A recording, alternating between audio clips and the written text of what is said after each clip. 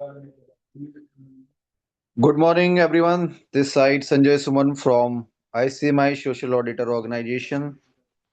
Welcome to our program, Proficiency Development Program for Social Impact Assessors. So today's our guest faculties are Arjya Mishra. That after Miss Harsha Munani ma'am will join the this program. So first, today's guest faculty is Arjya Mishra. So I welcome to us, sir, for this program. Welcome. Thank you. Thank you very much. So is it the first session of the morning or we have been doing? Yes, first session on the morning, sir. Okay, first session of the morning. Okay, great. Can we so how many participants, if I may ask? It's around, sir, 15, Okay, 15 to 20, yes, around. They will join. They can join later on, sir. We can start this because okay, it's a no student issues, time. no issues, no issues. Okay. Very good good morning to all of you. It's a cold morning, but still we need to pick it up. Can we start with introducing each other? Uh, I am Chaudhary Arjay Kumar Mishra. I happen to be a social auditor since last 5 years, both certified through SEBI and SA 8000 and all the social things. I've been doing social impact assessment since last 8 to 9 years. I'm also a carbon assessor, mainly a ESG professional. Around about 15 years of experience in the space. So may I have others to introduce? Arti Nigam. Good morning, sir. Good morning to everyone. I'm Aarti Nigam. I'm based at Prayagraj, and I'm a social auditor and a fellow member of Institute of Company Secretaries and fellow member of Institute of Cost Accountants. So I'm just here to learn more on the social impact assessment procedures and more details of this field because this is new field to everyone.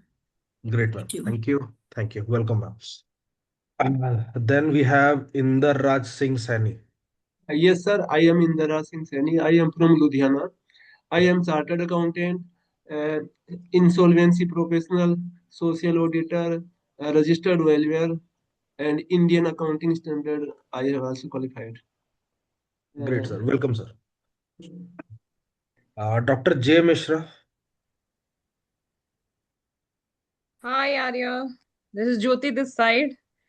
Jyoti Mishra from AICCB Raman. I'm Hi. heading the program. I'm working over there as the program head. And I'm also involved in this social impact assessment projects.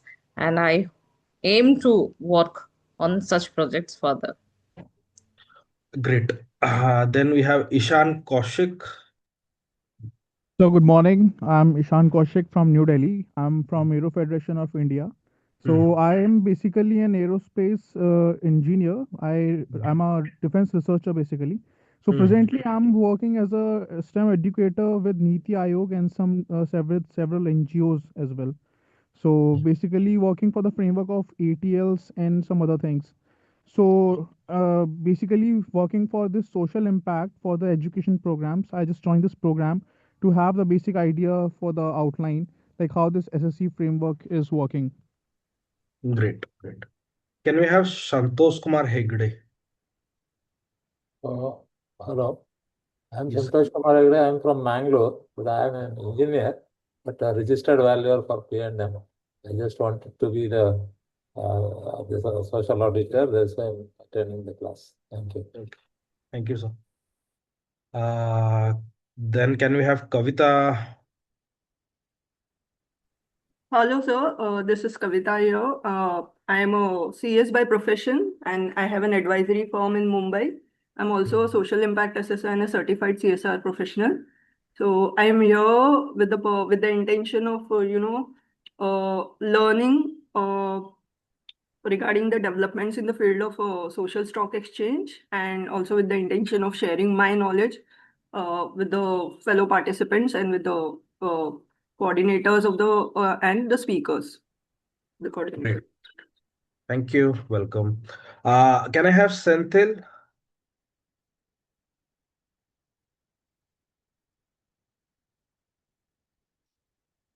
Senthil.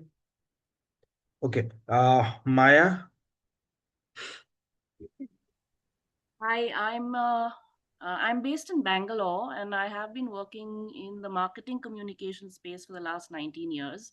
But I'm also an honorary treasurer for a registered society and a communications advisor for an NGO for palliative care based in Bangalore. I've done a BRSR. I've been interested in the sustainability ESG space. So I've done a BRSR reporting certification and the first level of GRI's sustainability reporting. And I'm Great. interested in, transitioning into the ESG field like full time. Great. Welcome, ma'am. Thank Then you. can we have Monica Gupta? Hi, good morning, everyone. I'm Monica Gupta, a fellow cost accountant. I've been working in the space of people development, educating MBA students in finance and international business. For the last 5 years, I've been working with leading Indian nonprofit for developing their learning for the organization. So I've developed frameworks, competency mapping, and all. And now I am preparing to take the exam for social auditor. So that's the reason why I'm here to learn. Okay, great. Thank you, ma'am. Then Shruti Singh. Good morning, everyone. So I am an HR with 20 years of experience and 2023 took a break and completed my MBA in sustainability management from Terry SAS. Yeah, want to, pivot my career into CSR, ESG, and I'm here to learn more about SIA because integrated impact assessment was one of the paper that got my interest in. And then, EIA, SIA were part of it. So I wanted to learn further and if possible, take certification and, look for opportunities in the similar space. Great. Then Shivrama. Thank Thank you, you. ma'am. Yes, I am a retired, I'm an engineer and cost accountant, retired as a weapon system, public sector weapon system manufacturer. I'm an insolvency professional, registered valuer also. 3 years back, I passed out this social auditor examination. Now I think it's standing for renewal. So I just see, I have not yet decided, I have not taken up any assignments also because I'm presently busy with the insolvency. So let me see what can happen. Great, sir. Welcome, sir. Then can we have Sudhir?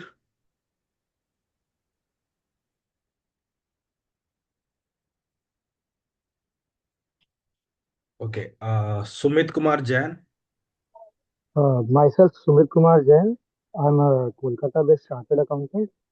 I having approx 2 decades of work experience. I'm into insolvency and IBC evaluation. I'm a qualified IT registered valuer and also an ADR expert. And I'm a social impact assessor. I'm already qualified that. Apart from that, we are, we have just started with ESG and all those non-financial reporting services in our firm. Great, sir. Welcome, sir. Can we have Varun?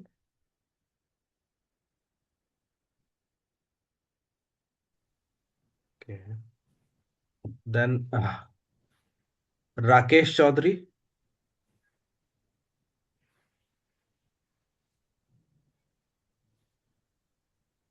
Okay. Anita.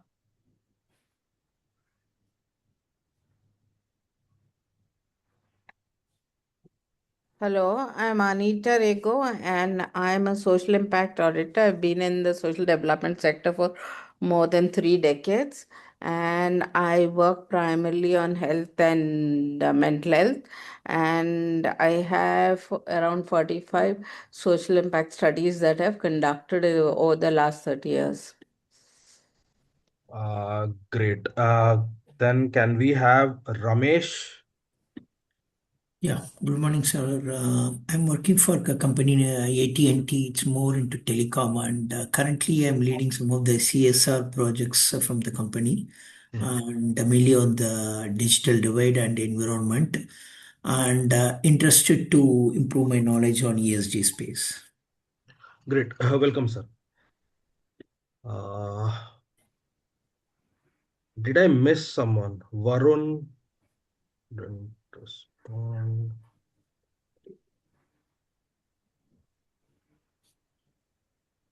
Rakesh Chaudhary.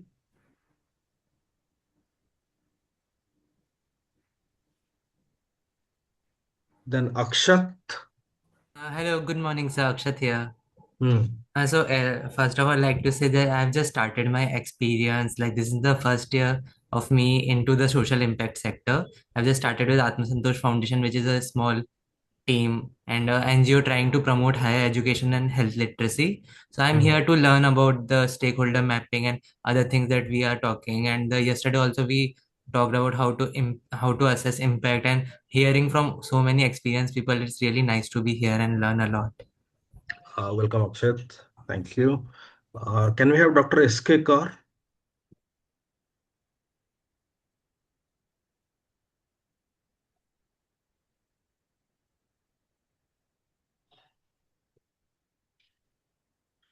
Okay.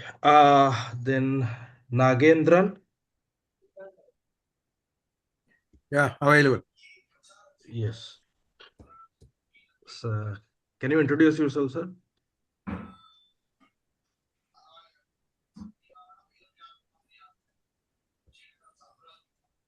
Okay. Okay, let's start. Okay. We have a good mix of roundabout, professionals, then chartered accountants and all. That's good. So while we start, of course, I'll be sharing something with you. Did you all of the participants receive the case slates? No, sir, not now.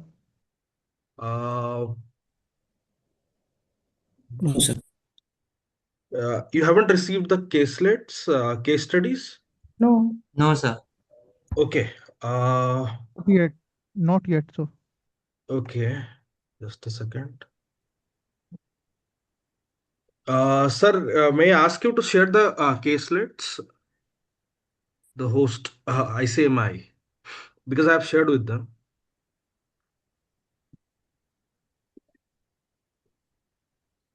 Yesterday also, there was no one from ICMAI. I think you'll have to share it. Okay.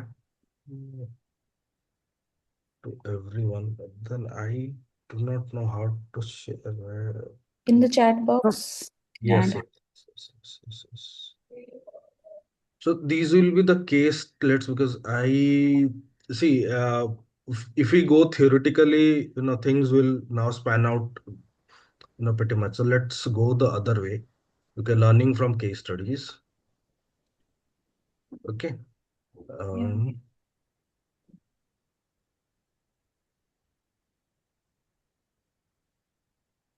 Let me know if it appears in the chat. yeah, there are two files. Yes. The one will be case, three cases. So 3 sessions, 3 cases, and one is your participant handout. Thank you. Everybody got it?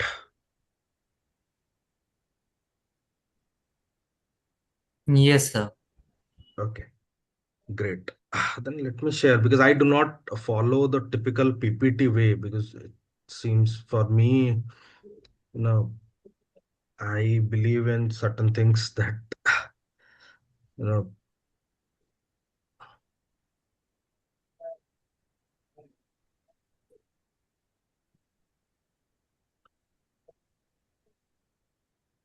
Not able to download, sir.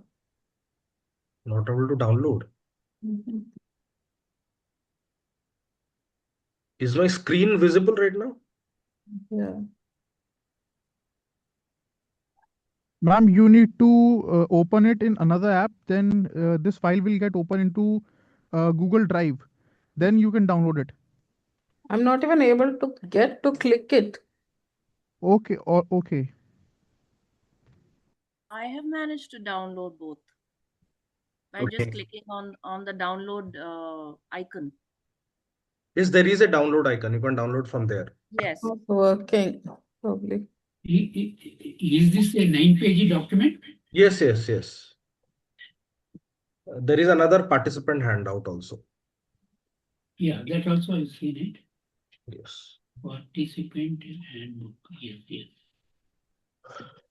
Okay, so starting with, let's understand who a stakeholder is. So anyone from you who has been experienced and all can tell me who a stakeholder is. Who is a stakeholder from your experience and all? Let's have the discussion mode so that we learn more. Anyone? Who is a stakeholder? Ultimate beneficiary. All the participants, including the beneficiaries, the people who want the person who has planned. All the people who are involved in this project. Anyone who has stakes in the Yes, project. participating organizations and all. Donors. So direct and indirect both. Policy makers. Okay. Those who will be impacted by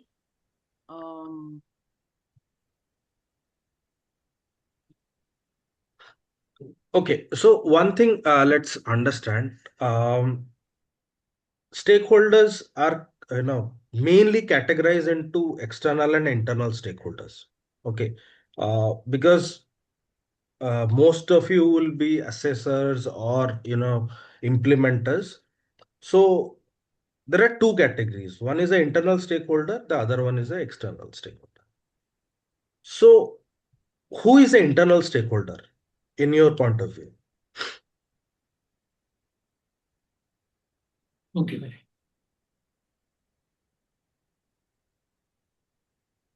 Yes.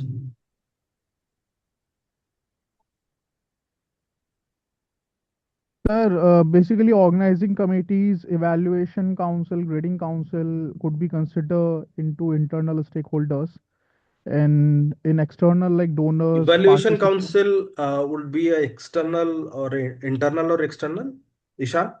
It could be both, sir. It could be both.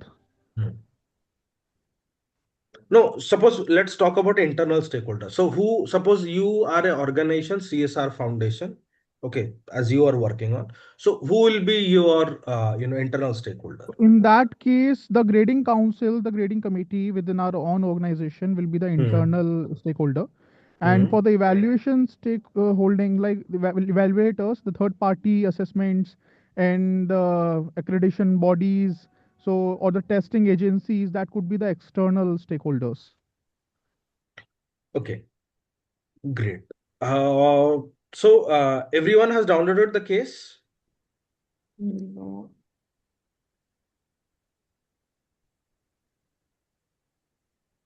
Yes, sir. Everyone, I meant everyone. Ishan, of course. Not. Yes, downloaded. Okay. I'm able to. Anita ma'am, I'll share with you on WhatsApp. Yeah, thank you. So if you can share between each other. So the first case, okay, case number 1. Okay, let's straight away get into that. Okay, the case is quite self-explanatory. I'll give you 15 minutes. Okay, not more than that. 15 minutes, 10 to 15 minutes to read the case, 3 pages only.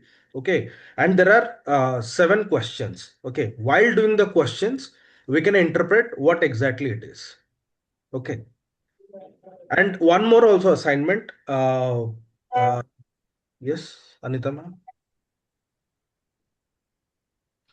So one more thing also, while doing the case, do have two columns while you are doing the case.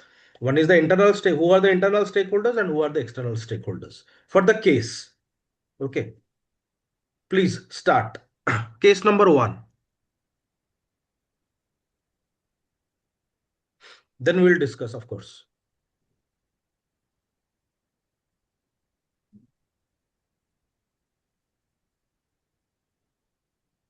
Any problem in getting the case, please do let me know.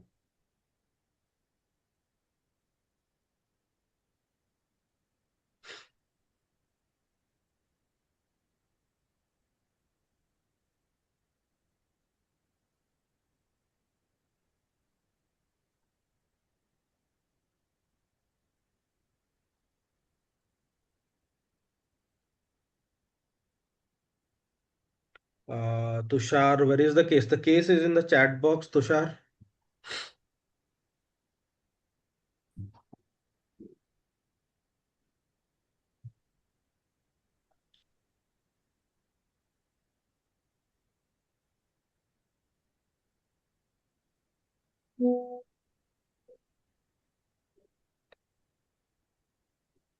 Tushar, did you get it? No, I have not got the case. Okay, shall I share it once more?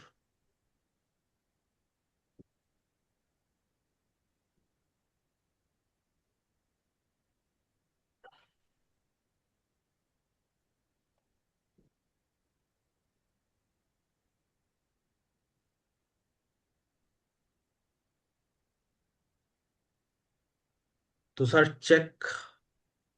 I've sent it.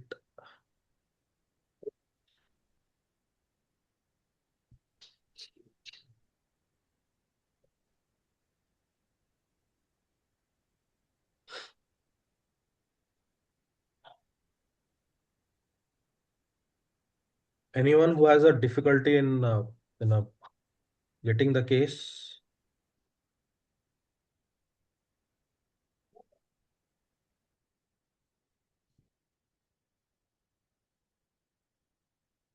Okay, so then let's meet after at 11:35 to discuss.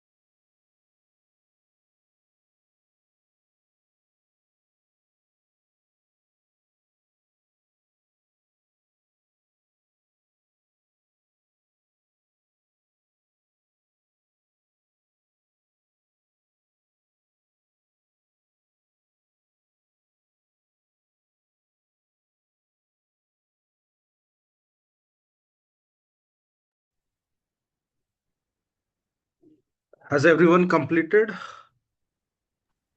So only 2 minutes. Last section is the last two questions are remaining only. Okay, great.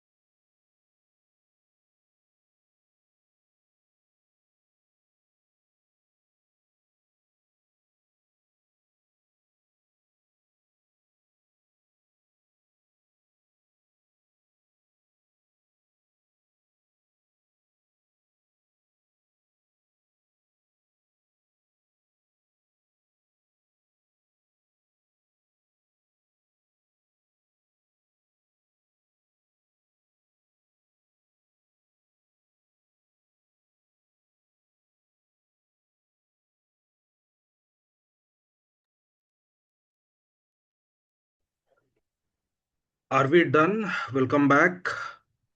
Can we start? Yes, sir. Yes, sir. Everybody? Yes, sir. Okay. So, for the very first, thing. So who are your internal stakeholders? Who are your external stakeholders? In this case,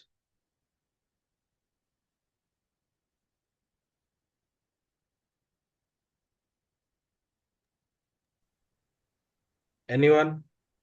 Sir, Arohi Social Audit Organization is the internal stakeholder. Mhm. Yeah, the CSR donors will be internal stakeholders. How donors will be internal stakeholders, ma'am?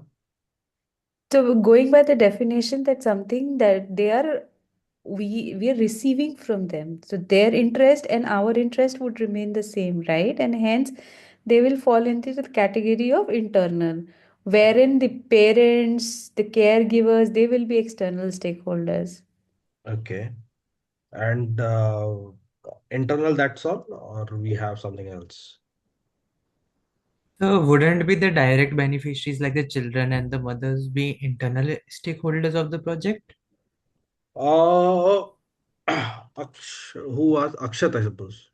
Yes, sir. So Akshat, see, internal stakeholder, by the true definition, if you go, it is someone very internal to our organization. Okay. Okay, to our organization. And you know, suppose see, how do we define the stakeholders? We have in our organization, we have a set of policies, okay, and we have a set of frameworks, okay, that we adhere to. In the internal stakeholders, we see mainly our employees. Suppose our one of our very, sometimes we also include the implementing partner or the vendors. Third, of course, the internal committees. Fourth would be the higher management. And of course, sometimes we take donors. While why we take donors? Suppose we say a company has its own foundation. Suppose you say Infosys is there, Infosys Limited, and there is an Infosys Foundation. So Infosys Limited would be an internal stakeholder for them if they consider. Okay, then there we have to see how the intersection of employees, how they are involved. Okay, in that way. Any other any So, sir, participants who has any? in that case, I think donor representatives could be the internal stakeholders along with this Aruhi Foundation in this case scenario, like what I If understood. yes, if they have a good interference or they have a good framework, the foundation has a good framework to make the donors check on their operations also. Yeah, Suppose the donors only donate, and I being the implementer, I have my own right to implement howsoever it is. So in that case, they become the external stakeholder. understood, sir. And sir, Understood, yeah. in external stakeholders, in this case scenario, what I understood is the beneficiaries, like the mothers or childrens and all those registered with the organization, and the community as well, along with the local governance. Because without the local governance participation, things could not be giving the impact socially, because it will create a Yes. good impact among the marginalized communities or the community groups, whatever, and whosoever is there. Okay. So you said when we say the local governance, okay, in beneficiaries, let's tag it into the direct beneficiaries. Okay. For our purpose, suppose we are trying to implement something. Okay, we are trying to implement anything. Let's say for this case, if we're trying to implement, who are the direct beneficiaries? Okay, Children, it's a direct benefit they're getting. Okay, first, The mothers and the children, grandmothers. children yes, and mothers. there are secondary beneficiaries also. The entire family. Okay, or the you can say a small community because the community is large. So Okay, resident or marginalized like community in yes, there, yes. maybe. So Okay, sometimes in a stakeholder mapping, we take the direct beneficiaries as our internal stakeholder because they also help us while making a ground for this implementing thing. Okay. uh, while we start a program, you must be knowing we do a baseline study. Okay, or a baseline study along with a need assessment. Okay, need assessment, what is the need? Okay, if there is a need, what exactly we need to do? We try to funnel it down further. In that case, while we do that, we also see initially in pen and paper while doing a need assessment or a baseline study, we have a stakeholder map in our pen and paper. But while we go to the ground, we try to evolve that stakeholder map, and it is important to make the stakeholder mapping evolving, okay, rather than making it stagnant. Okay, some companies, some organizations, some implementing agencies, they make it very stagnant. It cannot be stagnant. Okay, that's why this quadrant, hope you people understand this quadrant. This is very simple: high influence, low influence, high interest, low interest. Okay, this quadrant. uh, uh, have you guys tried to make some quadrant out of this case? Yeah. Okay, so the quadrant of high influence, so who all will fall into it?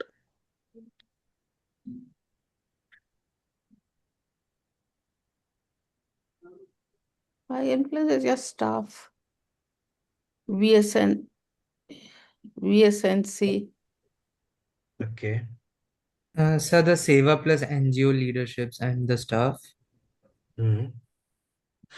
So when we say high influence, so high influence is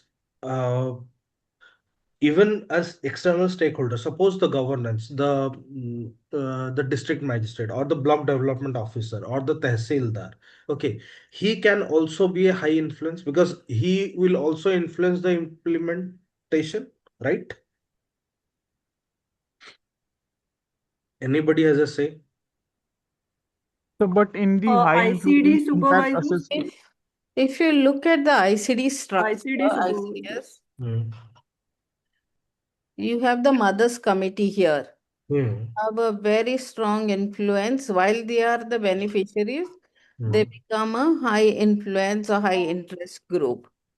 And so they come in गनीमत है कि lunch नहीं बनवाया है and the Anganwadi worker, नहीं village बनवाया है leaders, and the NGOs, I would say, would come into the high influence group. 2 minute The CSR donor can also come into the high influence group, right? They have Yes. they are in a But position to impact, influence the program. They are outsiders to the Anganwadi.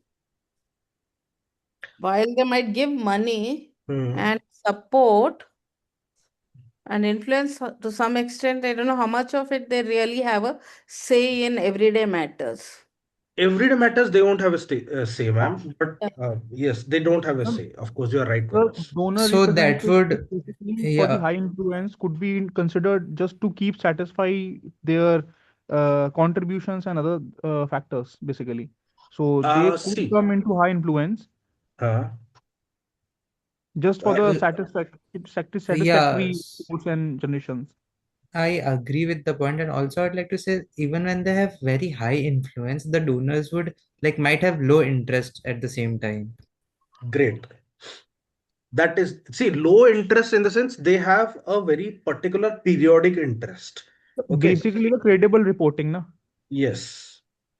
So when we say these tools, okay, first of all, why? Even the women's collectives will have high interest, high influence, isn't it? Yes. See, the direct beneficiaries, ma'am, will always have a good influence. I happen to have, I was one of the, not working as a principal consultant with a very profound agricultural, NGO. So I'd like to share this because they had a donation from outside of India, especially the European countries, the Nordic countries. They're very stringent about their, KPIs. And well, they give millions of dollars. They are very stringent that these money should go to this. Each money, each dollar or each euro has a KPI to adhere to. So while we say that they have a very good high influence and high interest because they're monitoring things, their monitoring policies are such that we are bound to keep them into high influence and high interest. There are some agencies who just give away the money and after a financial year they ask, what is it? So you just give them a impact report. So this is the impact. Okay, this is the money you have given and this is the impact we got. So that is how their influence is also low and the interest is also low because they only for the sake of giving out money they give. Okay, there are kinds of donors also. There are other donors who have a periodical, not very frequently, but a periodical, like in a quarter or half yearly, they would like to have a field visit and they say, know what is going on. They have their representative going to the field, they check on the samples, how well do they have their questionnaire. Okay, it's a kind of audit, extra donors audit, we say. So that and they call it the social due diligence. Okay, and I've been a part of that. So the social due diligence is very stringent. Okay, when there is because they have KPIs attached to the money. Then when the four quadrants, high influence, high interest. Okay, these are while you are implementing these are, if you have to see, these are very geographically, the proximity of these people are nearer to you. Okay, while the implementing the yeah. High influence and low interest would be someone sitting somewhere in the metros and you're implementing here. He comes once in a blue moon, takes, so that is, he has an influence because he has told you to implement so and so in such and such district, and you have to do that as an NGO or a implementing agency. You have to do that. So that comes. While we say low influence and high interest, so that is a very interesting quadrant. Low influence but high interest. It They do not suppose they give out the money. Okay, they will not ask you, they will give you all the freedom that you give the baseline where we should do, which district we should do, which community we should attack. They will give all the freedom, but the interest would be how it is done, how you are doing. So that is what. And low influence, low interest, as I told, it's just 1 to 2 financial year. They will come, you give them a report, they're happy out of it. So hope it is clear. The donor Yes. part. Now comes the stakeholder consultancy tool. Okay. While doing it, okay, while doing the stakeholder holding consulting, the planning, while you do, suppose you want to, in this case, suppose there are X number of 5 to 6 stakeholders. Okay, there will be stakeholders whom you will be reaching on a day-to-day basis, right? So nowadays, what we do is we create a WhatsApp group or we create a group chat. So we constantly, today we visited here, today we visited there. So they are a group which you have to apprise or do whatever it is. The stakeholder consultancy doesn't stop. Okay, at a point, it is a evolving and a continuous process. Please do remember, companies, in the larger ESG context, while many people will be interested into going to the larger ESG space, we do materiality assessment, then double materiality assessment, then we do prior to that we do stakeholder consultancy. Please do not think that stakeholder consultancy is a one-time thing. It's a continuous process. Okay, you have to define the communication and the stakeholder engagement evolving. The matrix you have prepared, the matrix or the table, it has to be evolving. Suppose in a quarter, suppose for a company, okay, let's say for a company, uh, normal profit making company, uh, who all are stakeholders, internal stakeholders, please, anybody?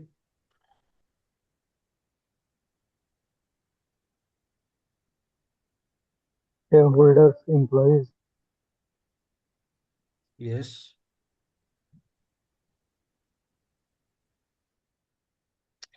Internal would be employees, higher management, board of directors. Then there will be vendors who are empaneled for almost 10 years or 5 years. Those will be kind of internal. There will be committees, those are internal. External would be one-time vendors. Yes, Dennis. So external would be investors, shareholders, then whatnot. So all these, even now, if we come to a NGO, okay, you have to prepare this two tables. Who are your stakeholders and how do you engage with them? Okay, the engagement would be how do the stakeholders' needs and wants are evolving. Okay, sometimes we try to pour in, okay, over do to some stakeholder which they do not need. Okay, then the things go to a spam. Okay, they don't care. Even if you send them mails, emails, or you send them messages, they don't care. Okay, you have to identify whosoever is, it's a two-way communication, their needs and what you have to identify their needs and wants. Okay, and how periodically they are interested in. Have you, in that case, when we say in this case, okay, there are how many, what are the, in this, for this case at least, what do you think, which stakeholder group would need a frequent communication, very frequent, day-to-day basis. So, like development project officers or ward counselors, or what we can consider their supervisors, like ICD supervisors. So they will be into that. Yes. And who needs just a mail in a week or a month, or just a communication? Like workers or their residents, maybe like See, workers like Anganwadi Card workers and donor this. representative. yes. Yeah. Then which will be the group you'll always invite for a discussion or a meetings? Anganwadi workers, Person, ASHA workers, Yes. Yeah, Duty Anganwadi bearers, workers, basically. donor representatives, and this. self-help group leaders, and women's collectives. So before a external impact assessment and all, let me drop down to this. How many of you really feel there is a need of internal impact assessment also, that too periodically? Suppose I have been implementing projects. So suppose I found something, that this is a need of this society, this particular community or society. Let's implement this project. May it be health, may it be anything. May it be skill development or something like that. Then while I am implementing, I see a lost interest. I see a uh, not very frequent engagement of the direct beneficiaries. So what should I do?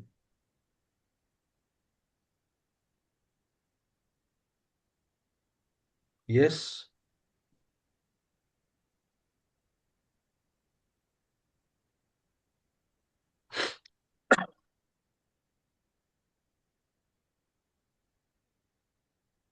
The first, I think we had to look upon the safe participation for the communities and all the uh, participants, basically. And apart from that, if we prepare a consultation plan, just like in the questionnaire it is given, so we have to think on the like survey reportings. Mhm. So see, Ishan, sometimes the survey is easy because there is the beneficiary, the population is very low. Okay, it is a possibility on ground. Let's Yeah, make it very irregular practical. distributions, and yes, sir. But sometimes it is not possible because of the geographical spread also. Suppose I take a farmer base, okay, and I have to implement, suppose I have to see that their livelihood is being evolved, or they do a betterment for them. I am doing that. So is it really possible to do a survey? Okay, each month or each 15 days or something like that. It's not possible. It's not possible because they won't be able to they will not be interested on ground. I'm telling, they will not be interested to address to your documentation, because you want to do only documentation and you want to show it to your management or something like that. But what they will be interested, ki, what is in the ground? Okay. So our ground workers, our force, our internal stakeholders who will be the catalyst for implementing these all things should have a small checklist handy in their mobile Google Forms, or because we have many apps right now. Okay. On a day-to-day basis. Okay. And many good NGOs do that because because I have seen, sometimes the implementing program gets lost. Okay, gets lost, absolutely lost, because it is only the donor who has given the money to do that program, and we have done some baseline assessment there. The question has, because were floated and we did it all, but while going to the ground, the scenarios have changed because there might be some evolution. There is a very particular tool in the management. There comes the intersection between the social management and the real management. That is the pestle analysis. Have you heard of this? Yes, sir. How do you So spell that? pestle, PESTLE. Yes, sir. So the pestle analysis, okay, gives you a true evidence. See, the demographic might have changed, okay, in a period, or there might be a change in governance or the politics, or there might be, suppose, a drought or a flood, okay, environmental. There might Yeah, be a some technological and other factors those as well. things. A technological evolution might have taken place, you know. So those things, the illegality, a policy might have changed. Okay. So those things we have to take into consideration.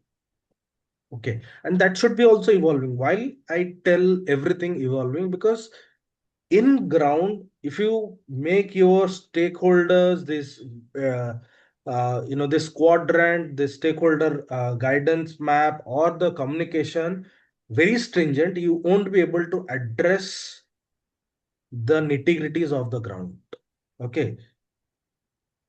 The ground realities your should reflect in your documentation, not the documentation should reflect in your ground. Okay. Do not make it the vice versa.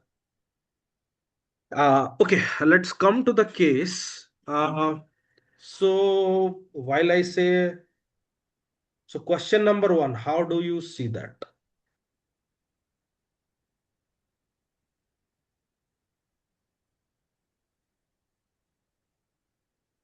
Anyone?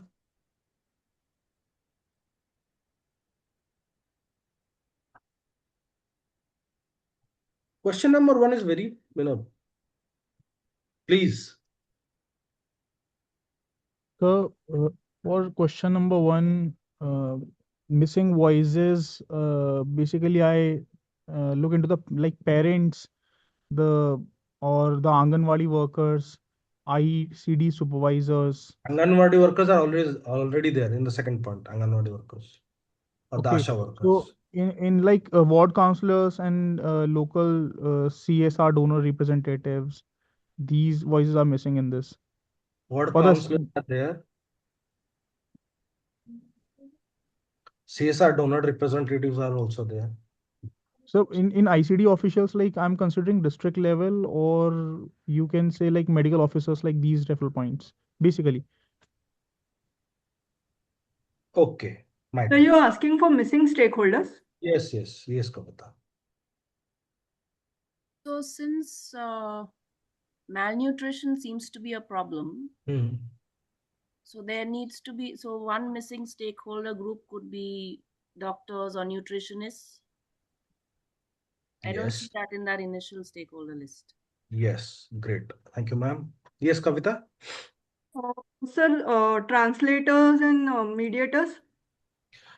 Okay, mediators and translators. I would really, I'm a person that while we do all these things, okay, let's keep in point that we as a implementing partner or a CSR organization or a foundation, we need to keep as employees local or hyper local employees.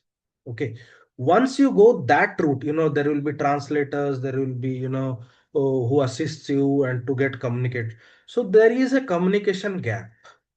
There is even while you are doing, all of you would be also impact assessors. While the impact assessors also, we need local and hyper local. Suppose you go to a tribal belt to do impact assessment, you need to hire someone from their community as an assessor. Otherwise, you won't be able to articulate what impact you are getting. They won't answer you because you are alien to them. You are alien to them. Please keep in mind. So do not, I strongly, wherever I go, whatever organizations I consult, I always tell, do not keep translators. Rather hire someone from the local, maybe in a contractual position, but hire someone from the local. That will be a great beneficial. Yes, Kavita.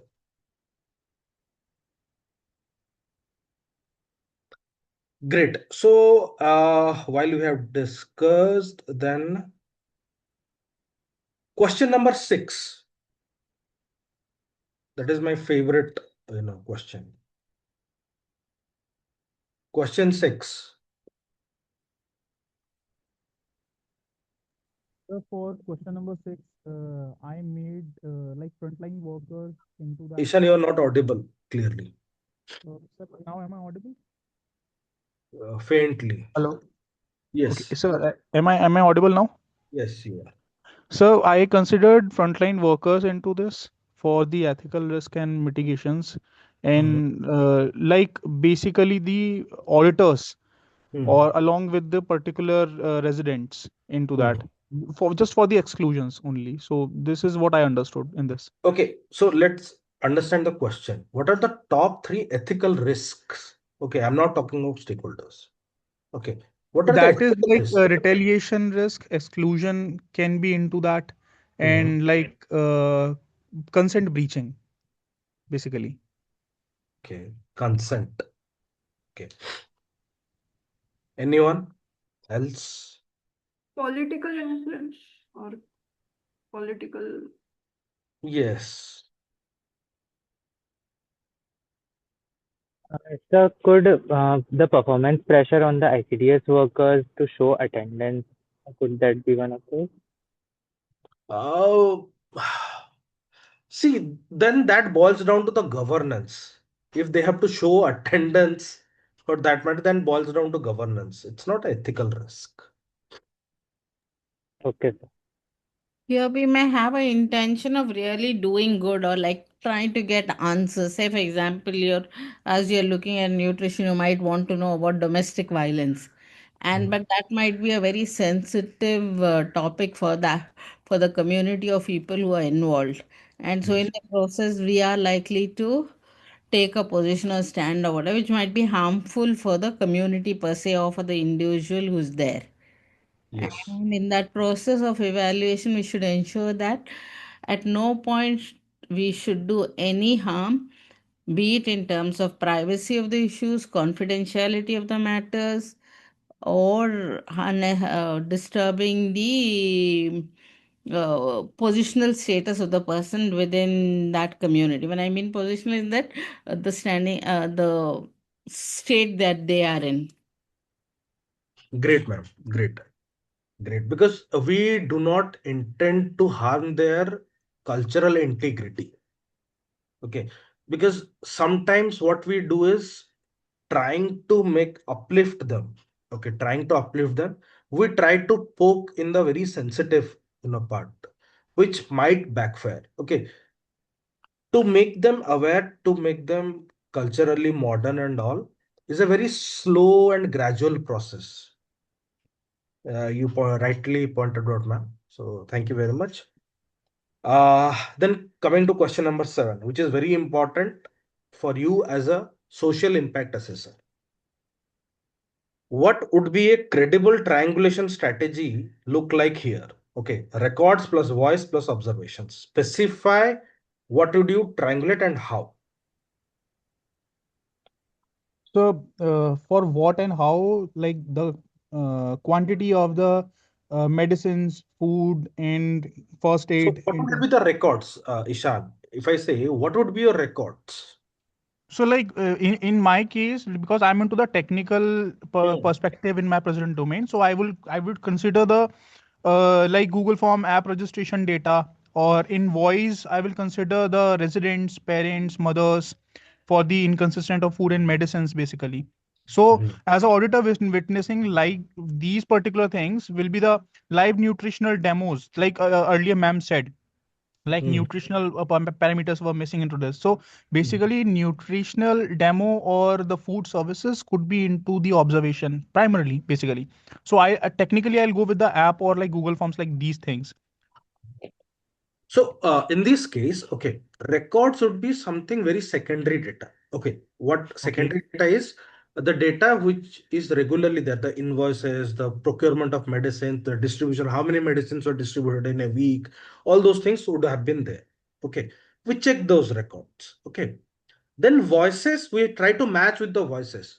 We take up a sample, then we tell if there is, suppose there is a village and there is a record that in this village these were the persons, or these were the community, small sub communities which in these days were given medicines, these medicines. You just ask them, okay, to verify. And observations would be, sometimes what happens, not sometimes, in India at least, while you do an impact assessment, the on ground people would make the assessment favorable for them, keeping those people in ground who were mostly benefited, okay, and excluding those who are not. In that case, what you need to do is cross question and observation. Okay, suppose uh, suppose in case of a medicine been given, okay, was it been proctored, okay, with a medicine challan from a doctor or not? How many doctors were visited? You can cross check those things, okay, visually, and you can also see the visual. Sometimes I see. Understood, sir. So you have to make that assessment. Otherwise, what mostly when you go for a social audit, social due diligence, the on ground people try to give you a good picture and hiding the bad or the worst thing. Okay, you need to have that intellect in the question across, and in cross questioning, do not interrogate. Do not interrogate. Okay, just try to be very mold them in such a way, one to two samples, that the truth comes out. The truth comes out. So that is the case. Okay, great. So here, okay, we are. Sir, Oh, yes, Manish. okay, sir, myself Manish Verma. Can I speak in Hindi, sir? Yes, yes, of course. हाँ बताइए ना. हाँ sir, मैं एक project के लिए सोनभद्रा गया था, उत्तर प्रदेश में, असेसमेंट का। वहाँ पे वो प्रोजेक्ट बेसिकली एलटीआईएम का प्रोजेक्ट था, और वहाँ पर जो इम्प्लीमेंटिंग एजेंसी थी, जब मैं गया तो इम्प्लीमेंटिंग एजेंसी जो थी वो वहाँ पे नहीं था, वहाँ पर उसका कोई बंदा नहीं था। मुझे सिर्फ प्रोजेक्ट लोकेशन पता था, और उसमें प्रोजेक्ट लोकेशन पता था, बेनिफिशियरी मुझे पता था। तो इस केस में जब इम्प्लीमेंटिंग एजेंसी नहीं है तो मुझे प्रॉपर रिकॉर्ड्स नहीं मिला, क्या यहाँ पर क्या डिस्ट्रीब्यूशन हुआ, कौन बेनिफिशियरी है, डायरेक्ट बेनिफिशियरी कौन है, इनडायरेक्ट बेनिफिशियरी कौन है। तो मैंने क्या किया, वहाँ के जो प्रधान थे उनसे बातचीत किए, और लोकल जो वार्ड मेंबर से उससे बात किया, बेनिफिशियरी से बात किया। तो बात सही में वहाँ पे काम हुआ है, डिस्ट्रीब्यूशन हुआ है, लेकिन मुझे एग्जैक्ट डाटा नहीं मिला, एग्जैक्ट डॉक्यूमेंट नहीं मिला। तो मैं जो असेसमेंट करूंगा, तो सिर्फ बातचीत के, जो उन लोगों से जो कन्वर्सेशन हुआ, ग्रुप डिस्कशन हुआ या पर्सनल इंटरव्यू हुआ, तो उस बेस पे क्या असेसमेंट सही है, कि मुझे डाटा, एग्जैक्ट डाटा भी मुझे चाहिए ड्यूरिंग माई असेसमेंट? अगर आपको मिल ही नहीं रहा है मनीष जी, अगर आपको मिल ही नहीं रहा है, या फिर इम्प्लीमेंटिंग एजेंसी आपके 2-3 मेल्स का या 3 मेल्स आपने मेल लिखा कि मैं नहीं मिला मुझे, आप रिकॉर्ड दिए, अगर वो स्कैन करके रिकॉर्ड नहीं दे रहे हैं या आपको कुछ एविडेंसेस नहीं दे रहे हैं, ठीक है नहीं ना, दे रहे हैं। तो आपको ऑब्जर्वेशन भी करना है। कि क्या होता है ना, कभी कभी हम लोग क्या ऑब्जर्व करते हैं कि सपोज एक मेडिसिन का स्ट्रिप है, टैबलेट का स्ट्रिप होता है ना, ठीक है ना, हम कभी कभी बेनिफिशियरी को बोलते हैं कि आप एक बार कौन सा मेडिसिन खा रहे हैं दिखा सकते हैं क्या, अगर वो पूरा नया हो, कुछ यूज ही ना हो, तो पता चल जाता है। अगर वो अच्छा यूज्ड हो, छिला हुआ हो, नहीं तो बॉटल अगर हो तो सील टूटा हो, कुछ खत्म हुआ हो, तो उसमें कुछ ऑब्जर्वेशंस आपको लेने पड़ते हैं। अच्छा ठीक है ना। अच्छा और एक चीज मनीष जी यहाँ पे बोलना चाहूंगा, जब आप बात करेंगे ना, जब आप बात, जो एंथुजियाज्म है या फिर जिस तरीके से वो बात करेंगे, आपको as a auditor, social auditor या इम्पैक्ट असेसर, आपको वो होना चाहिए कि हाँ ठीक है, इसमें काम हुआ है। ठीक है ना। वो थोड़ा ठीक है। कि प्रधान जो है, जो सरपंच प्रधान ये सब जो है ना, नॉमिनेटेड रिप्रेजेंटेटिव्स, हम्म भी कभी हमारे काम में हिंड्रेंस डालते हैं इम्पैक्ट असेसमेंट। किनको इनको लगता है कि इनको, इनके मन में ये होता है कि अगर मैं ये करूं तो कुछ और हो जाएगा, क्योंकि कॉन्फ्लिक्ट ऑफ इंटरेस्ट होते रहते हैं ग्राउंड में, कॉन्फ्लिक्ट यस ऑफ। यस, मैंने पाया सर कि वो फेवरेबल ही बात कर रहे थे, कुछ भी निगेटिव नहीं बताया उन्होंने। मैंने जैसे इससे पहले भी आपसे बताया कि जब आप इम्पैक्ट असेसमेंट करने जाते हैं ना, जो जो सीएसआर ग्रुप होता है या प्रधान होते हैं, वो क्या करते हैं, ऐसे ही लोगों को आपके सामने लाएंगे जो कि आपको अच्छा ही बताएंगे। Yes sir, yes sir. हमारा काम है उस अच्छाई, ठीक है, काम तो हुआ होगा नहीं हुआ होगा वो दूसरी बात है, उस अच्छाई के बीच में है कि ऐसा तो नहीं हो कि मैं 100% रीच ही करूंगा। हम्म। तो वो चीज को जानना है, क्योंकि कभी कभी क्या होता है कि मैंने ये देखा है कि जैसे कि मैं एक गांव में गया था, सेम आपके यूपी में ही, रायबरेली में। तो वहां यस पे सर, एक सोलर पंप लगाया गया है। ठीक है ना, yes sir. Water pump.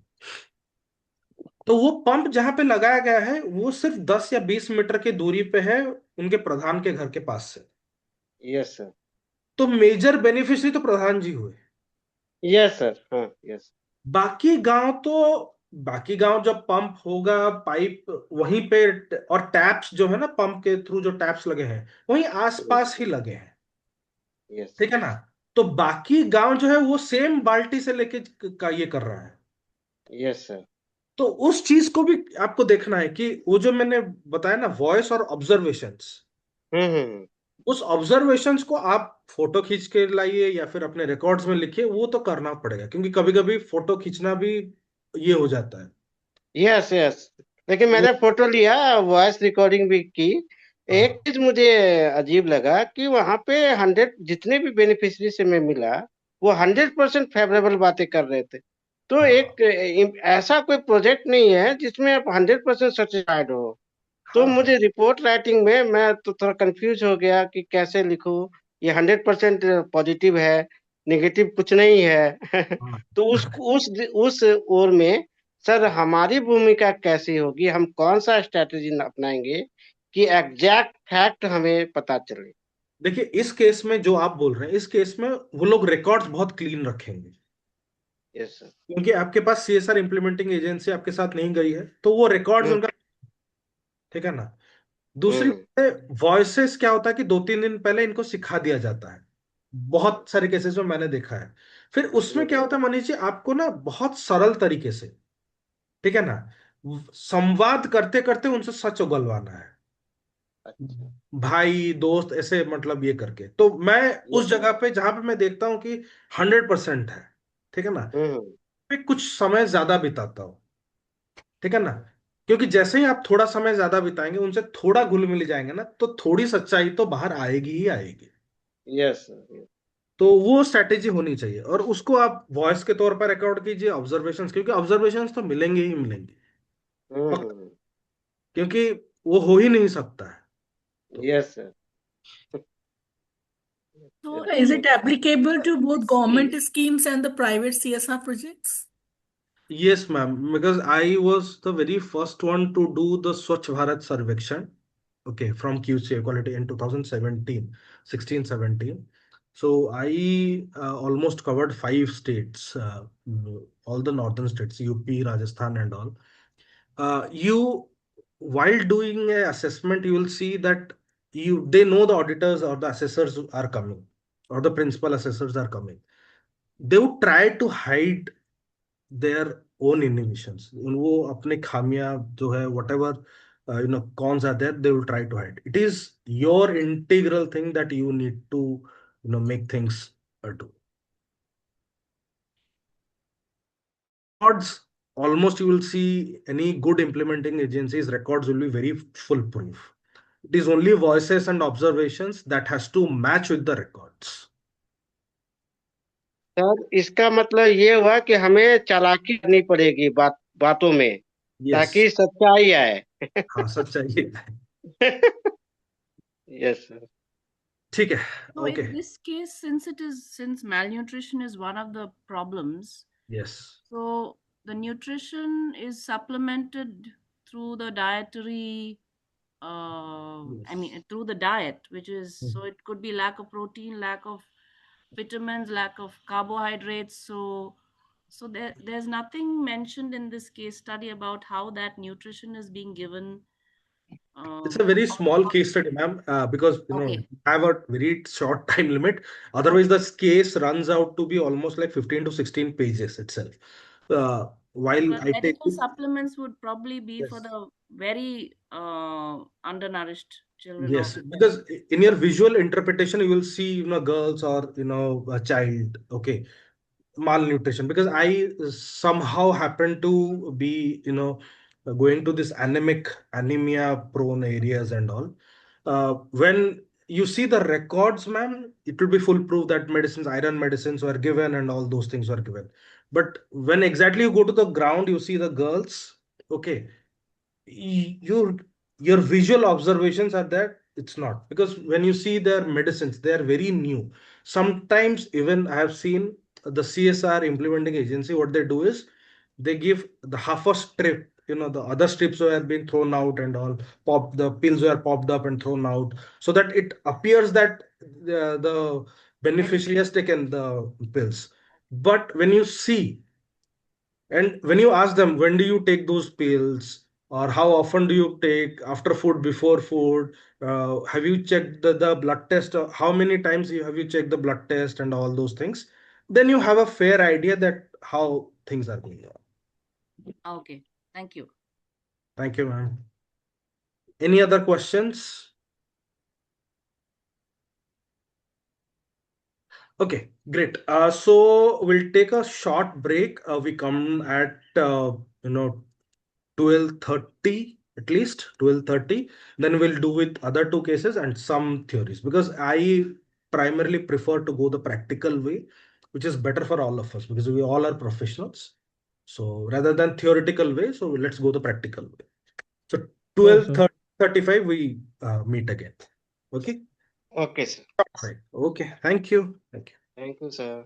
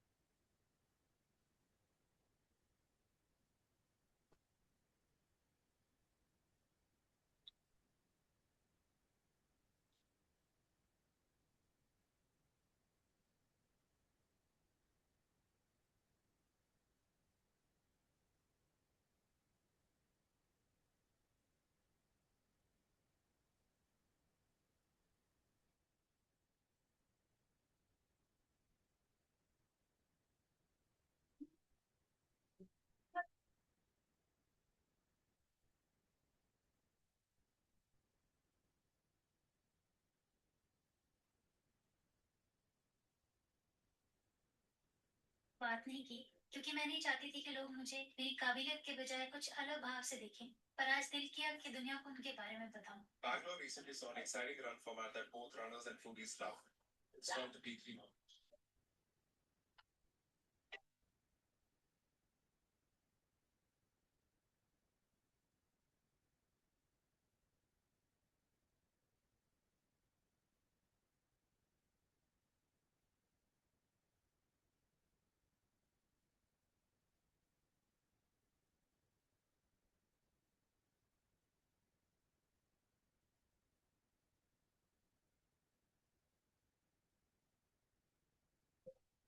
In 2026, if you're still using AI like Google search, you're falling behind.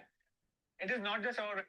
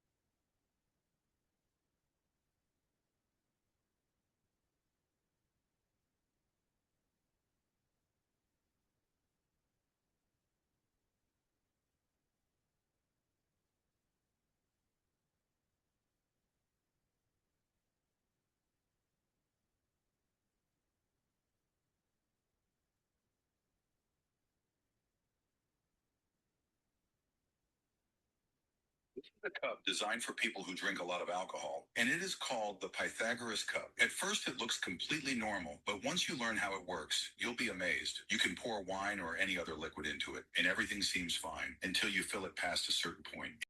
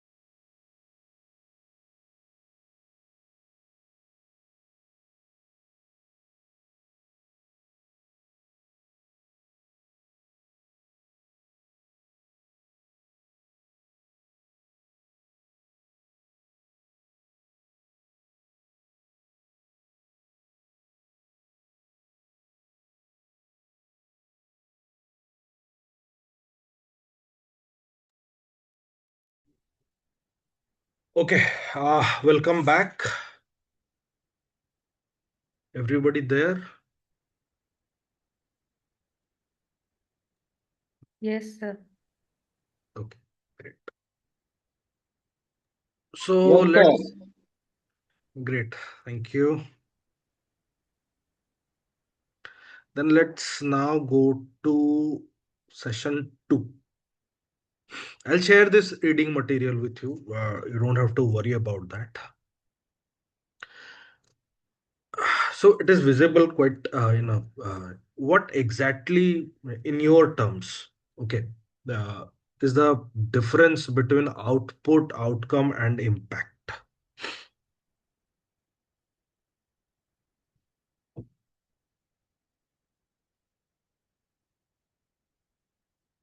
What is the output first?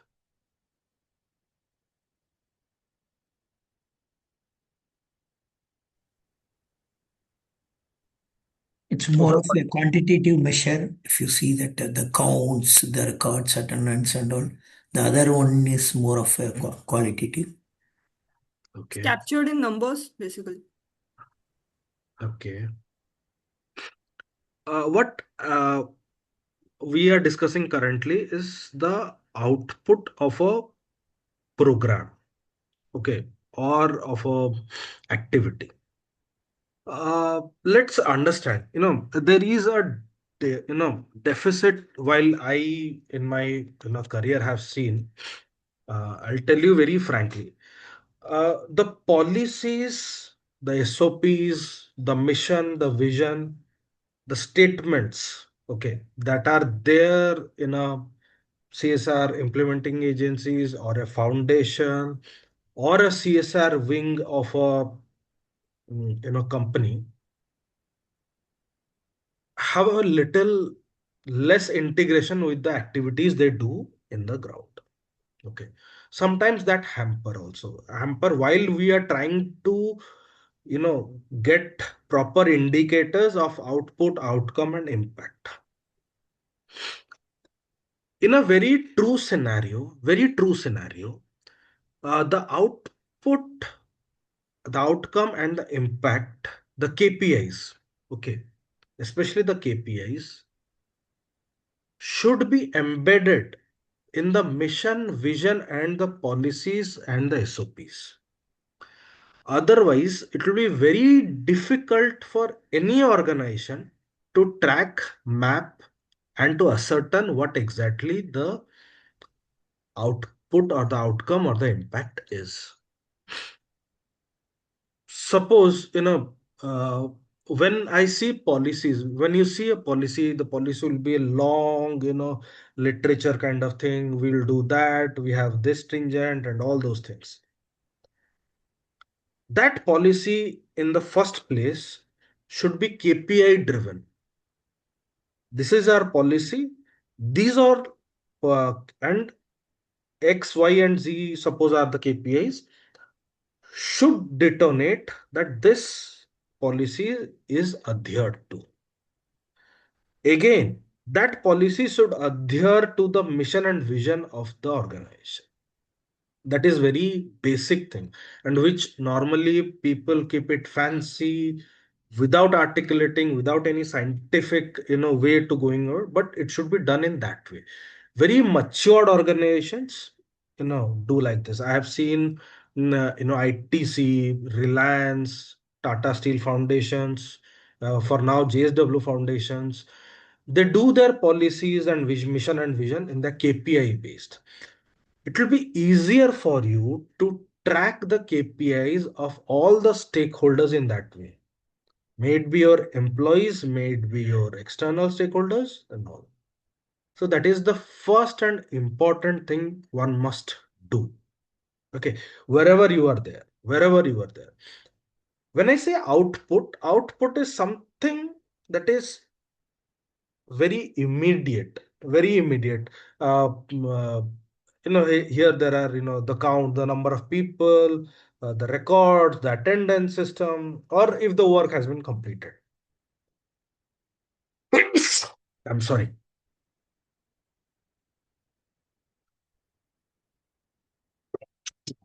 Sorry again. But when we track the outcome, we must track the delta, the change that has come. Okay. Suppose I spent so and so rupees in skill, health, and all. What is the change that has happened on ground with the track, with the typical counts and records while we did the baseline survey? That is the first outcome. The impact is for the larger society, for a village, for a ward, for a district, or for a town in that case. And the change should be, the impact is such that the change should be visible. When we do an impact assessment, normally you will see a theory of change. Okay. That theory of change should be backed by KPIs. Should be backed by KPIs. And this is a chain reaction. This is a step-by-step method. While most of the organizations, I do prefer to tell people that your policies or your standards or your SOPs or frameworks must be must be revisited in every 2 to 3 years. Otherwise, so I see sometimes the policies are 15 years old and they are doing something else in the ground. So that should not be there. The KPIs must have a flow. The KPIs, the data must have a flow from the mission, vision, and the policy. There will be broader KPIs. Then there will be KPIs that will be funneling out to each of the work that is done in the ground, and the data, the actual data should be bottom up. The data should flow bottom up. These things, KPI adjourn, they link to KPI should be top to bottom. This is a typical governance structure. What I'm telling. I have a message.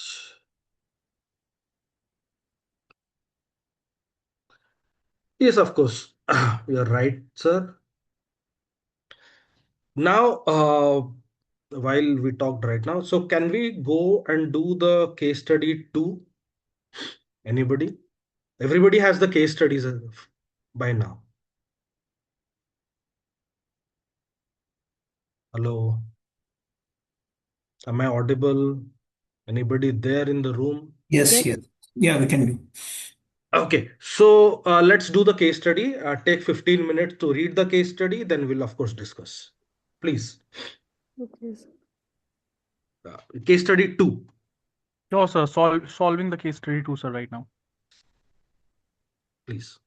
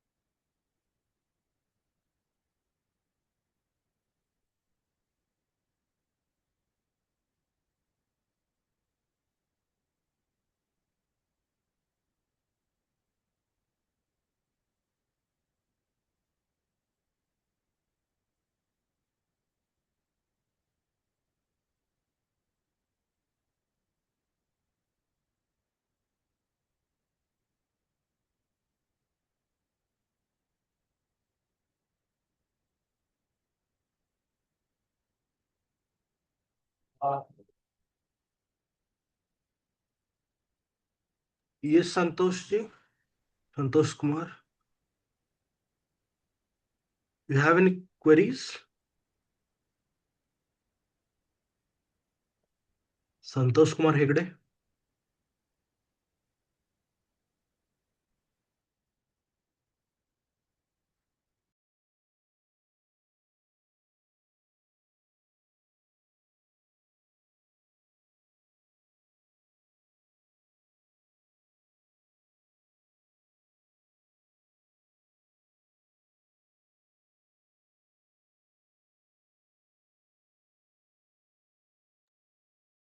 So I think Manish sir is not able to see the PDFs. Can you share that for him? I don't know whether the PDFs are already in chat group, but sir not able to see it. Okay. Manishji, once more I have to share. So I'll share it. Okay. Okay, Kavita.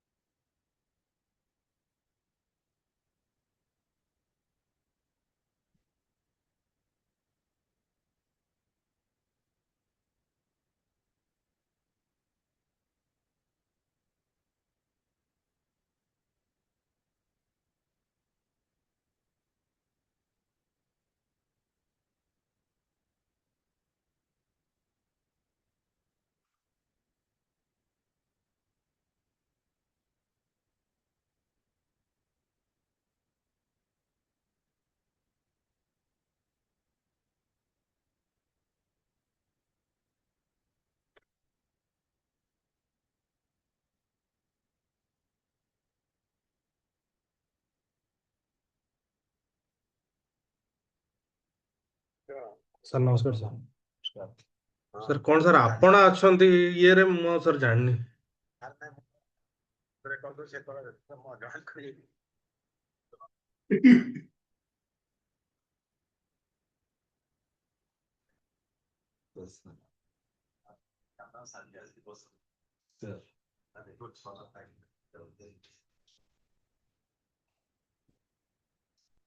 Sir फिर कौन की theory पढ़ेगी तो PPT देने की लाभ नहीं हाँ हाँ हाँ हाँ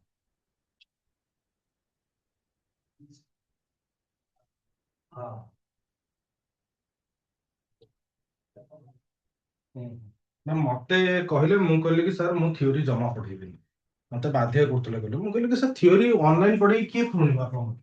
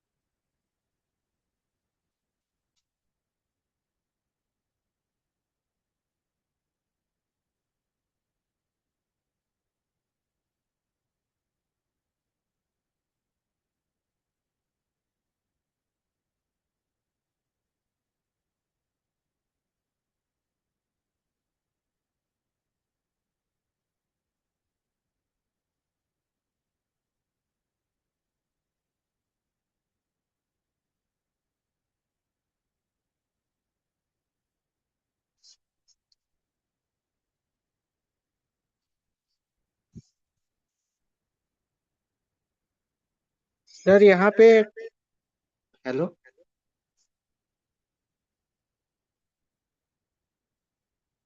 जी मनीष जी। आवाज सर गूंज रहा है। नहीं, अभी सुनाई दिया? सर मेरा ये कहना है, केस 2 देखना है ना हमें? हाँ, केस 2 देखना है। तो ठीक है। इसमें तो सर, इसमें जो प्रोग्राम जो कह रहा है कि इसमें ट्रेनिंग दिया गया और ट्रेनिंग में लगभग 62% लोगों को नौकरियां मिली। हाँ, 62% नौकरियां मिली। और कई नौकरियां ऐसी थी जो कि 2 से 3 हफ्तों की ही थी। ठीक है। बहुत सारे जो ट्रेनी थे, कुछ दिन नौकरी किए, उसके बाद छोड़ दिया उन्होंने। बहुत से युवा जो थे, उन्होंने हाँ, नौकरी ली, उसके बाद उसको नौकरी से तो उन्होंने छोड़ दिया, रिजाइन कर दिया। हाँ, तो बताइए ना उसके तो बाद। इसमें सर ये मुझे जानना है कि प्लेसमेंट का सही परिभाषा इसमें क्या होगा? देखिए, एक चीज, हम जब स्किल डेवलपमेंट की बात करते हैं ना, हम जब स्किल डेवलपमेंट की बात करते हैं तो मोस्टली क्या होता है कि ऑर्गेनाइजेशंस जो स्किल डेवलपमेंट में है, उनका ये मापदंड रहता है कि मैं ट्रेनिंग दे दूं, उसके बाद एक प्लेसमेंट हो गया तो मेरा रिकॉर्ड क्लियर हो गया कि मैंने इसको प्लेस किया था। आगे क्या हो रहा है क्या नहीं हो रहा है वो नहीं, मतलब वो फिर उनकी जिम्मेदारी नहीं है। बट हमारी जिम्मेदारी एक्चुअली ये बनती है कि हम ये करें कि एक सस्टेनेबल जॉब उसको दें, एक long term yes sir. Job दें। एक ट्रेनिंग भी, मेरा ओरिएंटेशन उसी तरह से होना चाहिए। मैंने ट्रेनिंग का इसीलिए डाला है इस पे क्योंकि मेजर जो आउटपुट, आउटकम और इम्पैक्ट इंडिकेटर्स है, ठीक है ना, इम्पैक्ट जो क्रिएट करने में नहीं सक्षम हुई है वो है ट्रेनिंग वाले, स्किल अच्छा। डेवलपमेंट वाले। स्किल में हमने क्या है कि बहुत सारे स्किल सेंटर्स बन गए हैं इंडिया में, तो बहुत सारे स्किल सेंटर्स बन गए हैं। Yes sir. डिस्ट्रिक्ट में भी जाए किसको, बट उसमें क्या हो रहा है कि हम जो ट्रेनिंग दे रहे हैं शायद वो मार्केट के लिए अभी एलिजिबल नहीं है। Yes sir. ठीक है ना, मार्केट में वो चीजें, स्किल्स आज चल नहीं रही है, हम सिर्फ पैसा लाके देने के लिए, नाम के लिए दे देते हैं, इम्प्लीमेंटिंग एजेंसी। मापदंड है कि सपोज 2 वीक में कोई छोड़ के आ गया, इसका मतलब उस कैंडिडेट का उस ट्रेनिंग या उस जॉब में इंटरेस्ट ही नहीं था। दो में से एक हो हाँ। सकता, या तो यस सर। जिसमें ट्रेनिंग हमने दिया है उसका उपयोगिता उस जॉब में नहीं था, या फिर जॉब भी उस, मतलब ट्रेनिंग और इसका कोई तालमेल ही नहीं है। ठीक है ना, तो उस, मतलब उसमें हम क्या कर सकते हैं?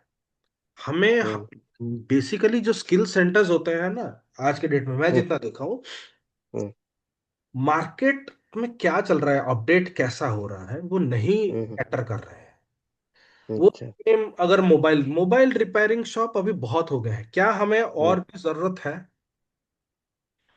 मोबाइल रिपेयर की क्या हमें जरूरत है? अभी डीटीपी कंप्यूटर जो सिखाते हैं, कंप्यूटर लिटरेसी, क्या उसकी जरूरत है? लोग तो अपने आप मोबाइल, स्मार्टफोन आजकल जितना चल रहा है, क्या उसकी जरूरत है? आजकल फोटोकॉपी या फिर जेरोक्स से कितनी दुकानें हैं, बहुत दुकानें बंद हो गई हैं। इंटरनेट की कितनी दुकानें हैं, सबके मोबाइल में इंटरनेट है। पहले इंटरनेट क्या यस। हुआ करती थी? तो वो चीज हमें कैसे इवॉल्व करना है, आगे क्या होने वाला है, चीज को हमें देख के करना है ना। फिर जैसे ज्यो त्यों अगर करना है तो खाली स्किल ही करवा लो, अच्छा। सर्टिफिकेट लो, उस चीज को हमें देखना चाहिए। इसीलिए मैं ये टॉपिक पकड़ा हूं कि उसमें ना बहुत सारी चीजें हैं इसलिए मैं कि इसमें क्या है कि तुरंत आउटपुट तो दिख जाता है कि प्लेसमेंट हो गया बच्चे का, ठीक है ना, ना आउटकम दिखता है ना इम्पैक्ट दिखता है। Yes sir. ना आउटपुट, ना आउटकम दिखता है, ना इम्पैक्ट दिखता है। इम्पैक्ट इम्पैक्ट दिखेगा नहीं ना, बच्चे को नौकरी नहीं मिला तो खत्म, और क्या इम्पैक्ट होगा? But yes output sir. दिख जाएगा, मेरे रिकॉर्ड में रह जाएगा कि हाँ इसको मैंने प्लेसमेंट दिया है। सर आप सही कह रहे हैं। वो लाइक एक ये हो गया ना कि एक्चुअल सिनेरियो से एक random gigs versus random gig create हुआ होता है हाँ, उस पर्टिकुलर सिनेरियो में। हम एक समय था जो कि अभी क्यों वो ट्रेनिंग चला रहे हैं मुझे भी समझ में नहीं आ रहा है, जो डीटीपी और नॉर्मल वर्ड और एक्सेल, ठीक है ना, उसकी मार्केट में अभी जरूरत है ही नहीं। मैंने बहुत सेंटर्स में देखा वो चल रहा है, उसमें कैंडिडेट्स आ रहे हैं जा रहे हैं और वो खाली बैठ रहे हैं, ठीक है ना। उस सर तो इसका क्लियर पाथवे क्या होगा? क्लियर इस क्लियर पाथवे ये है कि हमें जो चीज चल रही है, हमारी जोग्राफिकल नीड, सपोज मैं यूपी में बैठा हूँ, सपोज मैं बिहार में बैठा हूँ, सपोज वेस्ट बंगाल में बैठा हूँ, उड़ीसा में बैठा हूँ, आंध्रा में बैठा हूँ, मेरे उस स्टेट में मेरे क्लोज प्रॉक्सिमिटी या कहीं पे भी क्या अच्छा हो रहा है, क्या अपकमिंग, क्या आगे हो रहा है, उसको एसेस करना जरूरी है। ठीक है, एक चीज मैं मान सकता हूं इसमें, एक स्किल में एक ये है कि गेटिंग द, मतलब जो आपके टीचर्स हैं या जो भी इंस्ट्रक्टर्स हैं वो मिलना थोड़ा डिफिकल्ट है, बट आज के डेट में आउटसोर्स हो जाता है, ठीक है ना। तो उस तरीके से बेंड किया जा सकता है क्योंकि वो होना चाहिए। Okay, has everybody done with the case study? Yes, sir. Everybody?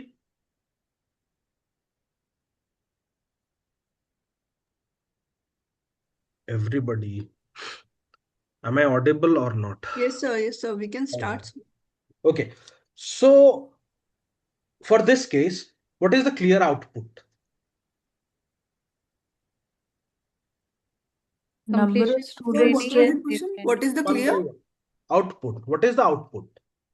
So basically, completion ratio will be coming into the clear output, like how the program has been, how the program has got completed with the like average student. What you said कि बच्चे ने करा नहीं करा बीच में 2 हफ्ते छोड़ के चला गया, because whatever the budget has been allocated for the program, there has to be the proper completion ratio and a training satisfaction score with the evaluation for both. I think the evaluation has to be done for both instructor as well as the audience, the candidate whom we are targeting, so that we can evaluate the output. And when we talk about the outcome, which is very separate from this particular case scenario, just like आपने बताया कि output तो आ गया, पर उसका जो actual outcome है that is not visible.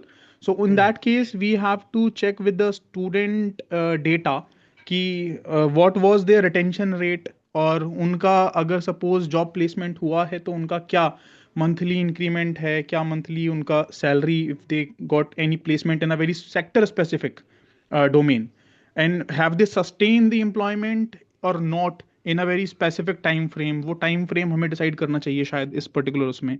और the major thing what we have to look upon as per the SDGs is like equality and other gender constraints. So we have to take with the reduction mapping as well. So this just the impact what I am just considering in this particular case scenario. Okay, yes, Monika जी कुछ बता रही थी आप। नहीं, मैं सिर्फ एक yes Monika जी बताइए। आई जस्ट सेड हम सिर्फ आउटपुट की बात कर रहे हैं, तो number of people trained is the output. Great. Normally attendance को ईशान, कविता और मनीष जी So we हम लोग, can, if we are talking about output, so in terms of numbers, number of youth enrolled and number of youth completed their training. Yes, the And here immediate also output. Yes. yes one Tushar? more I would like to add, we should also output में we should also put gender like male and female because thereafter the woman and the male जो है वो change हो रहा है in the placement consideration. तो क्योंकि what we see is because gender constraints आते हैं तो then there is a reason. So output में it should be divided by male and female so that we can understand later कि क्या constraints है.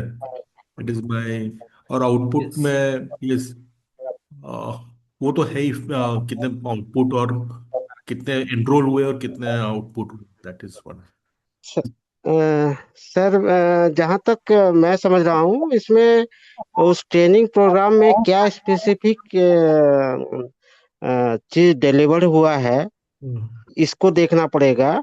क्या वो उस समय के मांग के हिसाब से है या कोई आउटडेटेड प्रोग्राम को उन्होंने चला दिया? नहीं, इस चीज को देख वो चीज हम देखिए, कोई भी ऐसे ट्रेनिंग या skill development, okay let me be in English. So to start with the skill development, there has to be a training need assessment.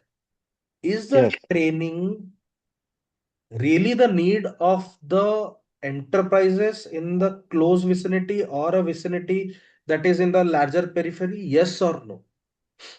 Again, I need to choose that one. It should be geographically a need. Okay, I should not be in for a training institute to do it. I should not be doing something, a training that is very geographically concentrated. Suppose there is there is a need of some very technologically defense sector, which is very in I would say in Gujarat or parts of something like that. We need to have those all things to be there.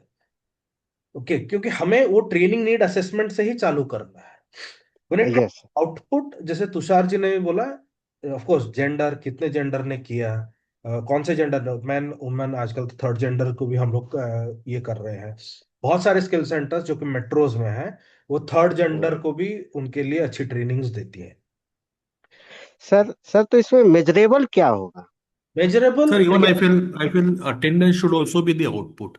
Yes. Because then only we'll be able to understand if they even pass out, what was the attendance, and their interest will then be verified based on the attendance and the that can be one parameter. That is the first evidence. जैसे हम triangulation की बात कर रहे हैं, these are the records. हमने जैसे पिछले सेशन में we talked about the triangulation. These are the records. Number of people, gender, the demographic of the people. Okay, age we need to consider the age also. We need to take into consideration the age also. Gender, age, the educational background. Okay, the educational background, the normal demographic evidences that has kept into the records. Attendance, percentage of attendance, who has attended for 50%, 65%, 100% attendance, of course. And who has, suppose we keep as a training, suppose whosoever attend, the percentage of attendance should be 80% to get the completion certificate, or there is a exam to do along with it, exam to pass. So those all things can be kept into the first evidence. The second is the outcome. When it comes to outcome, what do you think should be the KPIs? One question is the outcome, the output, should it be a single value or can it be a table of values? Sir, it can be table of values. It can be records. Sir. Outcome can be one is like the difference in the income pre and post training.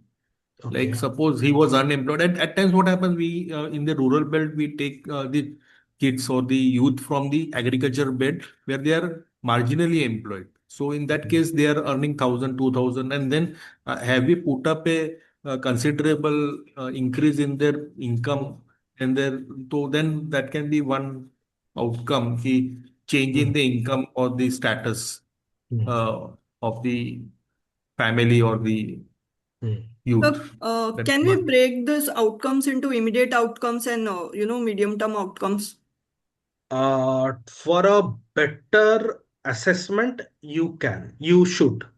So considering the training program, the short-term outcome can be increased job readiness and interview confidence. And how will you measure that, Kavita? When it comes to job, see, after completing the training, okay, we can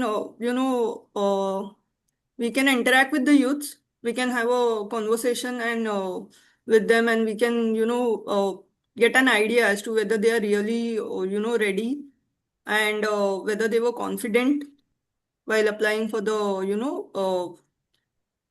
while getting placed, because the training program says it also provides an placement opportunity, right? So we can check in with the youths who have completed their training and who have got the placement. Okay. So if I say So if that I can only be a qualitative outcome. yes, but if I try to quantify that, can I keep a completion certificate exam? Yes, sir. I agree with you. And adding to that, we can have a assessment at the end of the skilling. As we said that there would be placement, so there can be an assessment or a mock interview, for example, in this skilling job readiness. So we can have a specific rubric where there will be marked on their specific answers. Then we Great. can convert that qualitative data into quantitative data by having percentages. So the Yes. growth percentage. So there could be a baseline where they were interviewed while getting into the program itself. Then the pre and post, we can track that progress over time. That after workshop, see they have grown like 30 or like 90% of the youth have grown 30% this specific outcome. So that could be one of the strategies to map the outcome. Yes. Great. Great. Ma'am, do you want to add something? No, I was just alluding to what Kavita, I think, said, because that would only be qualitative data. And so there is one more thing that is stated in this case study, that the placement offers 90 days. Placement definition includes any paid work within 90 days, right?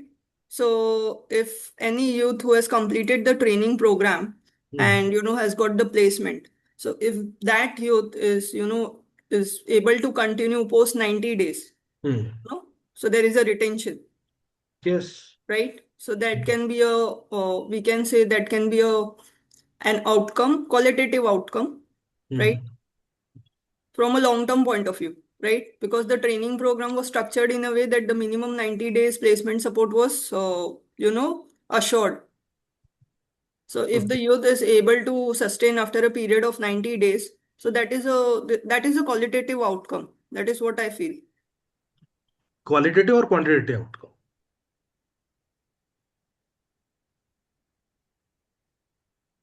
Confused, it can be both, because if we are trying to capture the outcomes in terms of quantitative, in terms of parameters wherein there is quantitative and qualitative. So if the youth is able to sustain post 90 days, so the training program has been a qualitative program, okay, because they have assured 90 days placement, right? But if the youth has done well, after getting the job, and if the company decides to retain that particular youth, so the training program has been, has done some value addition in terms of quality. Yes. Great. Yes, Shruti ma'am. So I come with capacity building background, and here is what my observation is. It entirely depends on the learning ability of a candidate here. Largely in tier 3, tier 2, or the rural areas where you go and you run the program, the learning agility is not high. The curriculum that you give is obnoxiously overburdened. Ma'am, Chalo, you're even in right. those circumstances, some of them may be able to pass the exam, because then you have a qualifying exam where you become eligible to be a part of the placement opportunity. What is normally being seen is these are jobs that are at the warehouse or retail outlet where the work pressure is high. The inhuman conditions does not allow them to work there for longer period of time. These students, long working hours, or they nobody has trained them or have set the expectations right. There's a lot of abuse that they go through, and if they're leaving because of that, it gets reflected into the report or the parameters that we are talking about. So until unless, so the success of such programs is very, very difficult to predict. I agree with you, ma'am. On a very practical scenario, this happens. Monica, ma'am. I was just kind of saying that because these interventions are just not for immediate effect, there are times where the youth is like had no exposure at all, and now their horizons have broadened, their understanding is there, so that employability will show a result maybe a little later. So I think the assessment, the come that we are talking about, there can be an assessment after the training in terms of confidence and skill. So there's a behavioral change as well as skill, change in the individual. So there are two aspects of it, and they're not immediately, transferable. So if we could see the long-term effect it will have on the individual and the immediate effect. So a questionnaire based on that to assess the Yes. outcome. Yes, ma'am. So both Shruti ma'am and Monica ma'am. So when we discuss these things, till the outcome level, not the output level, is it necessary to go to that nitty-gritty that based upon when we do the first preliminary training need assessment, is it necessary to align the trainings not only according to the market, but also according to the group of people we are going to train? It should absolutely be mapped to the group of people we are training. Hmm. So one of their the their appetite to learn. absolutely, and they should be asked if they're interested or not. Many times it is a forced admission. Yes. And once that happens, they leave the program in between. Also, my honest understanding over here is when you choose or when any CSR program choose is a rural or area or an underdeveloped area, ecosystem watch has to happen, ecosystem mapping has to happen. As in this case also, if the safety and the security of the girl child is not being taken care of, the number of dropouts of the attribution will go high. Yes. So this is very true. I would like to, share an incident. So I was associated with one of an NGO. So that NGO was into, into volunteering of underprivileged kids from underprivileged backgrounds. So they had a tie-up with a government-aided school, wherein they used to connect these underprivileged kids with with the volunteers who were from professional backgrounds, who had a professional background. So the program was that once in a month, at least for 2 hours or 4 hours, we have to connect with some. They used to allot us, 2 or 3 students, and we have to mentor them. Okay, so when I got associated with this NGO as a mentor, so they had assigned me two students from that particular school, from that particular government aided school, and the session we used to conduct on weekends. Okay, it used to be normally 1 hour or 2 hour session. So they used to share the profile of the kid, and we as a mentor, we were supposed to guide them for whatever difficulties they are facing in their personal life, or in their academic life. And during the course of that mentoring session, I realized this thing that most of the students were just not interested in this mentoring sessions and all. And they just used to come and sit for the session. And for them, it used to be a very forced session and a formal session. But the report that they used to submit, impact assessment report, used to be completely different. So what was being shown on the paper and the ground reality was far from, it was never on same page, and whatever was recorded on paper was they showed a completely different picture. So the ground reality is far from different than what they actually capture in terms of the numbers and the figures and the reports. That is true. That is absolutely true. Also Monica ma'am and Shruti ma'am also pointed out the same. Because in skill, what largely we have been doing, at least in India, we have not been able to map both the sides. Okay. Uh, Skilled labors, unskilled labor, the definitions are clear. The payment modes, the bracket is clear, but what exactly needs to be mapped towards it is not clear. Like I said, just prior to that, I see also today there are training centers, skill training centers, which run only this basic computer skills. And I'll be true to you, I'm fed up with it.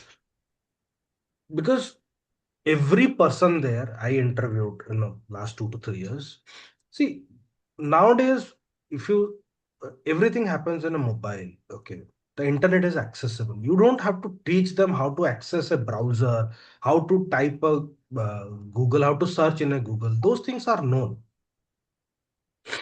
Those things are well known, so you don't have to teach them right now. Okay, what needs to be taught is what is upcoming and what are the things they are going to face and how you will be market ready. There is one bit of it. Of course, I know I am deviating from the case.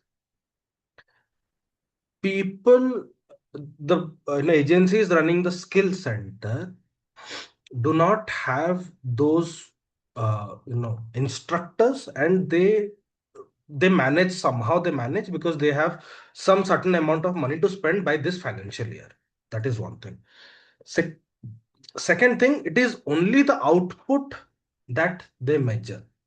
It is not the impact they are measuring. So while we all are into this impact assessment space, in skills I have seen the impact is almost below 10%. For at least me, it is below 10% as far as I have seen. Okay, it is the impact of those skill centers are only who the skill centers who are run very professionally, and that too in tier 1 metro cities. Okay, very few in tier 2 cities, but in tier 1, rest all are just output driven, not even outcome. Yes, Monica ma'am. Please complete what you're saying and then I'll just share. No, ma'am, you can say. No issues. No issues. So what I understand, and especially now working with a nonprofit for 5 years, when we started, and maybe this is the reason why this space is becoming more serious now. When people started off, it was with good intent, right? Voluntary work. Then there is money involved, right? So there are some people who are eyeing that money, and impact was not in the picture, in the sense that we are talking about the output. The definition of the theory of change, or, and this is my evolution over the years of understanding this, and also the logical framework and all these things. Most of the people who are working in this space are not educated on that. They know this is the money, this is, see, we understand 1 plus 1 is 2, but impact is 1 plus 1 is 11. Yes. Right. So I think there's a lot of understanding gap, and the expectation, especially now when you were sharing that there are international agencies who are looking at spending that money, bringing in the systems, so I think it's an evolving space. And I see the reality, because I'm working with an old NGO, that these people didn't go out becoming working towards impact. It was just a good action, and then people joined, and how it happened. So what I understand is that there is complete lack of understanding of outcome and impact. Output is the immediate, the low hanging fruit that everybody understands. So, just Yes. coming from that Yes. space. Yes, sir. That's correct, ma'am. There is another great example for that, and I really do not advocate for that space. When you see these environmental NGOs, okay, implementing only planting trees, okay, 5 lakh trees planted, 10,000 trees planted. Then the next year, what is the survival rate? Okay, nobody delves into that. Nobody, you'll see no report delving into that. The survival rate, okay, is it 10%, 20%, whatever it is. What are trees that are planted? Is the trees that are planted were basically local in nature, that were locally sourced, or some alien trees which would have been better in some other environment that were been forced to put. So the survival rate would be 0. So that is one thing. This is skill is the first thing, and the second thing is this: we have to do certain things while we track this output, outcome and impact. Certain thing we have to keep impact long term into mind. This is one tree planting and this is skill. These two are very close to my heart, but still I believe that people do not work for impact. It is just the immediate so and so number of trees, such and such. Suppose I revive a pond, okay, in environment. Suppose I revive a pond. Okay, the revival is done. After that, what? Again, in that space, you will see that the pond is not doing well. Yes, ma'am. So what you're saying, I agree because we also do tree plantations. Now, the thing is, when we are looking at implementation, the outcome is something that is immediate. So when we are talking about an impact assessment for 1 year, now a tree will take time, right? And because we are not measuring that data, like if I'm talking about an international agency which is looking at 5 years, what is the survival rate of the plantation? Only then will we get there, right? Because when we are doing it, and now because it's the latest thing that we want to, do tea plantation, there's a lot of pressure only on implementation. Yes, and Right. this So this the has short-sightedness is the issue. And I think this is where the impact assessment and impact space is becoming deeper because we understand that it is not for short output that we are working or spending the money. We are wanting a environmental change, which is long-term, social change, which is long-term. Right. So that I is think all. that understanding is still lacking. That's my understanding of the whole thing. Yes, ma'am. If we, like I said earlier, while starting the say, our KPIs, right from mission, vision, policy, and SOPs and all, should be aligned. Okay, otherwise we'll fail to do the impact we intended to do. It will be just a output to outcome base. Impact we won't be able to figure out. So right from the mission to the, and I suppose I have a particular feeling. I have seen organizations, good, very good organizations, very few, but very good organizations. They have separate mission, vision, and policies for separate programs to that level because a uniform KPI cannot, match, cannot match. So that has to be, also created. A organization should also look at impact, not output and outcome. That is how we see. And when we see impact measurement, sometimes what we do, 1 to 2 financial years, we do an impact assessment. Okay. Basically, that is output or outcome assessment. That is not impact assessment. Impact assessment should normally be done after 3 years. 3 to 5 years, we'll see some impact coming into the larger space or the larger community. Okay. I give training. Suppose in this case, I give training to people. Okay. Suppose someone lands in a job. He continues for a job for 1 to 2 years. It will take time for him and his family to uplift themselves financially. It's not that 1 to 2 months of 1 to 2 months of salary you will be able to uplift, or 90 days of salary you will be uplifted. Again, that person should have the appetite. What again I said before, the training need assessment should be in both ways. Market linking plus the appetite and the agility of the person that is to be trained. What we do is just crowd pull off. We should not be doing it. Showing up banners and all, that is not impact. That is the short outcome. Sir, I would just like to add upon that definite, like I Yes. truly am like so bringing this point into the light that the impact focus should be the strategy, not the output or the outcome based, right? So, but I think there should also be an understanding from the donation point of view when someone as a CSR or as a corporate, when someone is donating into a project that they would require that impact to be done in 1 year, Yes. which is not at all possible for a pilot project or for maybe a skilling based project. It takes time, as you just said, that 3 to 5 years should be a, but I think the NGO then starts going into that direction, because then they don't get donations at all. If they would say those key, we can't have a 1 year project, but if you want a 1 year project, then we'll have to change our things, which then like goes in the wrong direction of the output and outcome instead of impact. So I think a perspective from the donor side is something also that somehow as an impact assessor we can somewhere advocate for that as well. I don't know.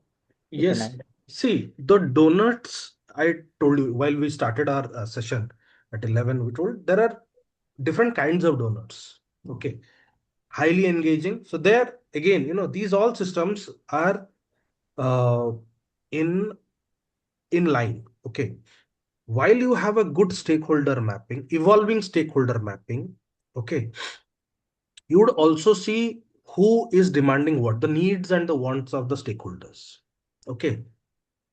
The KPIs from the policy to from mission and vision and all, these all should be evolving with the kind of involvement it is there. What we do, okay, as an organization, I do not advocate for this, but what we do is we strictly follow these are the KPIs. For 1 year, we start taking up data. What happens is we are only measuring output and outcome. Okay. In the midterm, why there is a need of midterm assessment? When we tell that there are three kinds of assessment. One is need or baseline assessment, midterm assessment, and impact assessment. Why they are there? Why these three things are there? One is the immediate thing, what is the need or want. Second, midterm assessment, what exactly, where are we going the right path or the wrong path, and the impact or end line assessment also. The impact, then we come to the end line assessment. The project is matured, it is plateaued, it is no more going further. We do an end line assessment, we see that there is no scope. If we see there is a scope, then we continue with the project. If we see there is no scope, then we close the project and there is a hand holding, and the project goes to the community. The community runs the project. So these are the why these steps are defined. These are very critical steps that are defined. So please do see these steps, and these are very important steps. You being impact assessor, you being NGO, a member of NGO, you have an NGO or something. These are very important steps. Okay, and I don't see, and also one thing, I don't intend to micromanage in governance side. I would say I don't intend to micromanage things while monitoring, and why there is a monitoring and evaluation while monitoring and evaluating things at a particular period. Yes, Monica. Yeah, just one question, sir. In this particular present case, what is the parameter for impact analysis? Is it the increasing number of increasing trained person getting employment, or is it increasing the wage rate, or increasing number of people opting for the training? All of them, sir. If I say we have to check the employment status, while I say there has to be while we did the training, when we started the training started with the intention that what is the need assessment. There is a need of that particular training. Whether when we take the data, the training, the candidates, whether they were employed or employed with prior there was employment, then there was a phase of unemployment. All those data, the basic demographic data that has to be taken, so that we measure the outcome or impact very effectively. When we say the increase in wage, of course it has an impact, this comes, but the wage has to be sustained over a period of time. The increment of wage has to be sustained over a period of time. When there is a unemployment, there will be a employment first, then the sustained employment through the number of months. Yes, Dr. Kaur. Sir, you are not audible, sir. Sir, you are not audible. Is it audible? Hello. Yes, yeah, good afternoon. Good afternoon, sir. I'm sorry I could not able to introduce due to some technical problem at the time introduction stage. No I'm worries, Dr. sir. Kar from Bhubaneswar. Whatever the discussion is going on, and we have been educating since last 2 days, is very interesting discussion, and your case study based preparation, I appreciate. Yeah, when you talk about the social project intervention and assessment, it is a holistic, and we use the word ethics couple of times during the discussion and the entire scenario. But I see in the ground reality, the ethics, the project intervention is far away from the ethics. The people have the budget, when you say about the target group and the baseline study, KPI, they are setting up, then output or outcome. This is majority what I find. I think hardly, as per my experience, hardly if it is 10-15% is the game benefit there, I think it is good. But as an assessor, when we are there in the field, we look at many cases, you will find there are some information are missing. Even there are quite good number of records are there, but practically the people, those if you look in terms of the evaluating the beneficiaries, you don't find that kind of result. So as an assessor, you go with ethics, values, and the principle. It is an independent assessment. You have to give a report, and the client has engaged you. In some case, you find the assess there is a big gap between the impact, expected impact or the output, and what is existing, right? The in that case, the client will insist, though it is independent as a client will insist, you find the impact is less than before, below 10% or 15%, but client will insist because they have to publish in their report, they have to present before the board, they have to take to the mileage, entire CSR team will be after you, right? So they will expect that you please raise it to 70%. So as an assessor, if you stand and go with ethical and values system, probably your concern will not permit to take it from 15% to 70%, right? And if you don't do that, the client will not release your payment. You are engaged through some agency. Why? How do you manage this kind of situation? Are you coming across these kind of situations, and how do you manage? Sir, these are very basic situations. I will address that. Monica ma'am, after Monica ma'am, I'll address that, sir. Yes, ma'am. Thank you for all these perspectives that are coming. Coming back to the output and outcome thing, what I'm understanding, we are a group of people who understand the larger ecosystem.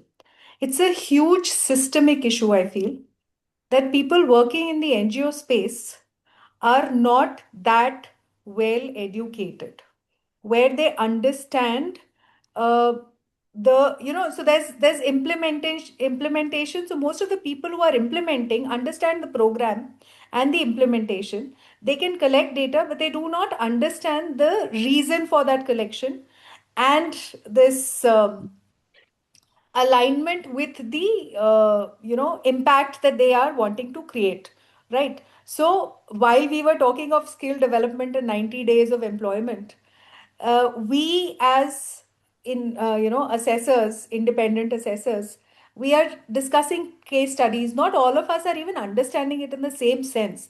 It takes time and practice to develop all this, right? At the Yes. same time, coming from an NGO, I understand that when NGOs operate from a bottom up approach. So while you shared that the KPIs or the impact has to be part of the mission statement or the uh, you know vision Policy. statement, yes, and it has to be articulated in such a way. Now the practical issue I feel is that the funds are not guaranteed. The organization can have a vision and a mission, but the funding is not a continuous process, right? A funder is funding you this year, may find another implementation partner for whatever reasons.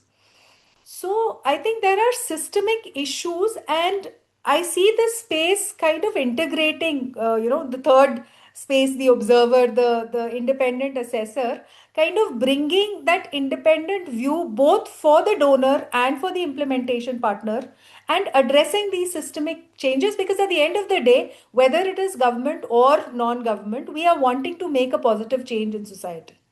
Right? It's not about short-term output that we are talking of. So, Right, wanted to rightly share. said, ma'am. Rightly said. Because we here, 30, 35 people, we understand this gap and we discuss this while while in a meeting and discussion like this, or a session like this. But when we go in the field, when we go in the field, I talk for everybody. The scenarios are different. The scenarios are different. So we, yes, ma'am. No, please carry on. I'll just add one more thing. Okay, so the scenarios are different. Every impact assessor, like Dr. Eskekar said, impact assessor or independent assessment agencies and all, how independent these are, I suppose there has to be a governance like the chartered accountancy ICAI has. So ICMAI or SOA must create that independency, that chartered to do that. And they are working towards it because there has to be independence. Now, what I feel, now what I see, all those who are impact assessors, registered impact assessor, they are also doing. Those who are not, they are also doing. Suppose I have done, suppose 10 impact or 10 to 11 impact assessment this year. Do I tell some organizations like ICA and all or ICMI that I have done these and these are the reports? I do not. It's there in the system, it's to the client and all those things. That that changes. That changes the perspective to the other one. That is the practical. The second thing is when we say these outcome and all output, we are fancied by numbers and all, not to the impact. Uh, I was there in Chhattisgarh. Okay, they had a very large skill development program to address the immigration, to stop immigration, because there were large exodus, that there was no employment, people are leaving villages, villages were abandoned, but nothing literally happened. And I was there, nothing literally happened. Okay, they could not keep people because they were unable to address the core issue, what are the skills needed. But there are a large amount of government PPP funds and all infrastructures, very good infrastructures, machines, German made, Chinese made, Taiwan made machines coming up. Huge infrastructure has been created, but they failed to deliver the impact.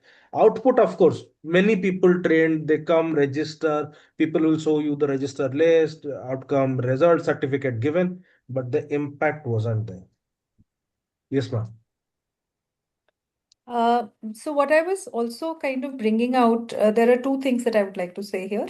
What you shared about the independence of the social impact assessor, that sharing it, going back to the RVO and saying that we have done so many assessments, and this is where I compromised on my independence or felt I was being pushed. We can have a questionnaire or a feedback form kind of a thing where Yes. it is just kind of we are in a way giving credibility to the person who's hiring us as an independent person, assessor. Yes.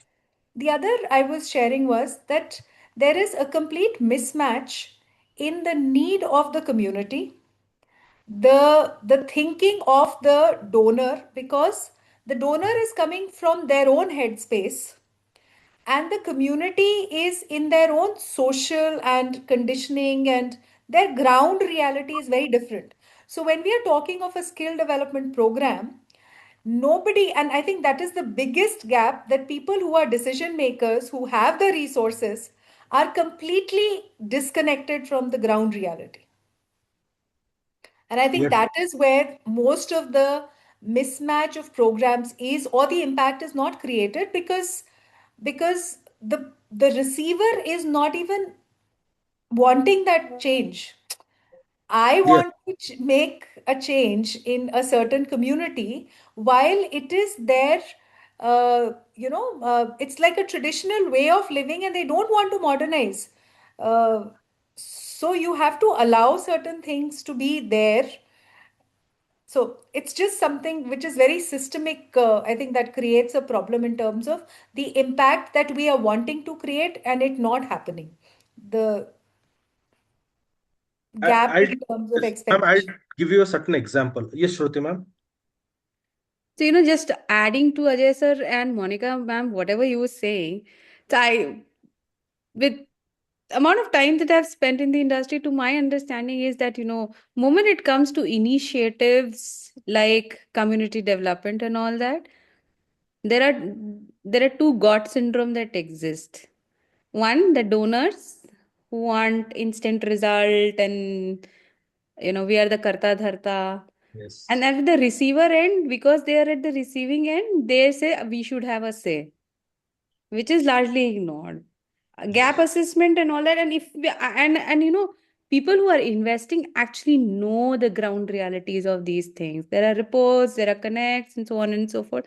So saying that they do not know is an old thing, but these days in stakeholders are equally involved in kind of initiatives that you take.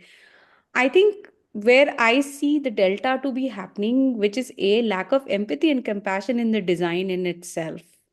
Yes. Our approach towards human interventions and design is mass production, mass manufacturing.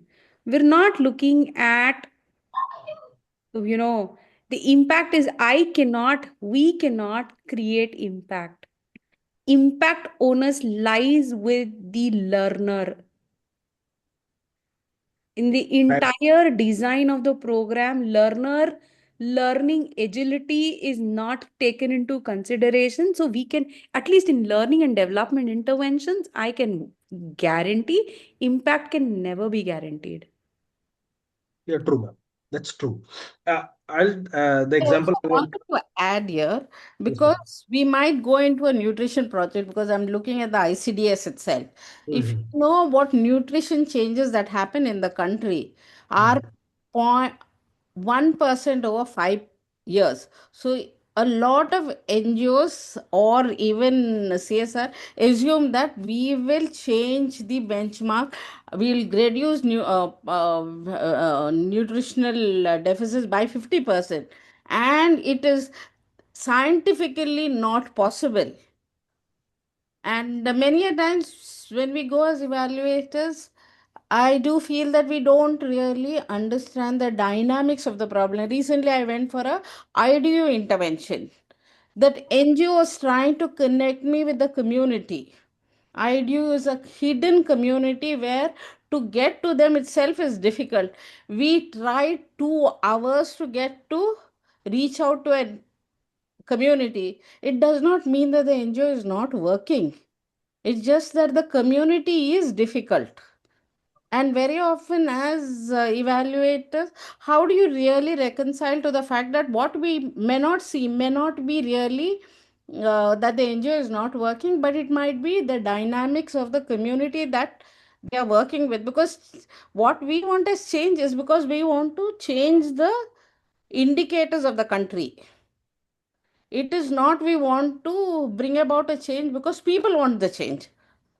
Very often than not, that is what drives intervention, because you're saying the SDG should be there, it should be a hard to reach population, it should be a population which has not changed, which is resistant. Mm. And if those are the entry points that you're going in, we are going in with the feeling that the change will be very minuscule or small. Yes, ma'am. Yeah. I agree with you. There are certain communities. The example I wanted to give here is there was a weaver community. Okay. Uh, the need was their next generation was not interested in weaving because they were not able to create a wealth out of it. Okay. The generation was doing something else. They went into BPOs, they went outside, learned something. So somehow government had, so it is one of the projects in southern part of India, 4 to 5 districts. So government wanted to know why it is diminishing. So government also provided, through PPP mode, public-private partnership, the CSR funds were also been involved. Machines. So the weaving was manual, so to provide machines, automatic machines, so that things were easy. It's all. the gap assessment was done. So all things, the market linkaging and how and all government will take up. There are organizations, corporations or cooperatives that will take the weaving material, the clothes from them and all. All things were channelized, linked and all. But still, and the program started way back in 2018, and we happened to have, then the government decided, let's in 2024, let's do an impact study. So we did that, and the results were very diminishing. I won't be able to share the results, but it was very heartbreaking. There were almost, suppose, 100 weavers at time of 2018. Even after giving machines and all, health insurance and all things, there are only 18 weaving families left. 1/8.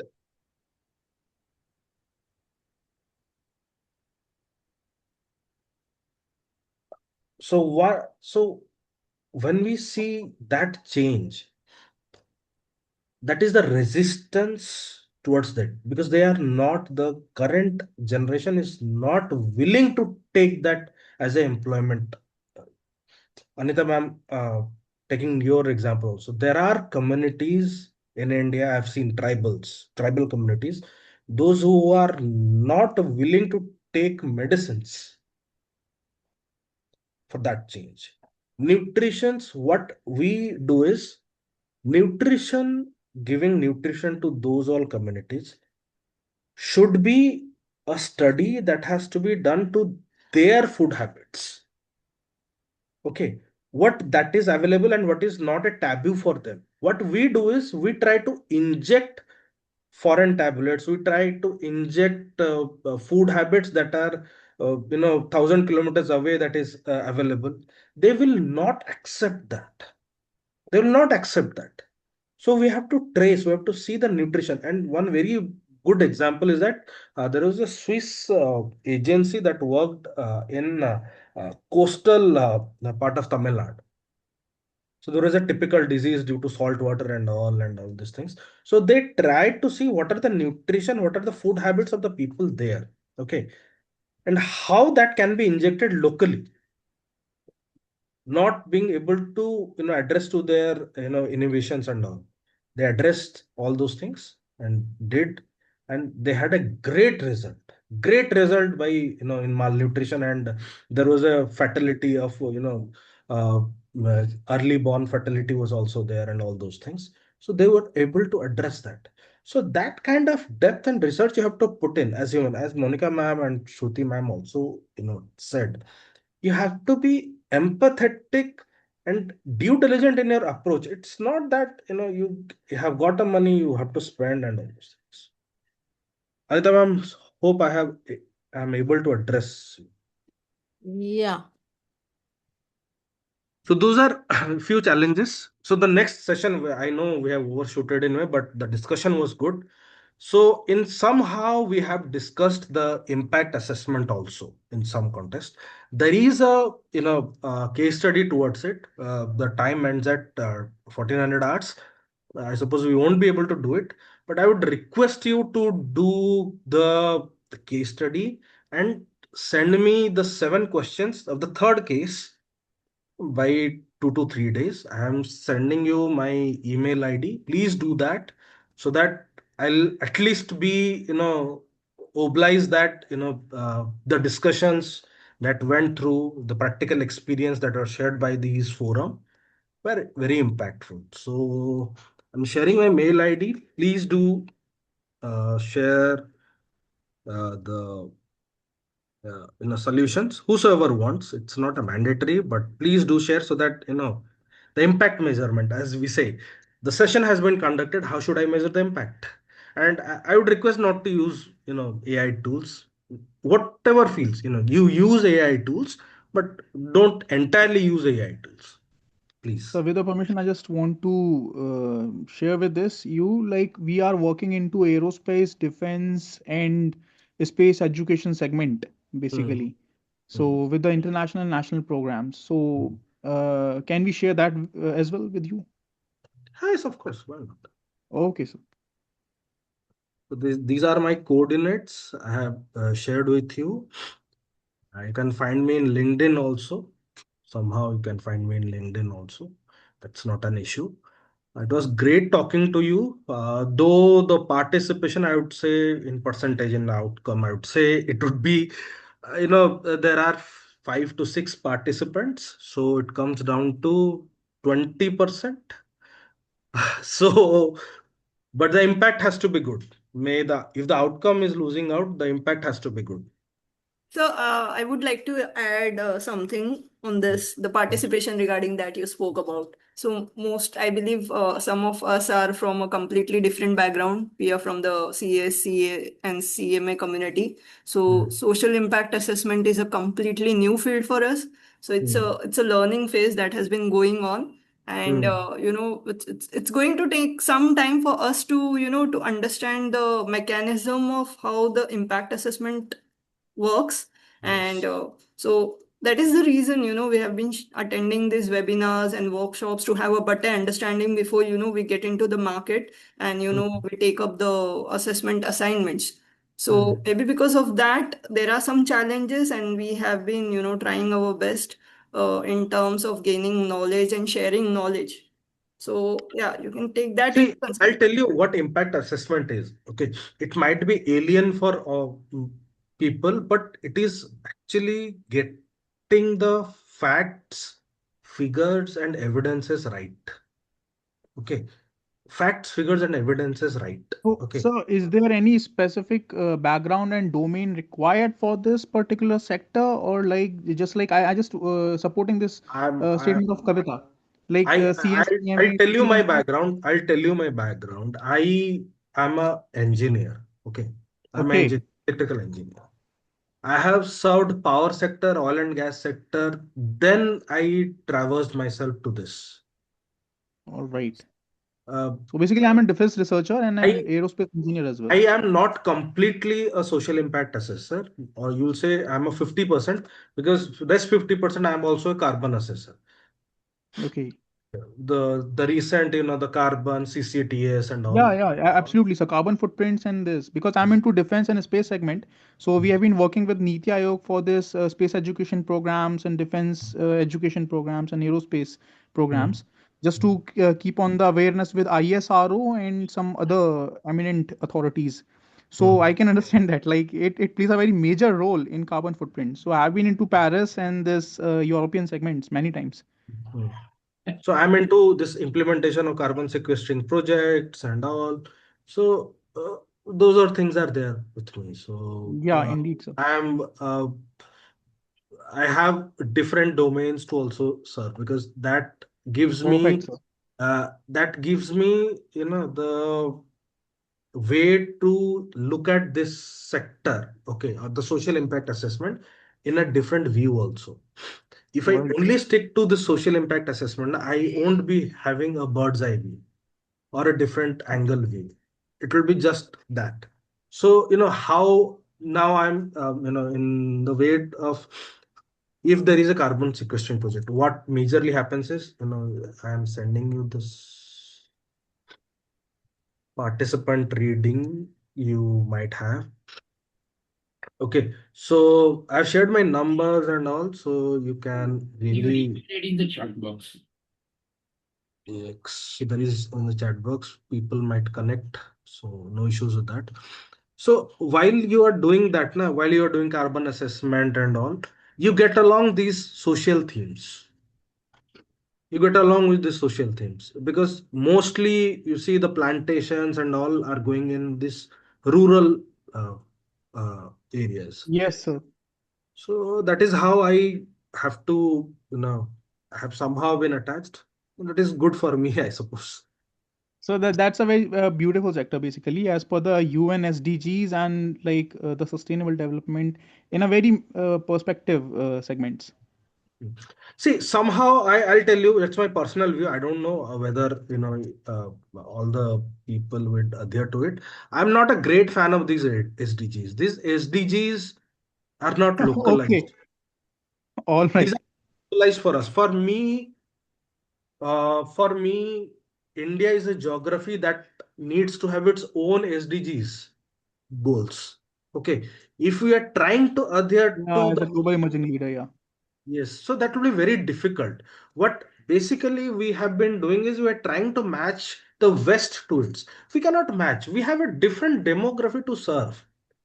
And like Anita ma'am said, we have variety in every 50, 100 kilometers, the demographics change. There is resistance to some other extent. You have to be, agile to that. So great. So I've given my coordinates. I would request you to send me whatever, in whatever means. You can send your perspective on the third case study, especially. It was great, uh, conversing and discussing with you. Thank you, everyone. Thank you, sir. Thank you. Thank you so much, sir, for Thank taking you, this sir. session. Thank It you for was a sharing really your experiences, Thank and you it so was a much, very sir, informative for this webinar. Thank you wonderful so session. much. Thank you. thank you. Thank you very much. Thank you. So Thank you. is is so now it's time for the lunch break. We will start our next session around 3 o'clock. Sure, sir. Okay, sir. Thank you. Thank you.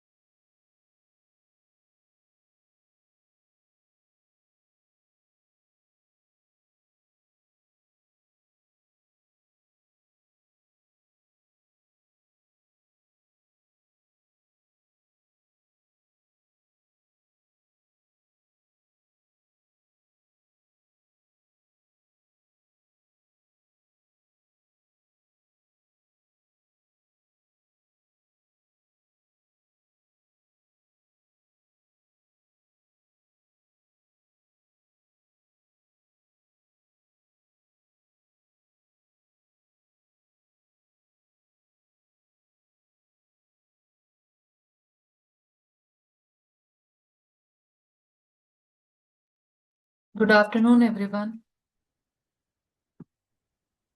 Good afternoon, ma'am. Afternoon, ma'am. Afternoon, So we ma'am. have next guest faculty, Miss Harsha Ramnani, ma'am. She has already joined, so I welcome to the Harsha Ramnani, ma'am, for this program. Welcome, ma'am. Good afternoon. Yeah, good afternoon. Thank you so much. So, because I was, just looking for the time, it was already 3, so I thought to start. So good afternoon, everyone, and I can see, some of the familiar faces again here, and glad to see that people are actually, contributing and attending, and wherever, we can have some interaction or we can have some guidance. So we are trying to get from all the available resources. So, good afternoon, Prasad sir, Kavita ma'am, then I think Monica ma'am, Aarti Nigam ma'am. So again, Anita ma'am. So many familiar faces. Hello, ma'am. Pleasure to have you.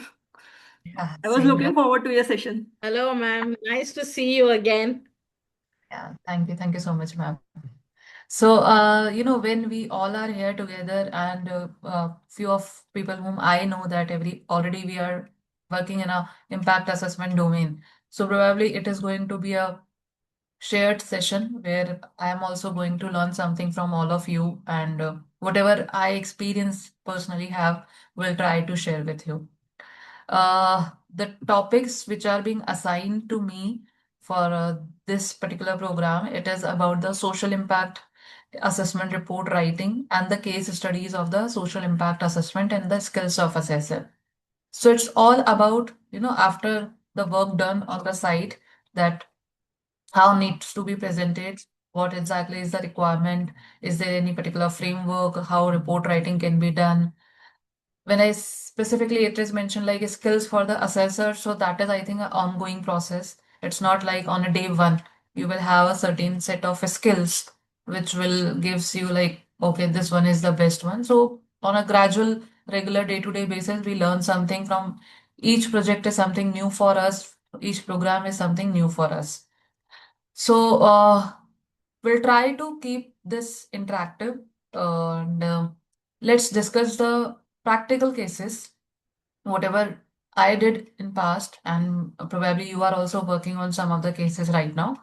So that maybe probably we can discuss, and then we can see that where exactly a particular gap for each other we can fill up. So this is something objective I understand we can keep for next 2 hours. And when we need to start with the report writing, so I thought to share first the format with all of you, that exactly what exactly the format. So there are two type of the cases which can happen with us. One, where the voluntary report is being requested to us, and the second where it is a mandatory by law. So we all know right now, as per the updated norms, like when any NGO is on a social stock exchange platform and they are registered there, so there is a requirement to submit their annual status. Similarly, if your project is listed, you have raised some funds from the exchange, from the platform, then there are also a specific requirement under which you need to have a third party independent social impact assessor who will review all the programs for which the fund was raised, and then report needs to be submitted. For the exchange part, report format is something which they have already issued. So there is a specific format issued by the SEBI that we need to follow. Apart from that, if voluntarily someone is, looking for the impact assessment, so for that also format is being here mentioned, like how the report needs to be right, what exactly the section should be there, the people who are somewhere expecting us as a good report, so what exactly a good report can be look like. So first we'll discuss this format, then we'll see some actual practical reports, how these reports being submitted, and you also may share something which as an experience you are having, so that it will be the interactive session. So when I start with social impact assessment report, uh, any of any idea from the participants, or maybe just if you wanted to give your input, how many reports till now we have worked upon, or somewhere because of certain reasons we have seen 2, 3, 4, 5. 2 years has been passed for the regulatory requirement as well, because 2 years report I also personally signed, so that I know.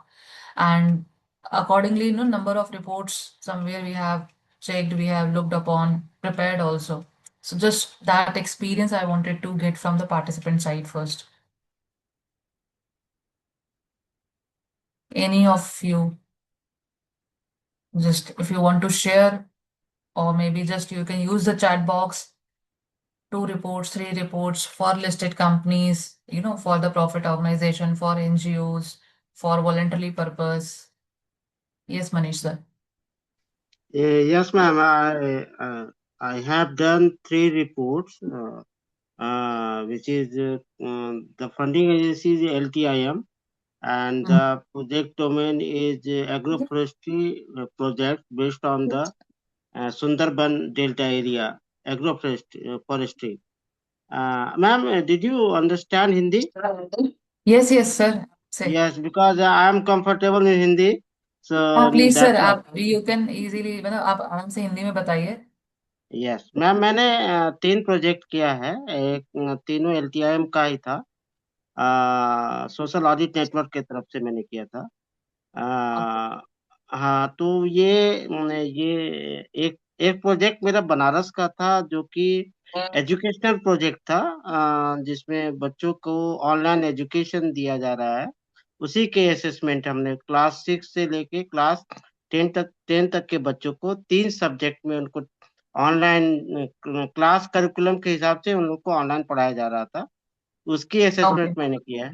उसके बाद मैंने यहाँ waste Bengal और सोनभद्रा में agro forestry project पे मैंने assessment किया है। ठीक है, I am the part of that team, I am not the lead auditor. नहीं, हाँ ठीक है. तो एग्रो फॉरेस्ट्री में मैंने 2 तरह के चीजों पे मैंने असेसमेंट किया था। एक फ्रूट बेस्ड जो प्लांट्स है उन पे, और दूसरा सुंदरबन में जो है उस पे मैंने किया था। तो असेसमेंट जो मेरा एग्रो फॉरेस्ट्री में जो फ्रूट्स प्लांट्स थे, जो कि पाथर प्रतिमा एक जगह का नाम है सुंदरबन के पास, वहाँ पे जो फ्रूट्स प्लांट्स थे उसका असेसमेंट करना मेरे लिए इजी रहा, क्योंकि वहाँ पे I am directly interact with the beneficiary, क्योंकि वो जो पेड़ जो थे, प्लांट जो थे, वो किसान के घर के आसपास में ही था।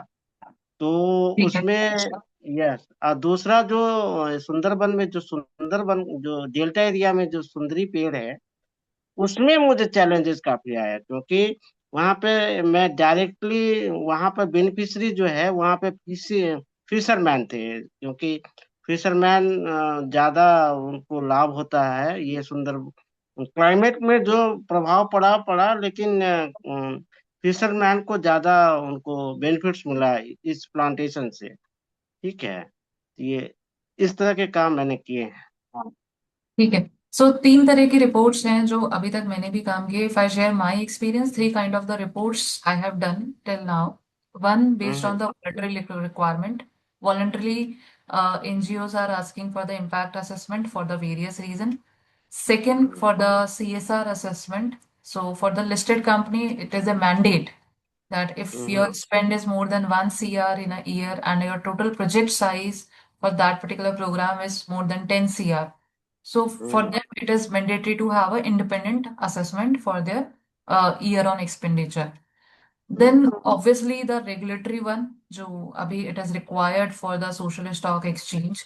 So that we did.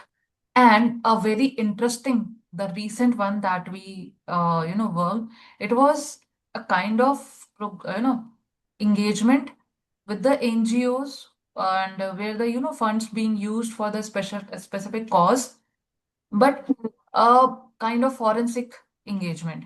So the purpose was that because Tata was funding all those projects, they wanted to see whether the projects and the programs which we are funding, whether actually they are spending the money on the cause which is mentioned, or somewhere leakages is there, or somewhere funds are not being utilized in a proper manner. So purpose was to have some kind of forensic, but the kind of the way we executed the engagement. It was to see that the previous fund which was used for the specific cause, whether the impact has been caused or not. तो हमारा assignment तो कुछ और था, but जो activities performed हो रही थी that was similar to this impact assessment. In each kind of the engagements, you need to have a particular report, because ultimately, if I talk about, see, I have worked as a consultant mostly.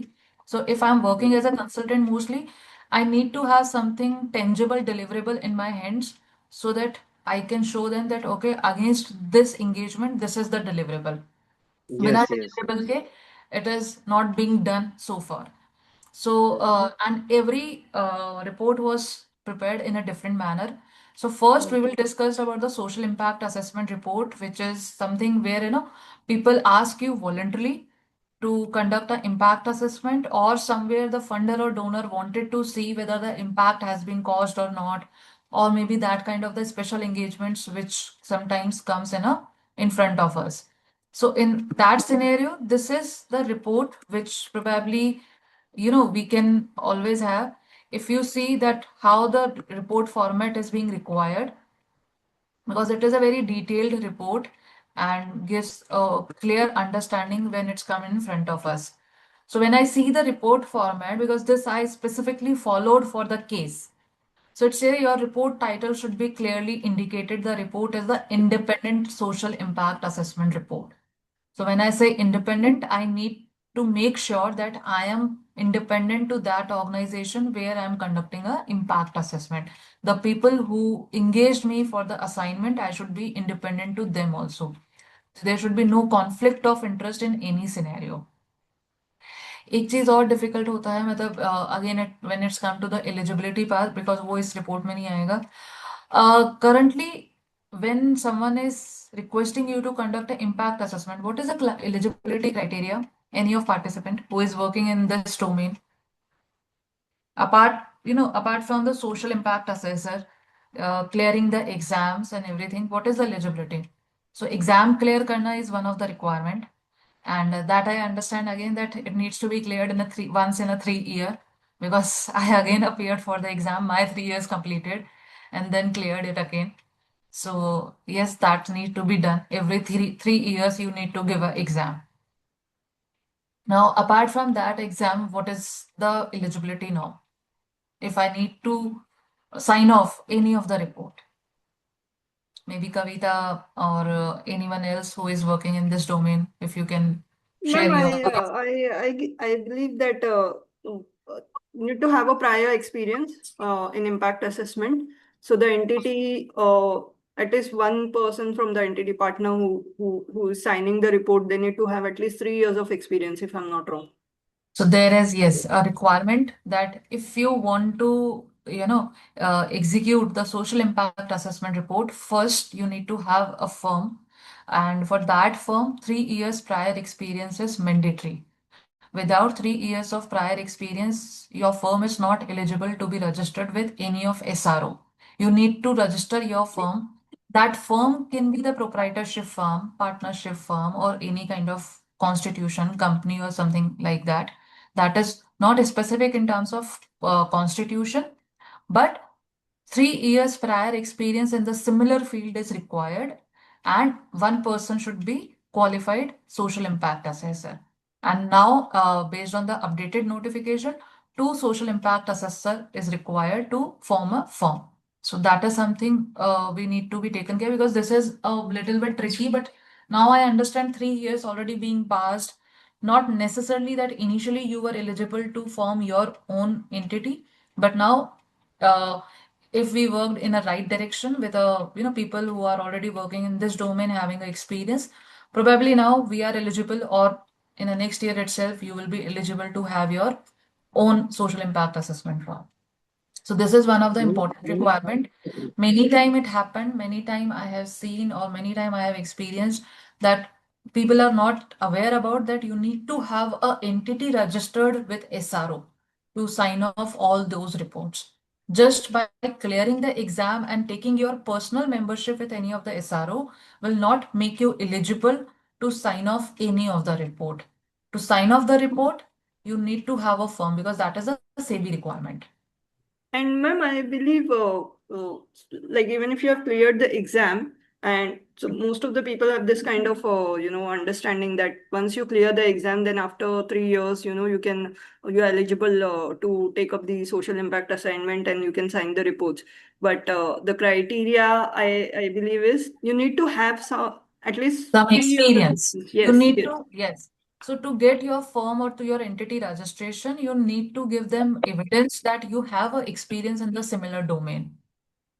Without those evidence, no SRO will entertain your application, and you will not be able to get your entity on a platform. So that is something. The experience is must. Without experience, it is not possible that after 3 years, just after clearing the exam, you will be the eligible.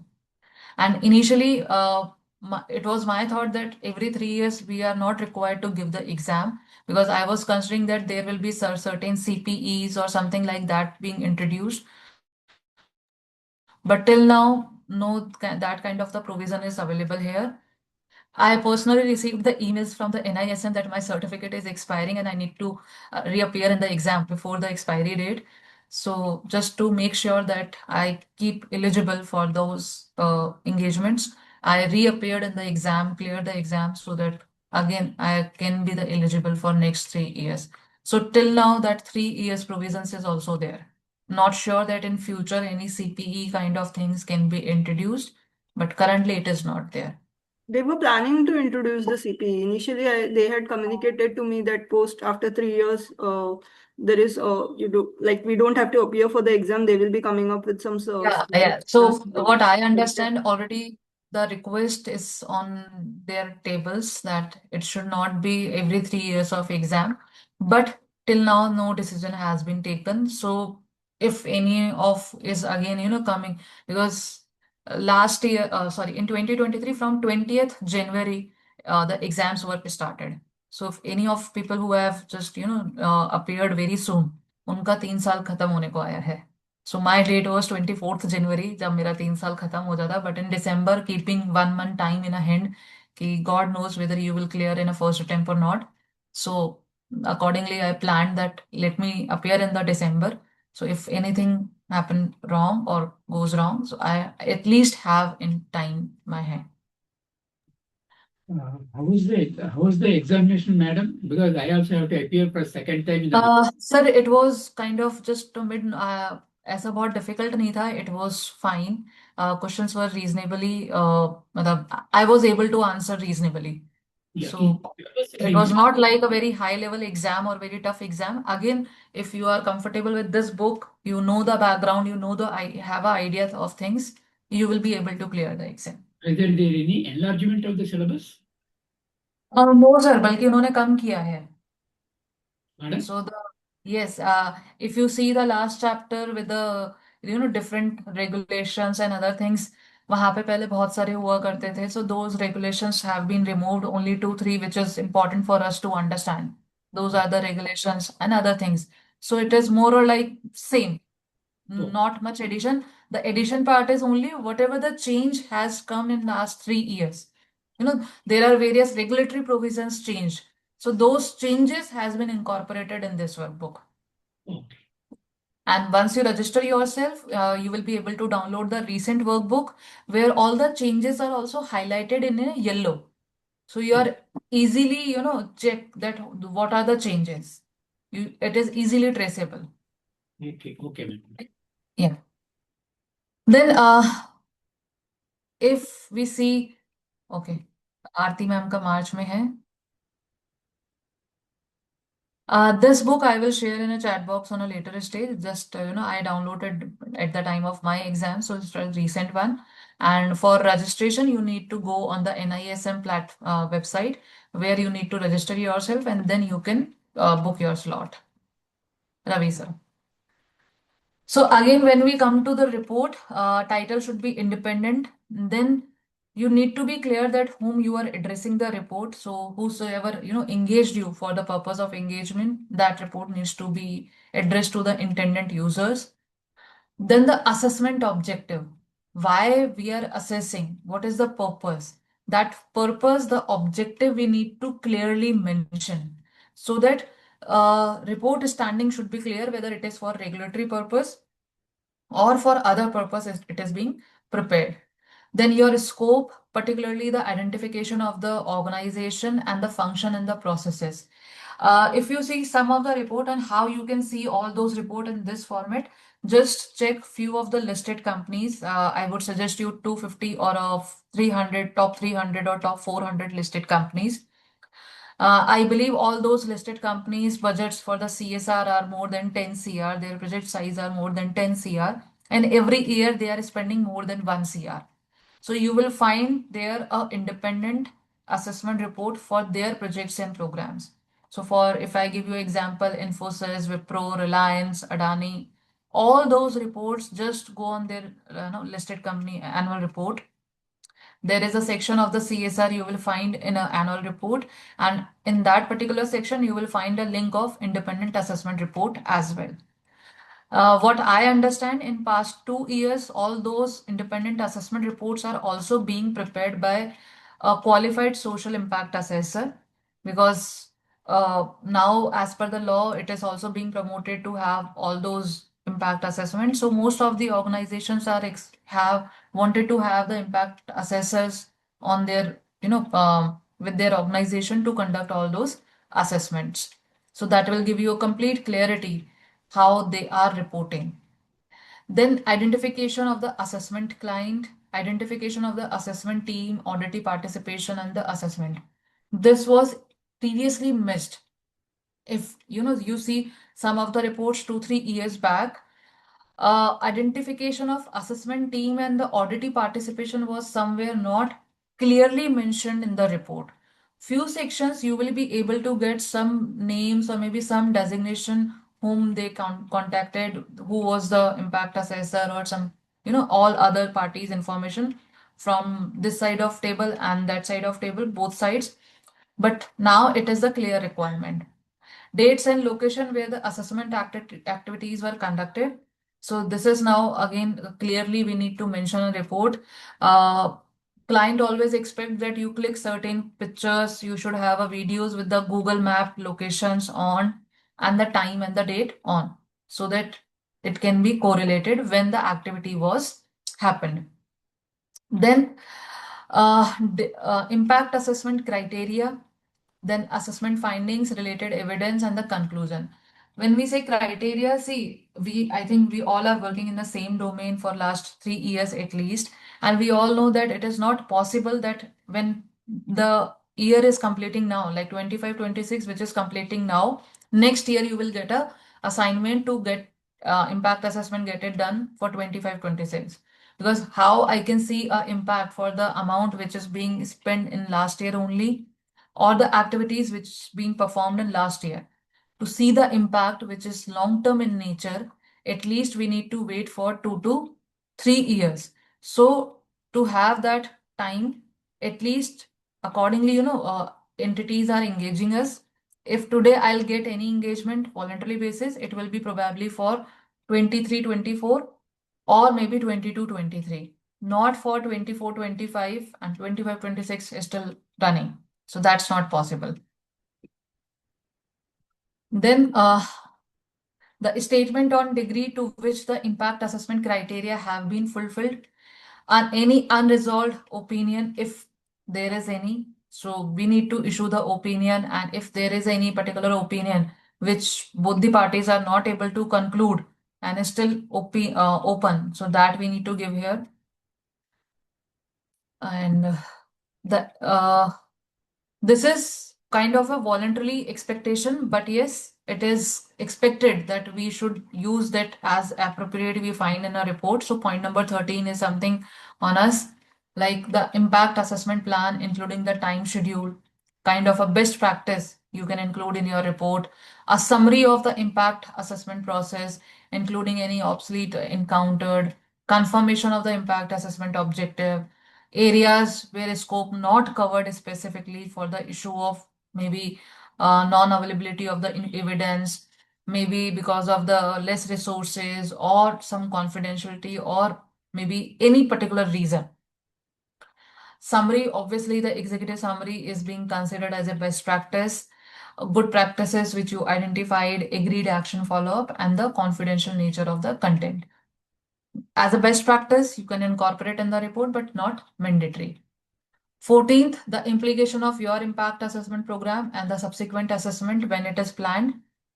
Then a statement where we need to mention that it is being performed based on the social audit SAS framework.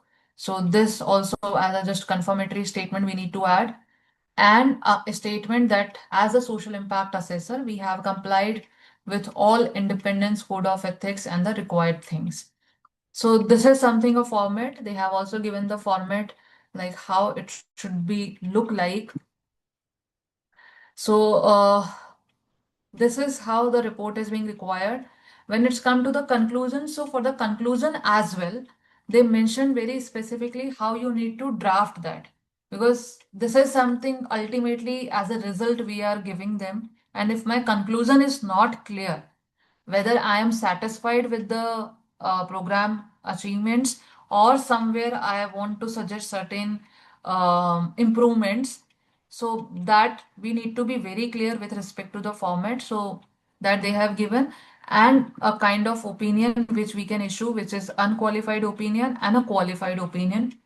Although till the date I have not seen any report personally and practically. Maybe you can share with me if you have worked any time where this kind of clear mention whether my opinion is the qualified or unmodified, that I was not able to see personally, but it is required somewhere. So can be made by the social impact assessor in a following way. It is not mandatory, so probably that's the reason I was not able to see that, but it is expected as a best practice. So this is something a format. Any particular report you wanted to discuss from any of the companies so that we can pick as a practical example and we can see how they have drafted. Any of you?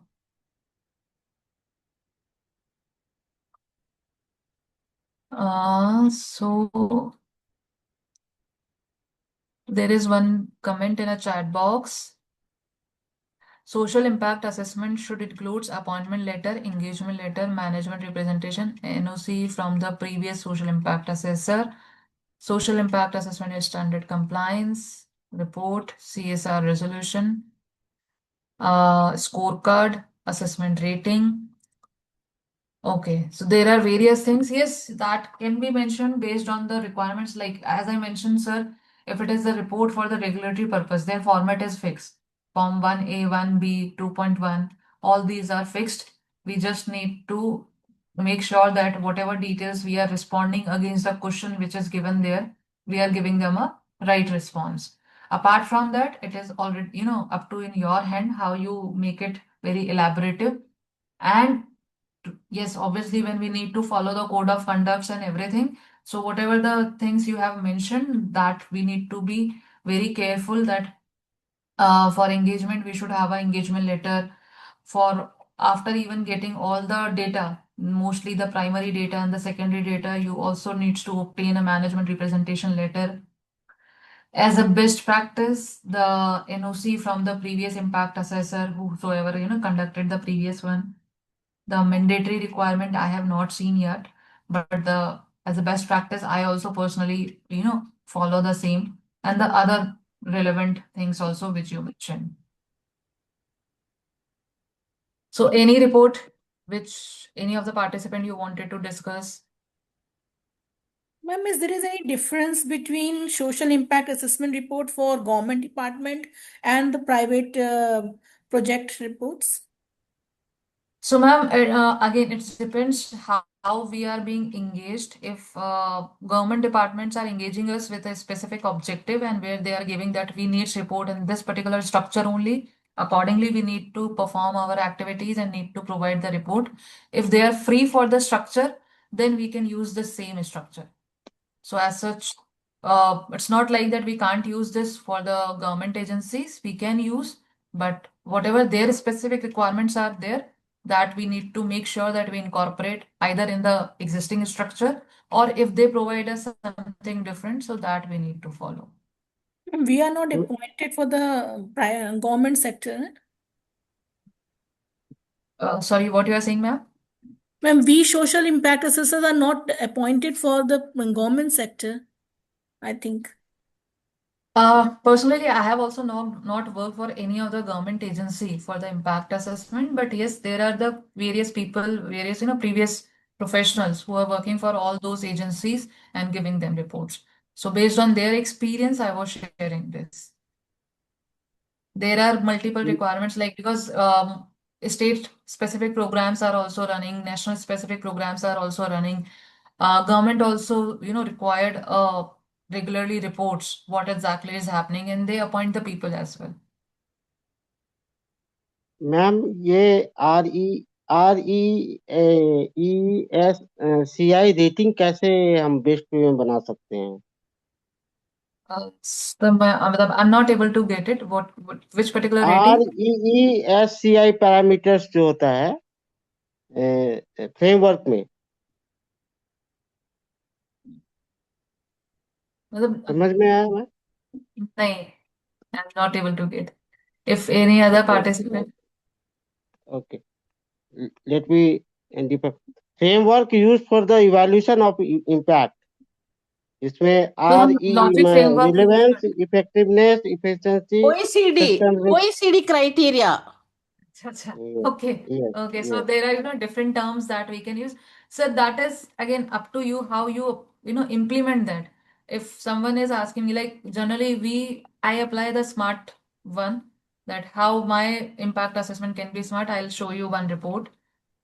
Just a minute.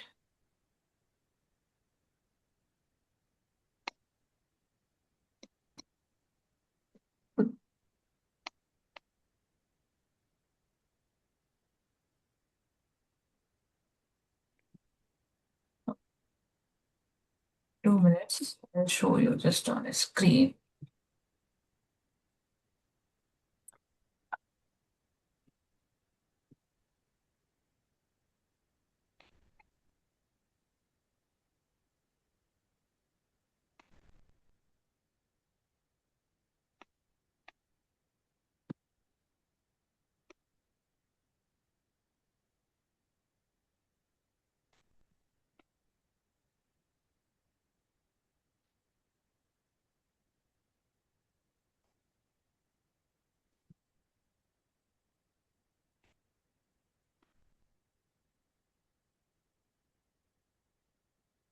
एक minute.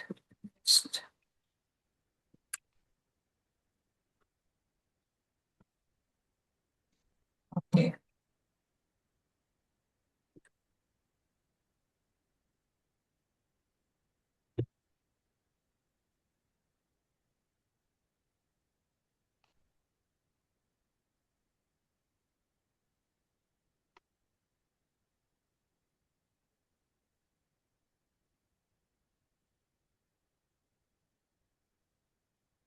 So मैंने ये एक अभी open किया है for the listed company report on their CSR contribution.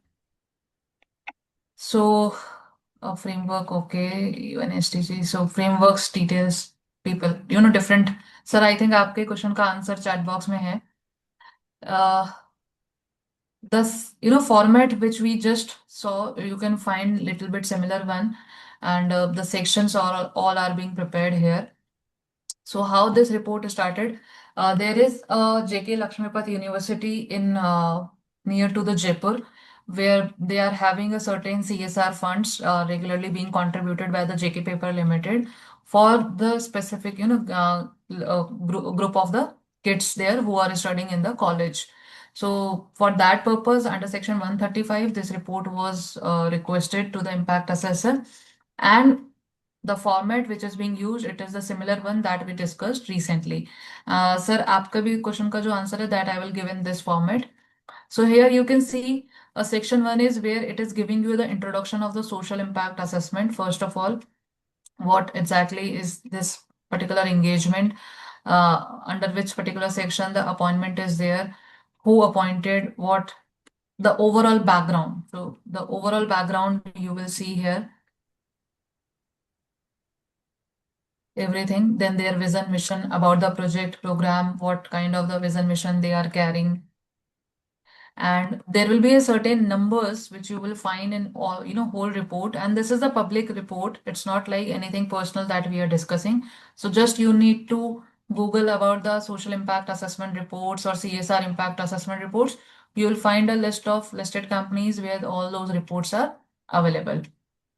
So for this, if you can see here, it is mentioning that 967 individual where 595 are the male student and 372 are the female students who are studying in this particular premises. Then a specific program for which appointment was made, the scholarship overview, which you can see here, because for example, Anita ma'am as a third person is reviewing this report. Without understanding the program, without understanding the project, for her, it will be very difficult to see whether the impact caused or not, or how this report is being prepared. So give you the complete overview about the scholarship, how the scholarship is being designed, how students are being onboarded, and the scholarship supports to the students and the infra is given, and how they have a different academic tie-ups or knowledge exchange between other international institutions. Then the specific details of the project, for which the appointment was made, the CSR contribution of the JK Paper Limited on the students and the academic facilities of the university. So this is a specific project which is under impact assessment.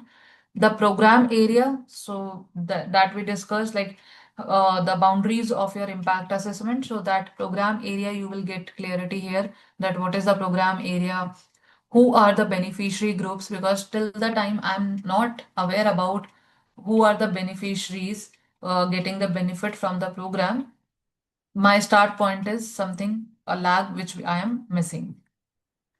Then alignment with Indian standard and the global standard.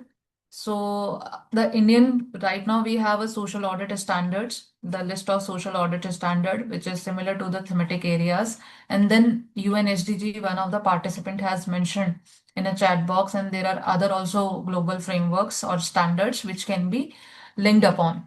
So in this report, social audit standard was linked. So like this is because of the education. So SAS 300 promoting education, employability and the livelihood is which is related to program. How this SAS 300 is would enable JK paper. So you also need to link with the project. So that linkage is important. What is the clear objective? How you can measure the impact and the accountability, how we need to ensure. Then target SDGs of the project. So as UN SDG was mentioned by one of the participant. So here the SDG 4 quality education is the related one, which is relevant to the program.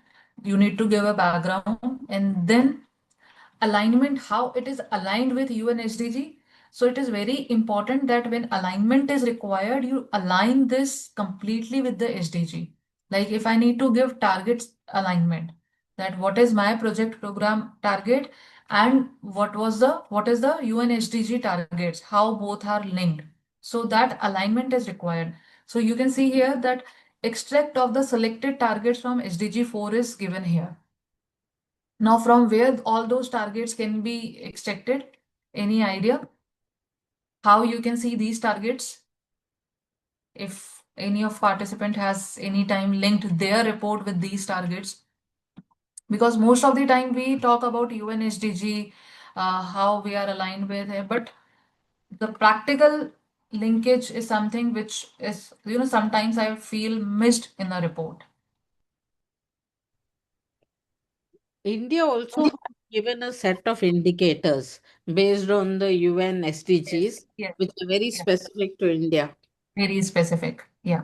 So on a website of UN SDG, when you go on a website, you will find all those targets and the indicators. After this report, I'll show you the UN SDG website as well, where you can find all those targets and the indicators. From that website only, I picked, this report has picked up the specific target, that how their project is linked with these targets, and then, indicators also being mentioned on our upcoming pages. How it is strengthening the JKLU, so alignment with 4.3, then alignment with target 4.4 and 4.5. So this is how it can be linked, and then the SMART goals link with the project. So I think the framework which Sir was mentioning, similarly there is a SMART framework as well, which is about the specific, measurable, achievable, relevant, and time bound. So when I say the specific, I know what is the specific goal: provide a scholarship to the students. Then it is strengthening the university infrastructure and the academic programs, promote lifelong learnings among the students. This is something very specific target they are keeping, whether it is measurable or not. So accordingly, you need to give certain numbers, certain boundaries, how it is measurable. Achievable, so how it can be achieved, how it is being achieved, so that you need to mention here why it is relevant and how it is a time-bound exercise. Then your second section start, where you start talking about the scope of your impact assessment. What is the scope, what is the objective, and what are the major activities which are covered under the program. So the list of activities you can see here. Then the research study and methodology, how the impact was conducted, what was the basis. So data collection, first of all, what is my primary data, what is my secondary data, what particular data received from the entity inside, what were the other primary data which was collected, hold the process. So that we can mention like primary data, where the field team has utilized certain questionnaires to conduct data collection via telephones. All those kids are the educated one, the college going kids. So the structured interviews, the prepared questionnaires were used. And then there are certain investigations also. There were some visits also which were done. Similarly, the qualitative data collections, where some actual interviews, focus group discussions with different people, different stakeholders was conducted. Similarly, if I talk about the secondary data, so here in secondary data, it is mentioned like few of the data as from the official website, from magazines, from annual reports, from CSR reports. All those are being collected and being used for the purpose of impact assessment. Then the sample size, what was the technique, what is the sample size out of the number of students which is being used, picked up here.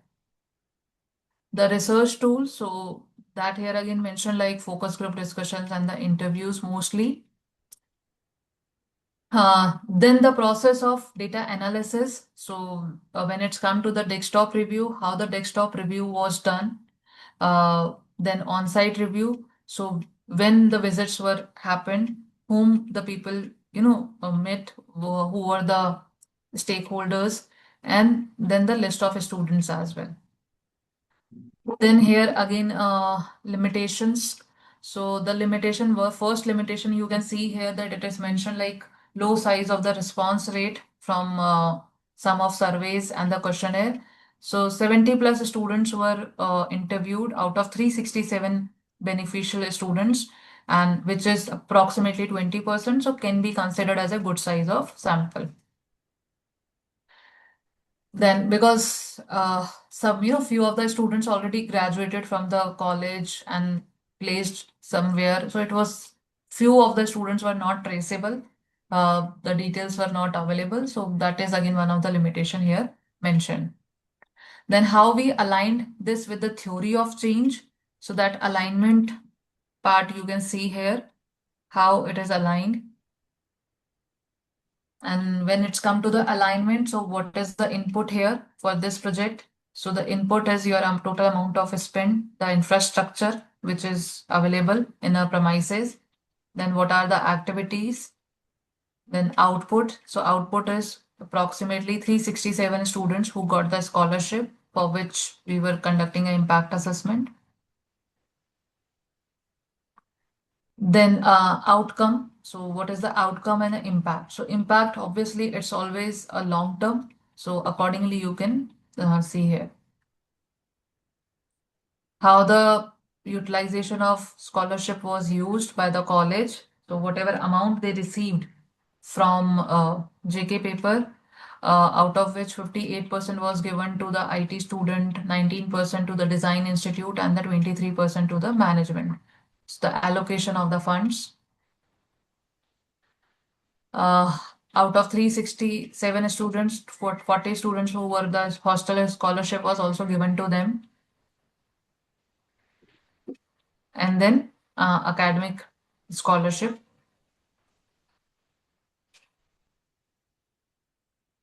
Then the section 3 is all about a detailed assessment of your outcome and impact created. On a above section, you see it was just a overview which was mentioned, but now you can see here a detailed one where what is the outcome and what is the impact is being created by funding this institution. JK paper can see or JK paper can experience. So that is being detailed, elaborated here. The conclusion and the recommendations. So what is the conclusion here and the challenges area where improvement can be done.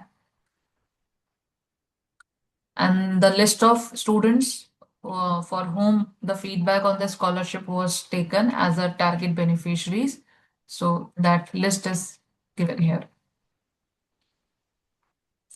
And the last one is the inheritance limitation, that whatever the assessment was done, it was with some of limitations, not in a form of assurance.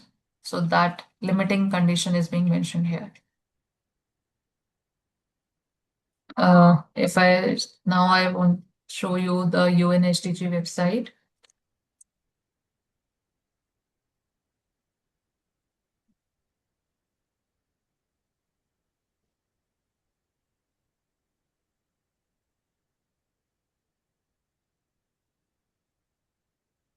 So I hope my screen is visible.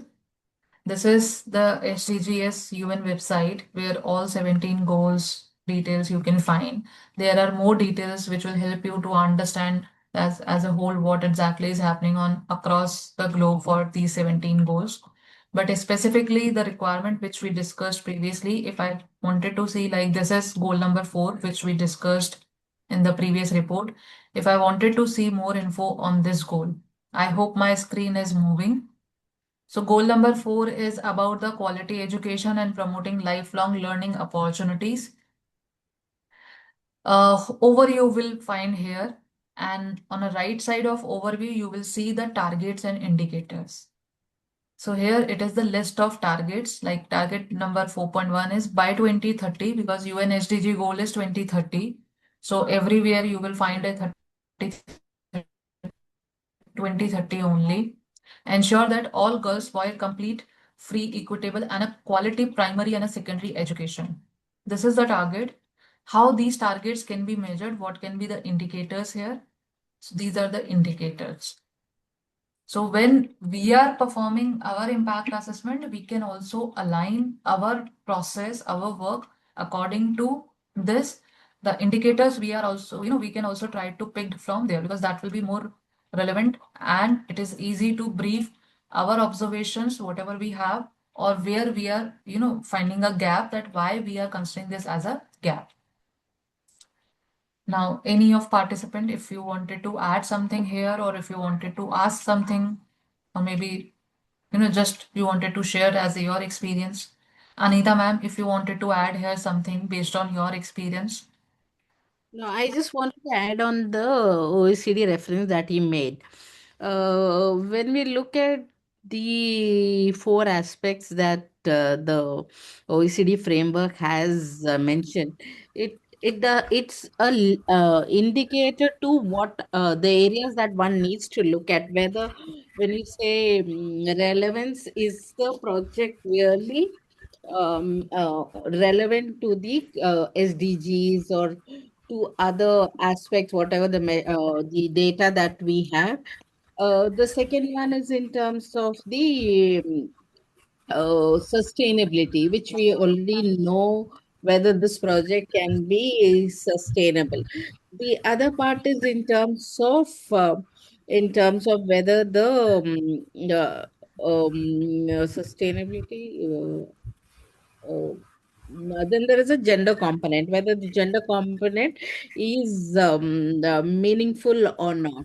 So there are all these indicators which are meant to give you an indicator that whether the project is developed in the line and where do they really stand as against the indicators as madam has just spoken about.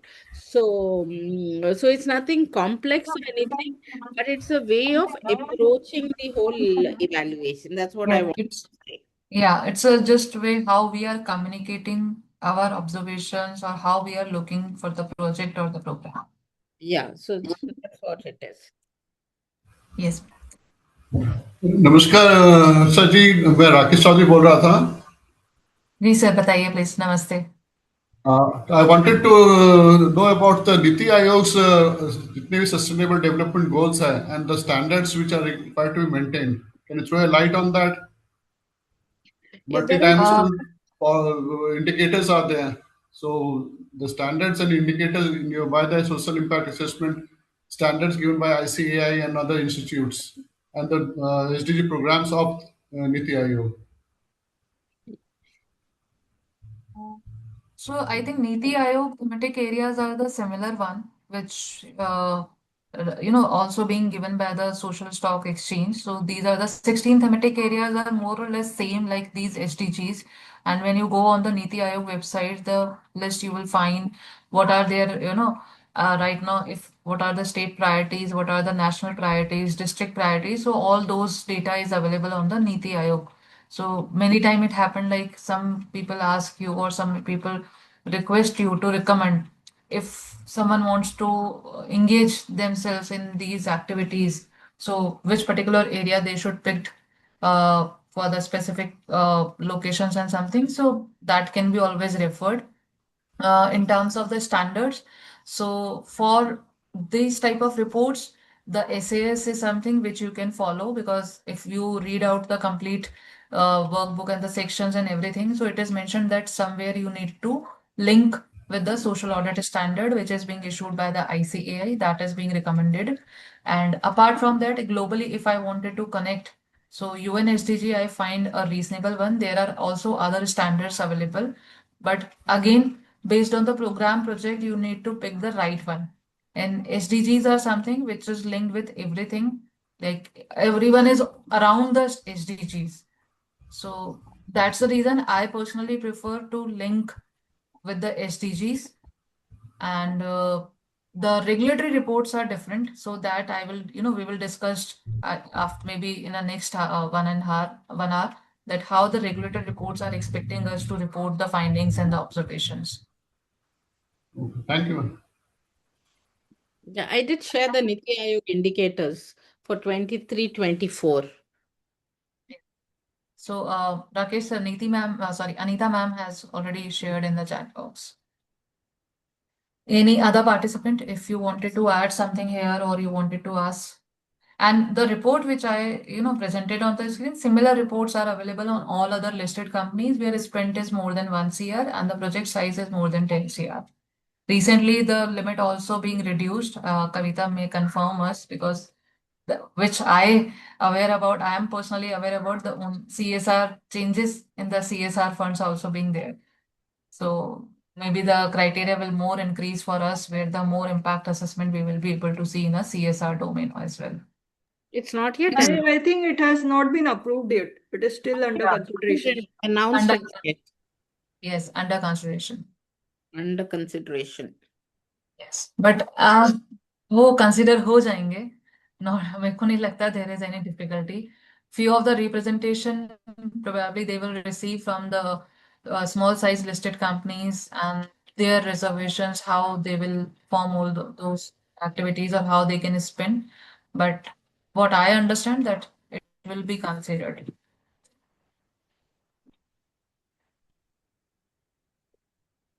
Yes, ma'am. Okay. So yeah. Now I think we can take a break of 5 minutes and then we'll discuss one of the regulatory report for the NGOs who are registered on the social stock exchange, so that we can have a fair idea what are the regulatory requirement and how that's need, they are submitting with the social stock exchange.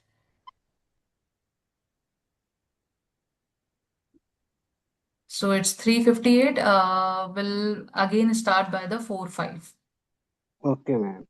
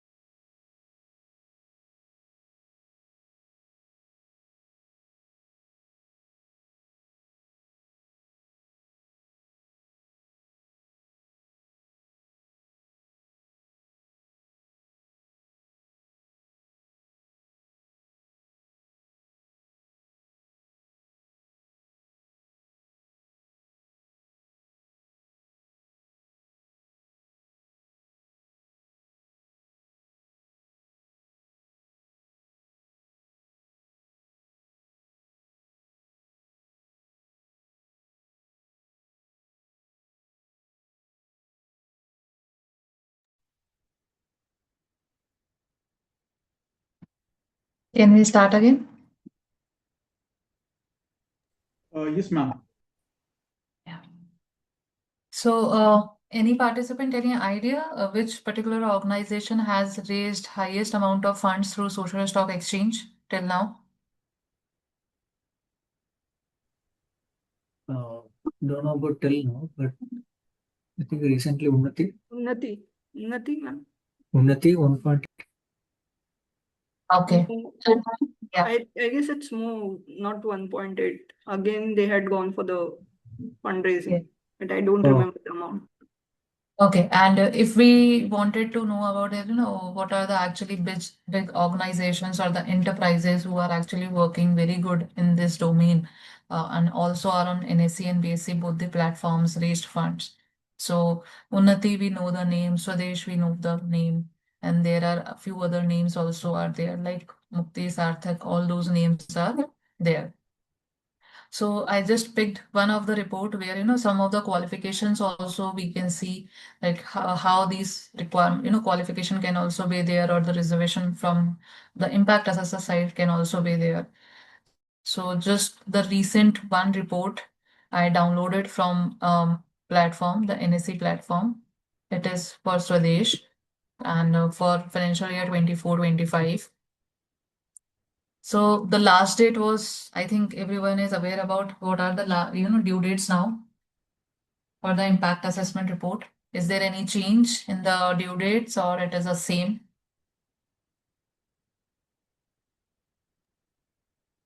For 24-25, it has been extended, no? I guess January and No, previously it was extended. The first year it was extended. They extended up to January. This year it was till last, because we completed, so I'm not sure. Maybe it was extended for the 1 month. But if I talk about the due date, so 30th June is something a due date for the social impact assessment reports.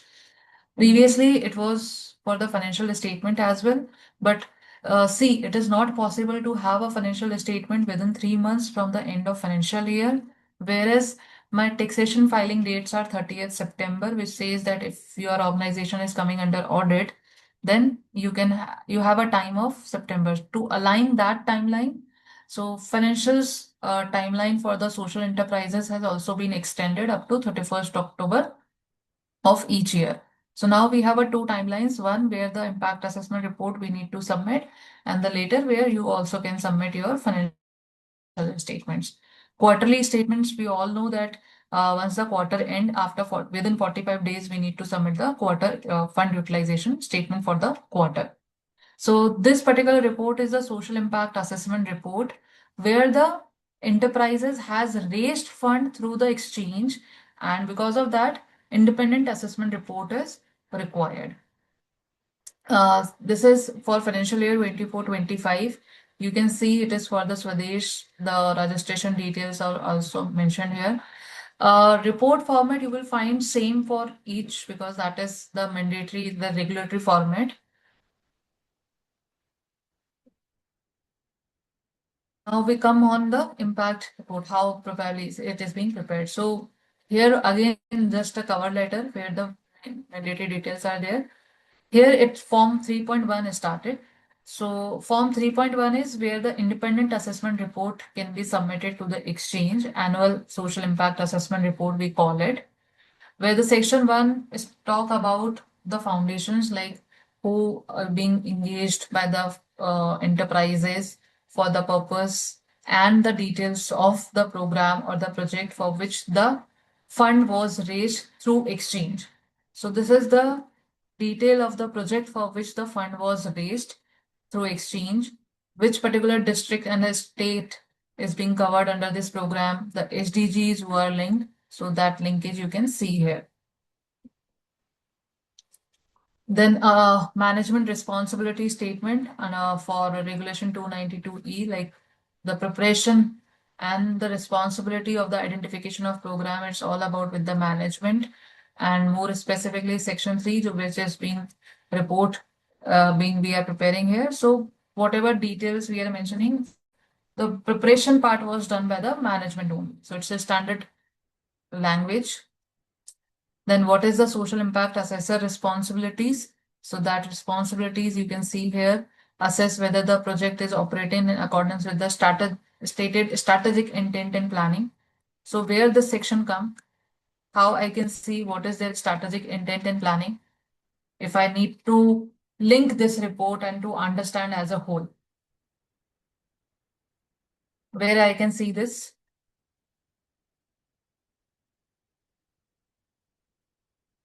Then second, the performance in terms of the outcome and the improvement. So if I wanted to see the strategic intent and planning, SIP.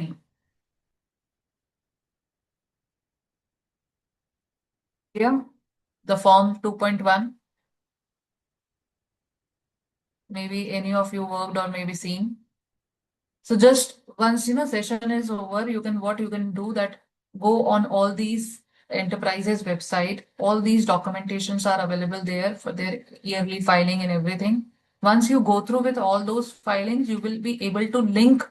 Okay, this is linked from the previous one. This is linked from like form 1.A, 1B, then 2.1. All these are being submitted by the organizations, enterprises on a timely basis. If I wanted to see the SIP form 2.1, I can see and I can check what exactly their SIP and how it is being prepared. This report, as they also mentioned, is specific review of our comments contained in the social impact report prepared by the social enterprises placed before us in form 2.1. So whenever you are issuing your independent assessment report, you will get a 2.1 form from the enterprises to review.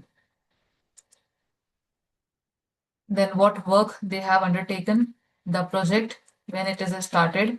So it was from August 24 to March 25. Then independence statement. Then your detailed report here started. So when it is talking about details, so it's like it was for holistic sustainable development of rural communities through the access of sanitation, education, and the livelihood solution.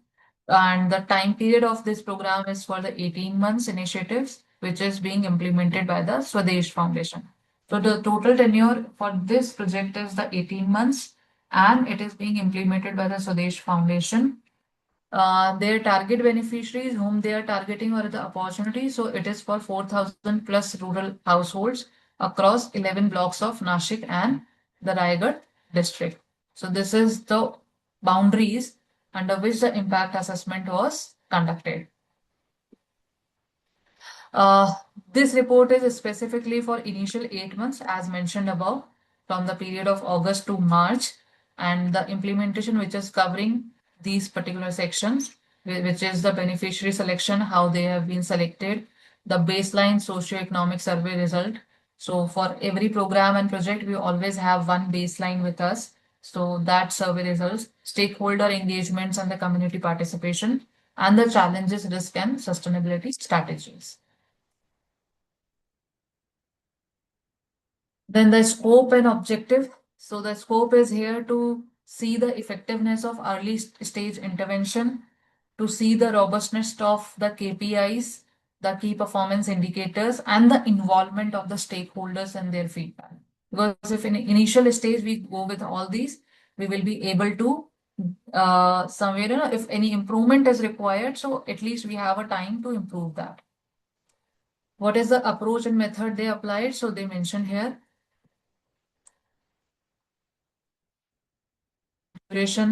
Total duration is this. So this program will end on 18th February 2026. These are the location, Nashik and the Raigad.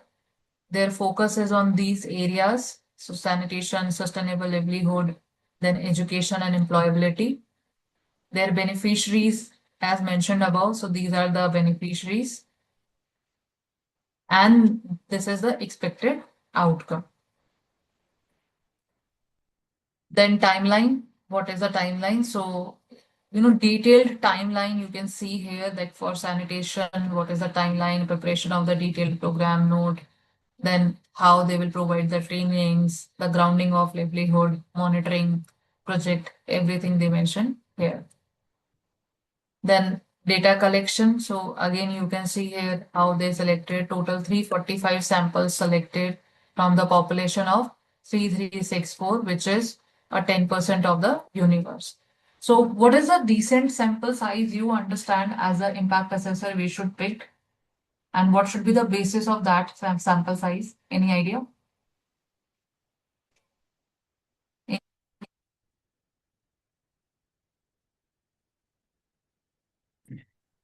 10% is a good number, or 200. That's what I'm reading in the exam preparation.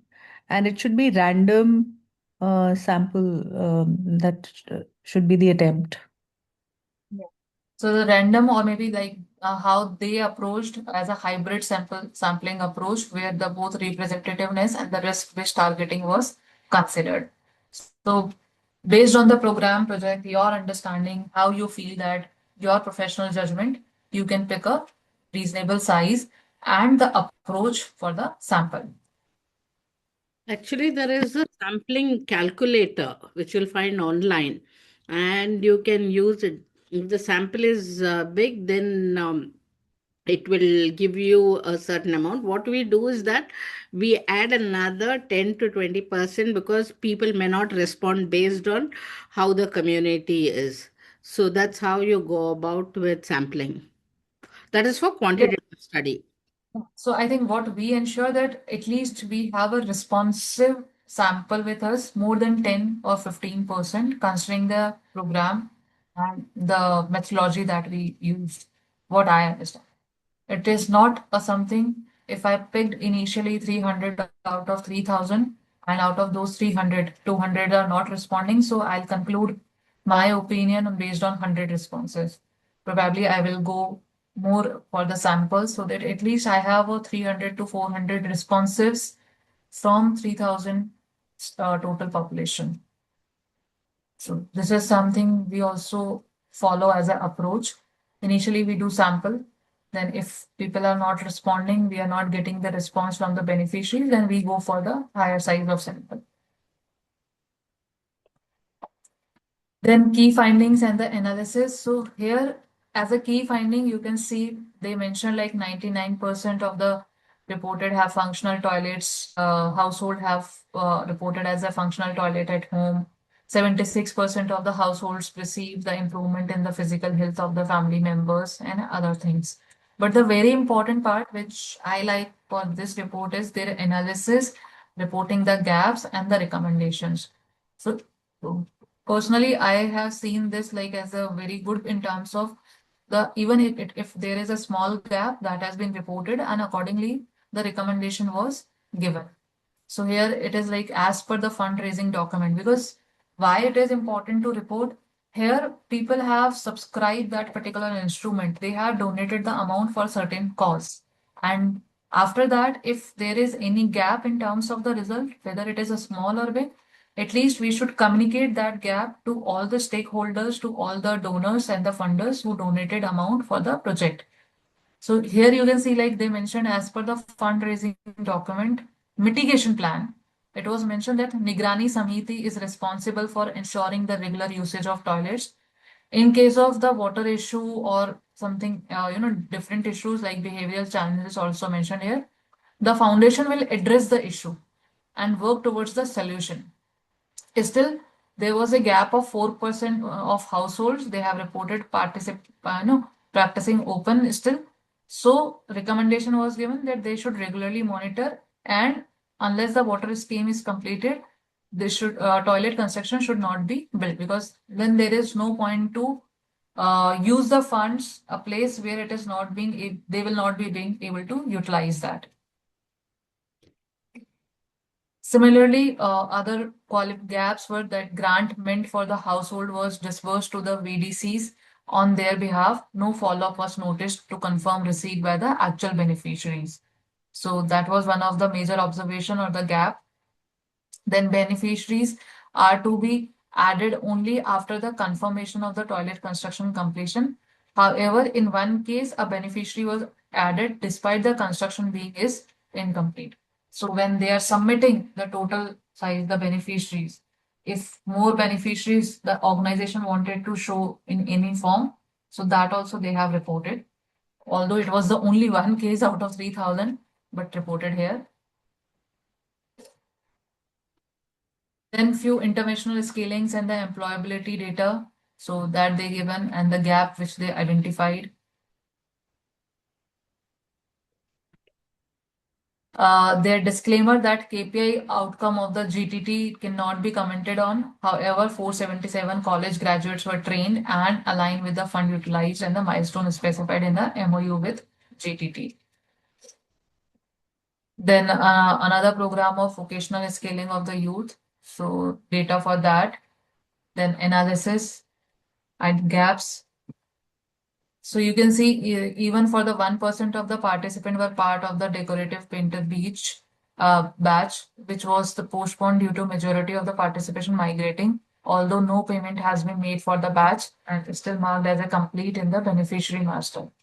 So for 1% also, they are identifying the gaps and reporting in the report. So in a similar manner, you can see for other programs, and later on they mentioned their conclusion. What is the conclusion? Again, practically I have not seen any qualified or unqualified opinion in name of, but yes, they are mentioning about the challenges, final recommendation and other things, but whether it is qualified or unqualified, it is not clearly mentioned anywhere. Maybe my opinion can be it is qualified. Someone can say no, it is not qualified because we don't know whether the both parties agreed or not. So it can be unresolved issues which is a part of report, but that is not clear in terms of communication. Disclaimer part.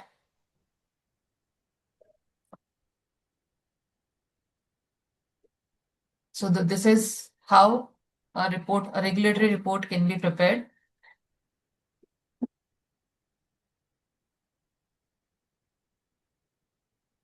So what is the meaning of 20 PCs? Okay. Ravi sir?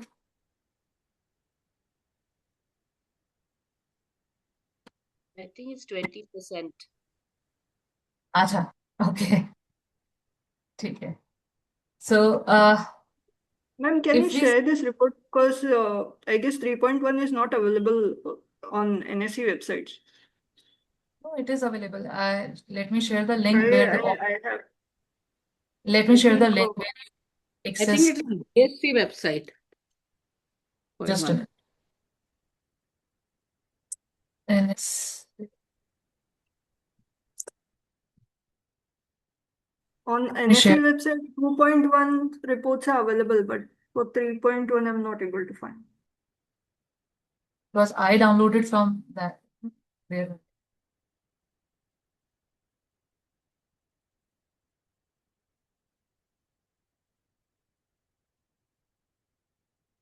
So, on a corporate filing section, there is a specific tab for social stock exchange where whatever the filing is being done by any of the enterprises, you can find the date and the attachment and can download also. So here it is mentioned as a subject. See the annual impact report, annual disclosures, annual impact. Yes, ma'am. I'm looking in the same section, but I guess 3.1 annual impact report is 2.1.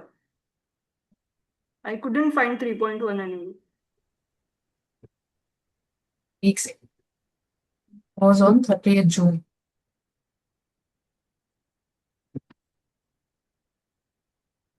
So here it is. See. Swadesh Foundation Annual Impact Report. If you download this PDF, it is the same that we discussed now.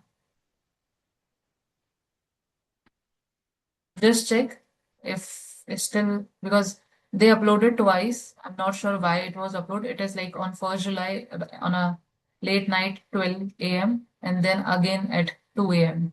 So maybe there was some amendments or there is, they made. So late again they uploaded the report. See the same report. I'll check, ma'am. Thank you. Yeah.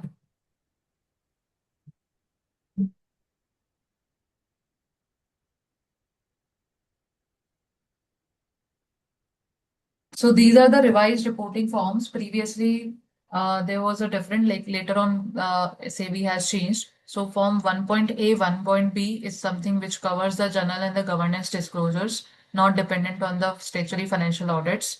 And Form 1B is the detailed expanded form for includes disclosure related to journal governance and the financial aspect, which includes your financials part as well. 2.1 is specifically for the projects which is they have funded through SSC listed securities. So for them, it is mandatory to file 2.1, which is a mandatory for impact assessor to check SIPs and everything. There is a guiding framework of the logic model which we apply, integrating the theory of change into the project which is listed on social stock exchange.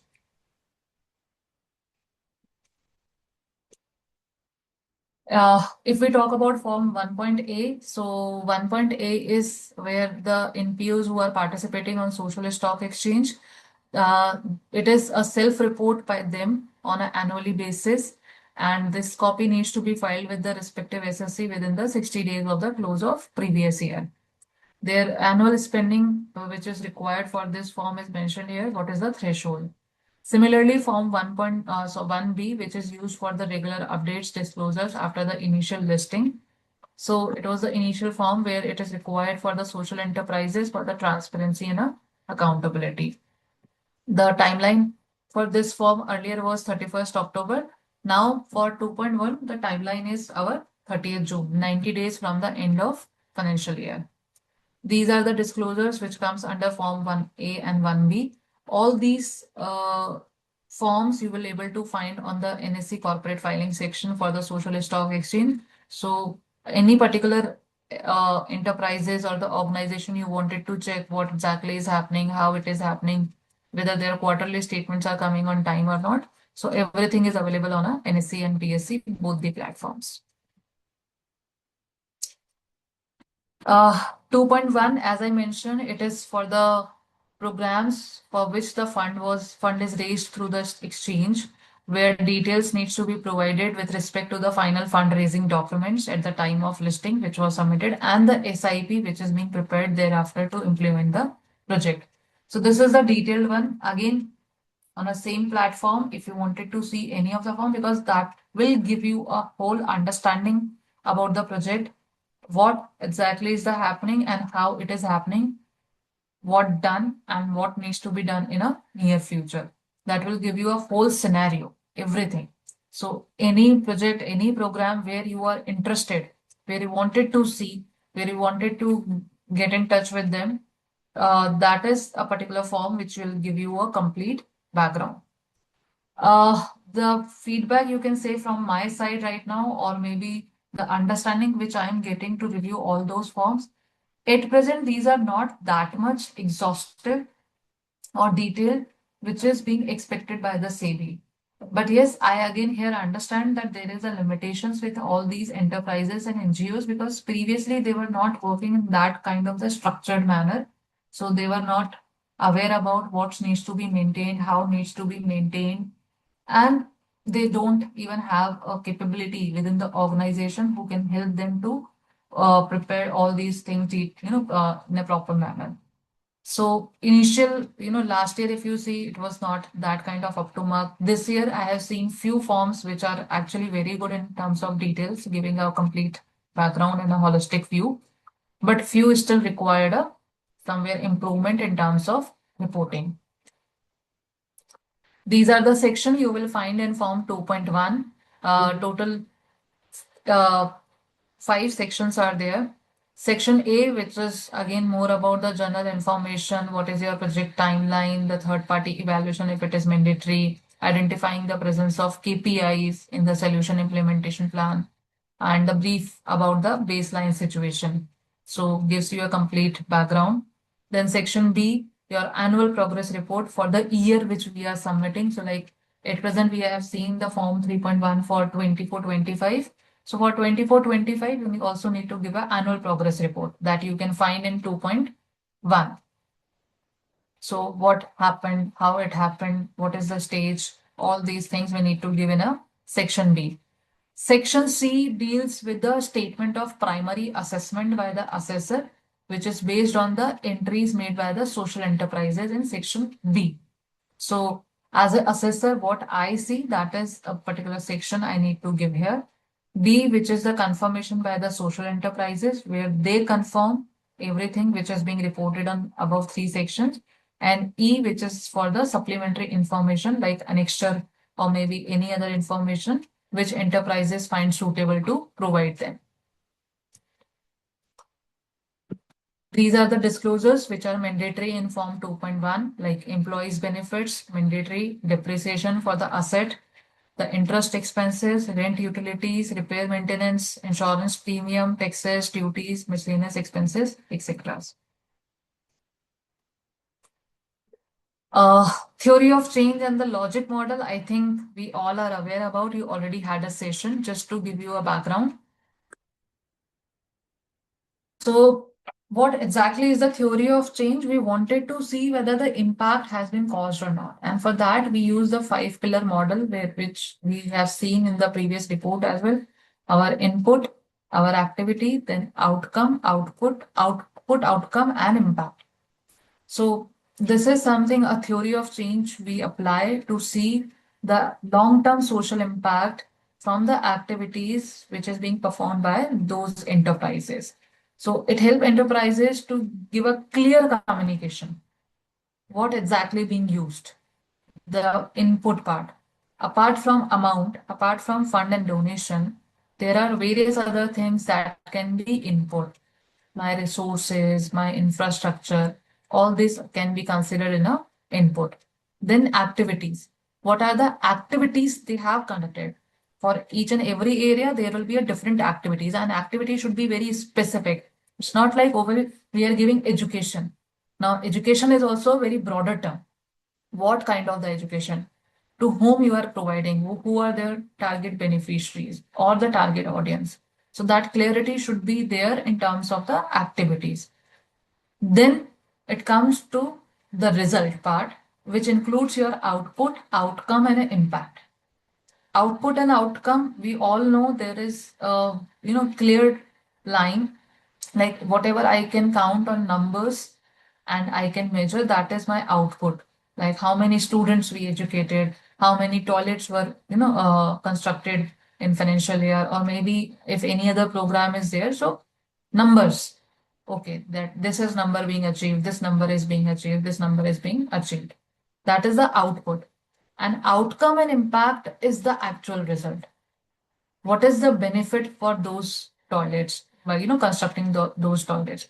What is the benefit of giving education, vocational training, or any other particular training to those students or the target beneficiary groups? My outcome is the near one. Like by getting an education, the person is able to get a job. Now, at least they are eligible for the jobs. The impact is they are getting the job, and because of the job, they are able to earn their own livelihood. They are not dependent on anyone. So that is my final impact. So that's how the theory of change we apply and we use for the purpose of the impact assessment. And the logic model is, which is something to provide you a structured visual representation that how your organization resources are used to produce output. So you give a complete logic. You can provide this in form of flowchart. You can provide this in form of any pictorial presentation, or maybe, in a way that at least a stakeholder can understand what exactly is the theory of change. When I first speak about theory of change, it, heard like a technical term. Even the terminologies are somewhere the technical, which probably a layman will not be able to understand. But if you present the same in a proper logical model, then layman will be able to understand what impact has been caused by this activities.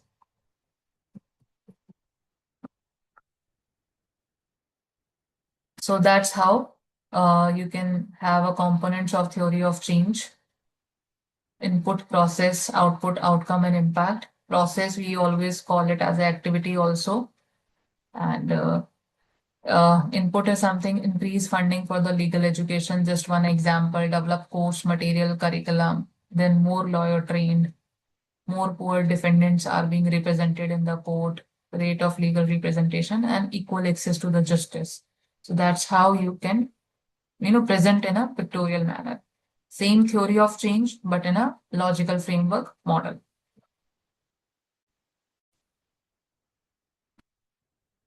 This is just an example. Once the slides are shared with you, so you can always access the same.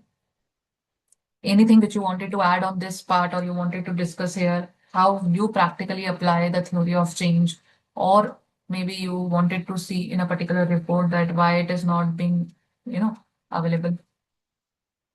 Like if we see the regulatory report, specifically we don't have a scope or a area where this theory of change, although it is a somewhere expectation. So we need to see how we can incorporate that in our reports. Any participant, your input here. This was just one example. And in every report, you need to give a positive and the potential unintended impacts also, negative impacts.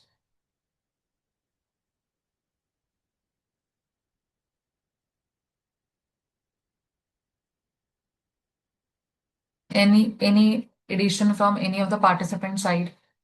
Yeah. One of the common things that we see, especially when you're constructing government properties, which are very closely linked with government projects, is that there is a double funding, or there might be two NGOs funding the same project.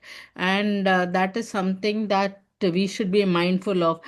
Because, say, for example, constructing a toilet, there is also a government grant, and there's Yes, sir. also a corporate grant. And very often than not, the same toilet gets shown for both the projects. And so it's we normally check out those little things, and so that the geographies of a program are very clearly demarcated from the other project. Two funders doing the same funding uh, parts of the project. So then we separate those out so that we are sure that the projects are clearly delineated and worked out. Okay. So rightly said, ma'am. And I think there was one section also for the today's 2 hour session, like the skills for impact assessment. So this is something of professional due diligence, and some places a professional judgment is being expected from us, because if I am not properly able to demark, like as the example ma'am has given, for the properties that are how many toilets are being constructed from the particular corporate CSR funds, and how many toilets are being constructed from the government funds. So there is something where I need to apply certain professional due diligence as well. Client will never tell us, or the person who wanted to give our details, they will never give us that much clarity. Okay, this one is constructed by us and this one is not constructed by us, and it is being from the government funds. So that possibility is always there, and we need to be aware, and we need to make sure that we always, apply the due diligence there, whatever details being submitted to us. In many cases, it has also been seen, like if I talk about the education part and something, uh, it was shared with us that students are not traceable, or maybe students are not responding to those things. Whereas later on, when you try to get responses from those students and to connect with them, they are easily approachable. See, what I understand from the student mentality, the college where I am graduated, I consider myself always an alumni of that organization. If I'm satisfied with the education, I was able to get a placement and everything from because of that institution, I will be always obliged to those institutes. And there will be a no case, ऐसा कभी नहीं होगा, where I'm not responding to my college calls or the emails or anything which is coming to me. So that is my personal understanding, and I have also observed in those cases as well. So we accordingly we need to apply mind as well. Like, is it actually possible that beneficiaries are not traceable, or the efforts are not being taken, or maybe somewhere more efforts are required, just another way we require to that. Uh, in terms of standards, so there was one query. So as I mentioned, there are various standards which you can apply. Up to you which particular standard you wanted to apply for the case and which is the more relevant one. So number of standards are there. Just you need to make sure that you apply the relevant one to your engagement.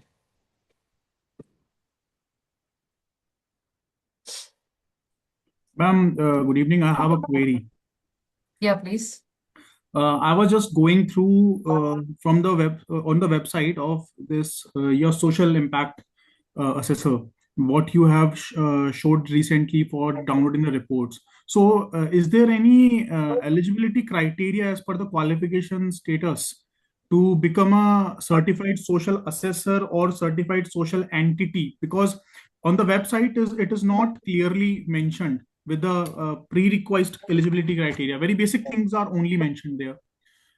So as per the SEBI norm, first you need to clear the exam. Once you clear the exam, you need to get a membership with from any of the SRO. After the membership, you can create your entity, the social impact assessor entity. We call it as SIAE, and for which the eligibility is that your entity should have a prior 3 years of experience. So, for example, you after clearing an exam wanted to have a social impact assessor entity. So for and that is a proprietorship entity can also be there. So you should have a 3 years of prior experience in a similar domain.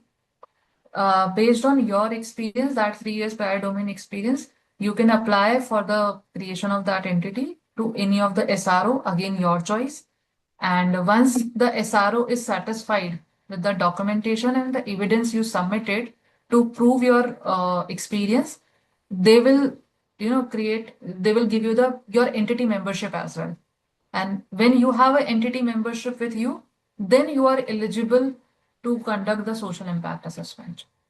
Ma'am, for me, I think at the Lodhi Road, ICMAI, am I right? Am I pronouncing right? ICMAI, right? Yes, yes. So it's the very close one. So can it be the nearest one for me? Yeah, and I think all the process is on online, so there is no as such requirement. And yes, ICMAI is very active SRO, which is providing a platform to upgrade us. They are also registering the entities and the membership they are also giving. So if you wanted to go with them, then for sure you should go. Just check the process, ask for the process. They will give you a certain documentation to provide them. And once they are satisfied with the evidence and the documentation, they will form your entity. I understood. Ma'am, there's one last query as well. Like basically what we are doing is in the education segment, in the sustainability development goals for the equality genders, for education, for institutional inclusions. So basically we are working in the segment of aerospace, defense and space education programs. So we have only did one of our program with European Council in 2024. That is the only one project what we have did till now.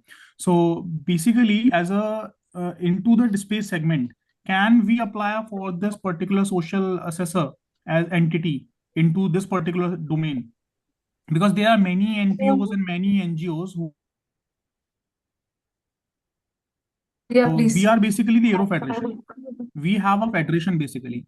So our body is a federation for space and this aerospace segment right now. So after completing all the eligibility criteria, can we go for that?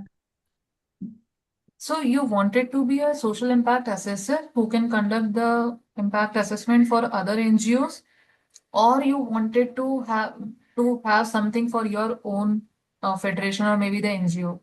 No, basically our federation, we want to conduct the assessment for other organizations as well because we are actually collaborating, clubbing up professionals, Yeah, academia, so institutions together. after the registration, it is up to you whether you wanted to take up the assignment for the specific thematic area or you are open for all kind of the thematic areas. Thank So you so much. I don't think so that in any place SRO will bound you or maybe give you a specific space that yes, you can have your visibility in terms of expertise in a particular thematic area and you can choose to go work with only those areas. But what I understand, we are free to get any kind of the engagement done after the uh, creation of Understood, entity. ma'am. Perfect, ma'am. Thank you so much. I'll connect to ICMA for more Yeah, sure. clarification. Thank you so And much. you can also Does visit. not come under the SDGs other than social innovation. Sorry, ma'am. Topics like this come under the SDGs only in under the Indian themes under social innovation. Yes. Don't come under social SDGs. So I don't think so, ma'am, there is any issue if it is not coming under any of the SDGs, because ultimately the thematic area we need to address. Yeah, absolutely, ma'am. And you can check also ICMA SRO website. So वहाँ पे भी you will get all the information how to get registered for the social impact assessment entity. Perfect, ma'am. So they Thank have you. a dedicated website where all the details informations are available. Okay, okay. Thank you so much, ma'am.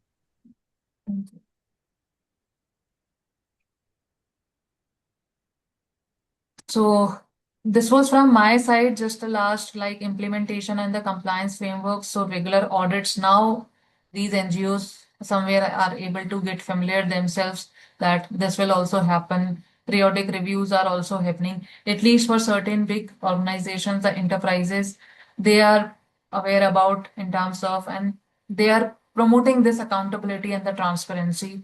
And the penalties for the non-compliances are also can be there in a new guidelines. Till now, I have not seen any particular penalty being imposed on any of the NGOs or enterprises for delay filing, for non-filing, etc. But on later stage, there will be some penalties, there will be certain consequences which we should have in our mind. Like we just need to be take care, like whatever we are doing in terms of the compliance part for the exchange, that should be in line with the provisions. It should not be a case that we are not following the provisions. So this is the previous one, we can skip. And just as a last, like it is a growing domain. People now being aware about the platform. In a near future, we will see more and more NGOs on the platforms.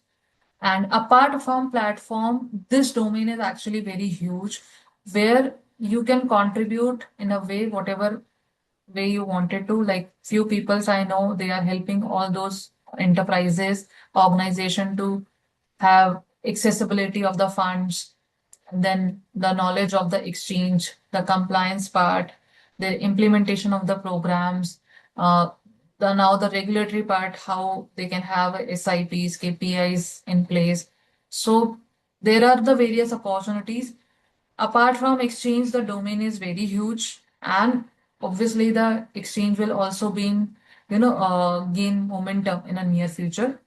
So just we are waiting. Government also, like SEBI has also relaxed most of the norms where it was somewhere restricting few of the enterprises to coming on exchange. We will also see more listing on the exchange, because now the norm is once you are registered there, in the period of 2 years, you should raise some funds through the exchange. So now only the serious enterprises will come on the exchange, not just only for the registration, but with the purpose to raise fund through exchange. So this was from my side. Thank you so much. We can more discuss if anything pending from your side as a query, or if you wanted to ask something. In terms of format, I think Anita ma'am already mentioned in the chat box, there is no as such specific standard form. Yes, recommendations are there, like one format that we discussed from the workbook, then the regulatory forms are there. But if you ask me a specific standards set, yes, there is no as such a specific standard format which is fit for all situation.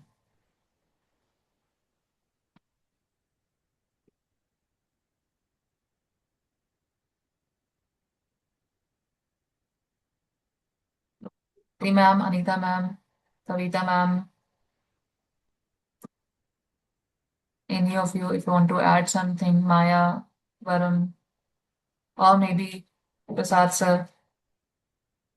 I don't have This any. this workbook, let me share Just a minute. Typically, how many months does this whole process take to do an impact assessment report? From date Ma'am, from if the entire cycle. if client is supporting you and you are getting everything on time, whatever we need to conduct the impact assessment, then for the decent size of project with a decent team, you can conclude this within 1.5 to 2 months. But if you are not getting information on a timely basis, or maybe some restrictions or maybe limitations are there, then as and when you get the details and the support, you can conclude. But yes, to have a proper understanding and to see everything in place, to have certain, dedicated focus group discussions, the interviews, the preparation part, everything at least required 2 months time. So the entire project cycle would take about 3 months, 3.5. Yeah. Okay, thank you. Isn't it 90 days? Isn't it the limit to give the report in 90 days? For impact assessment, there is for the regulatory purpose, if I talk about like NSC and BSc, if you are registered there, so then 90 days is the ultimate timeline from the end of financial year. But reasonably, we can conclude it within 2 months.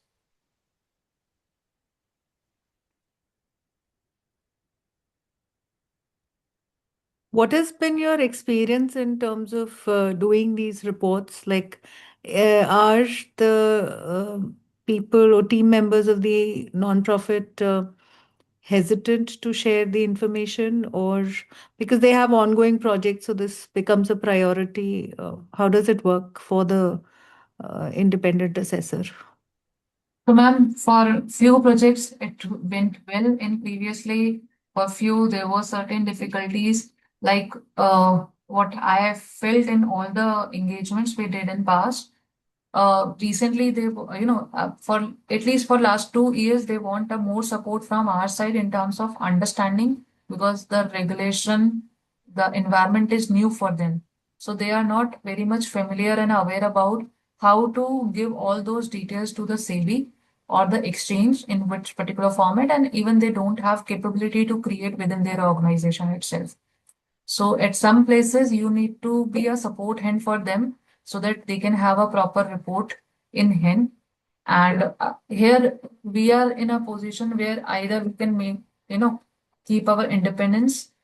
So either you take an assignment where you can help them to create all those documentation for the impact assessment, and then later you engage any other third party to conduct impact assessment so the independence can be maintained, or tell them to have someone in their organization who can help them to prepare all those things, because personally they were not capable enough to prepare all those documentation. SIP, they were not aware about how to be draft.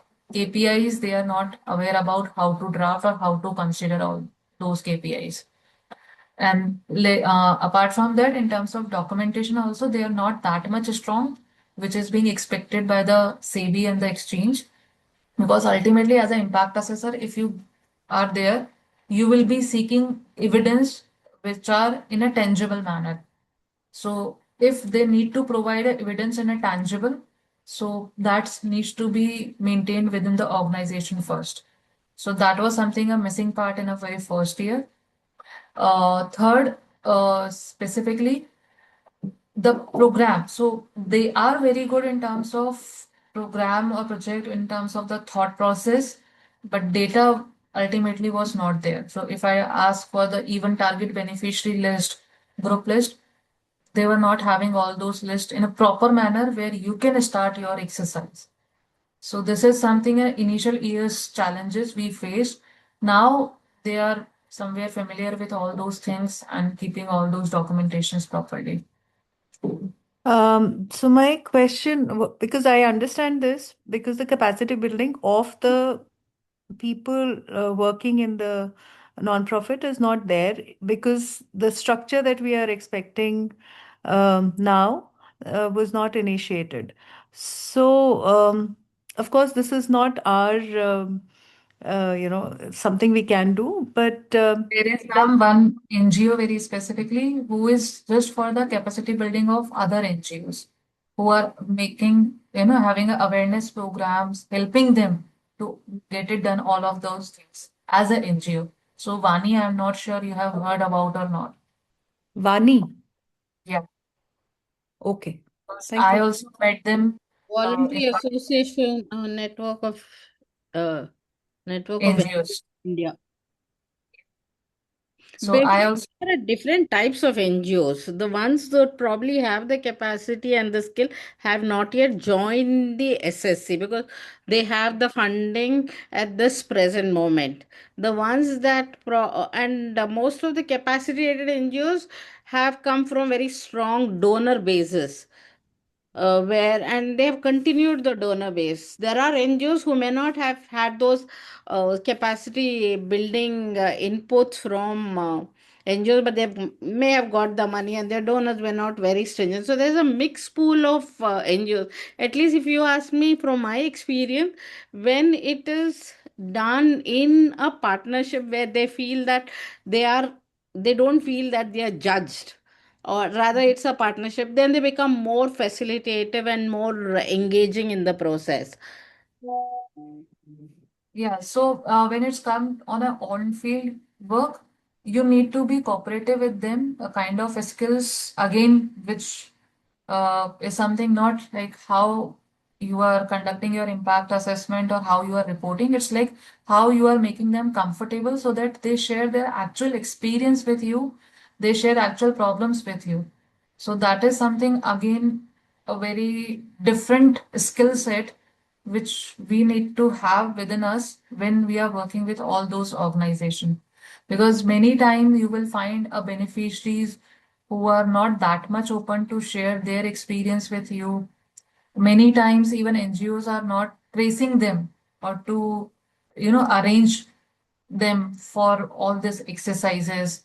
And many times it is happening like somewhere you need to change and you need to shuffle your sample size again and again because you are not able to trace most of the peoples.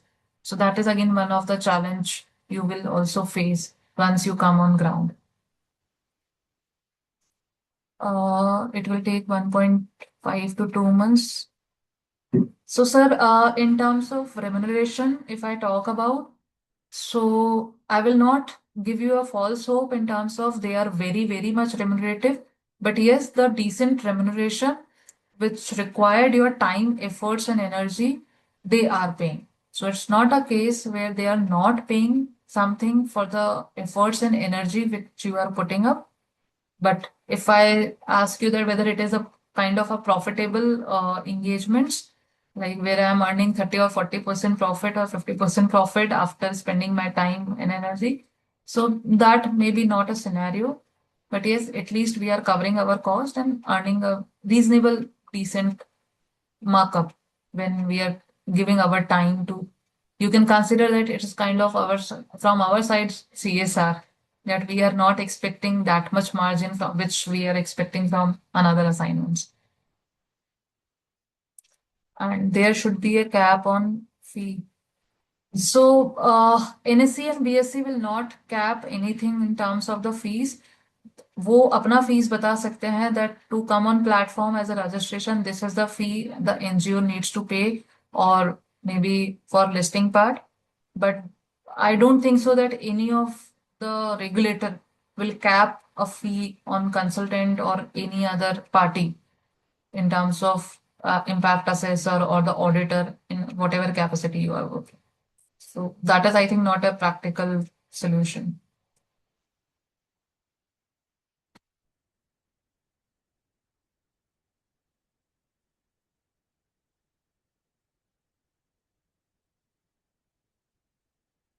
Very or anything anyone else wanted to add?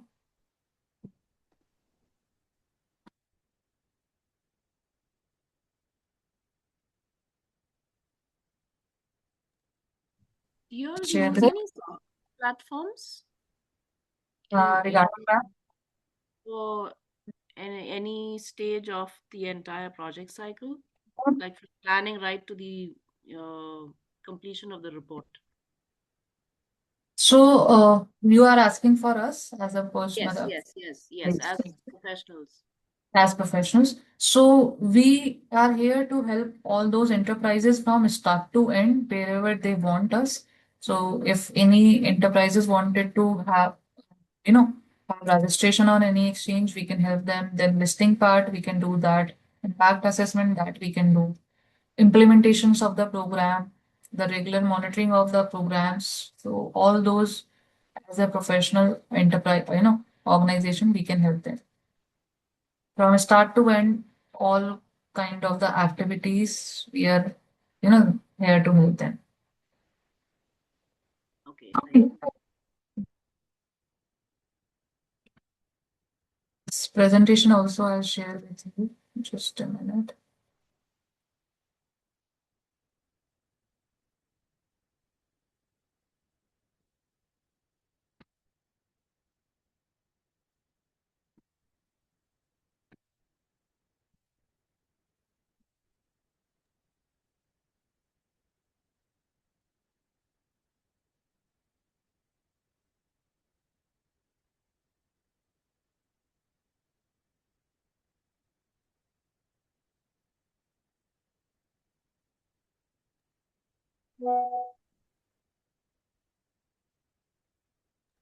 Please, can you share your contact details? Yes, ma'am. Ma'am, I'm not wrong. You are also working in the sustainability domain, Monica, ma'am? Yes, I am Uh, working. maybe we are connected on LinkedIn or somewhere we, are connected. Not sure where. Okay.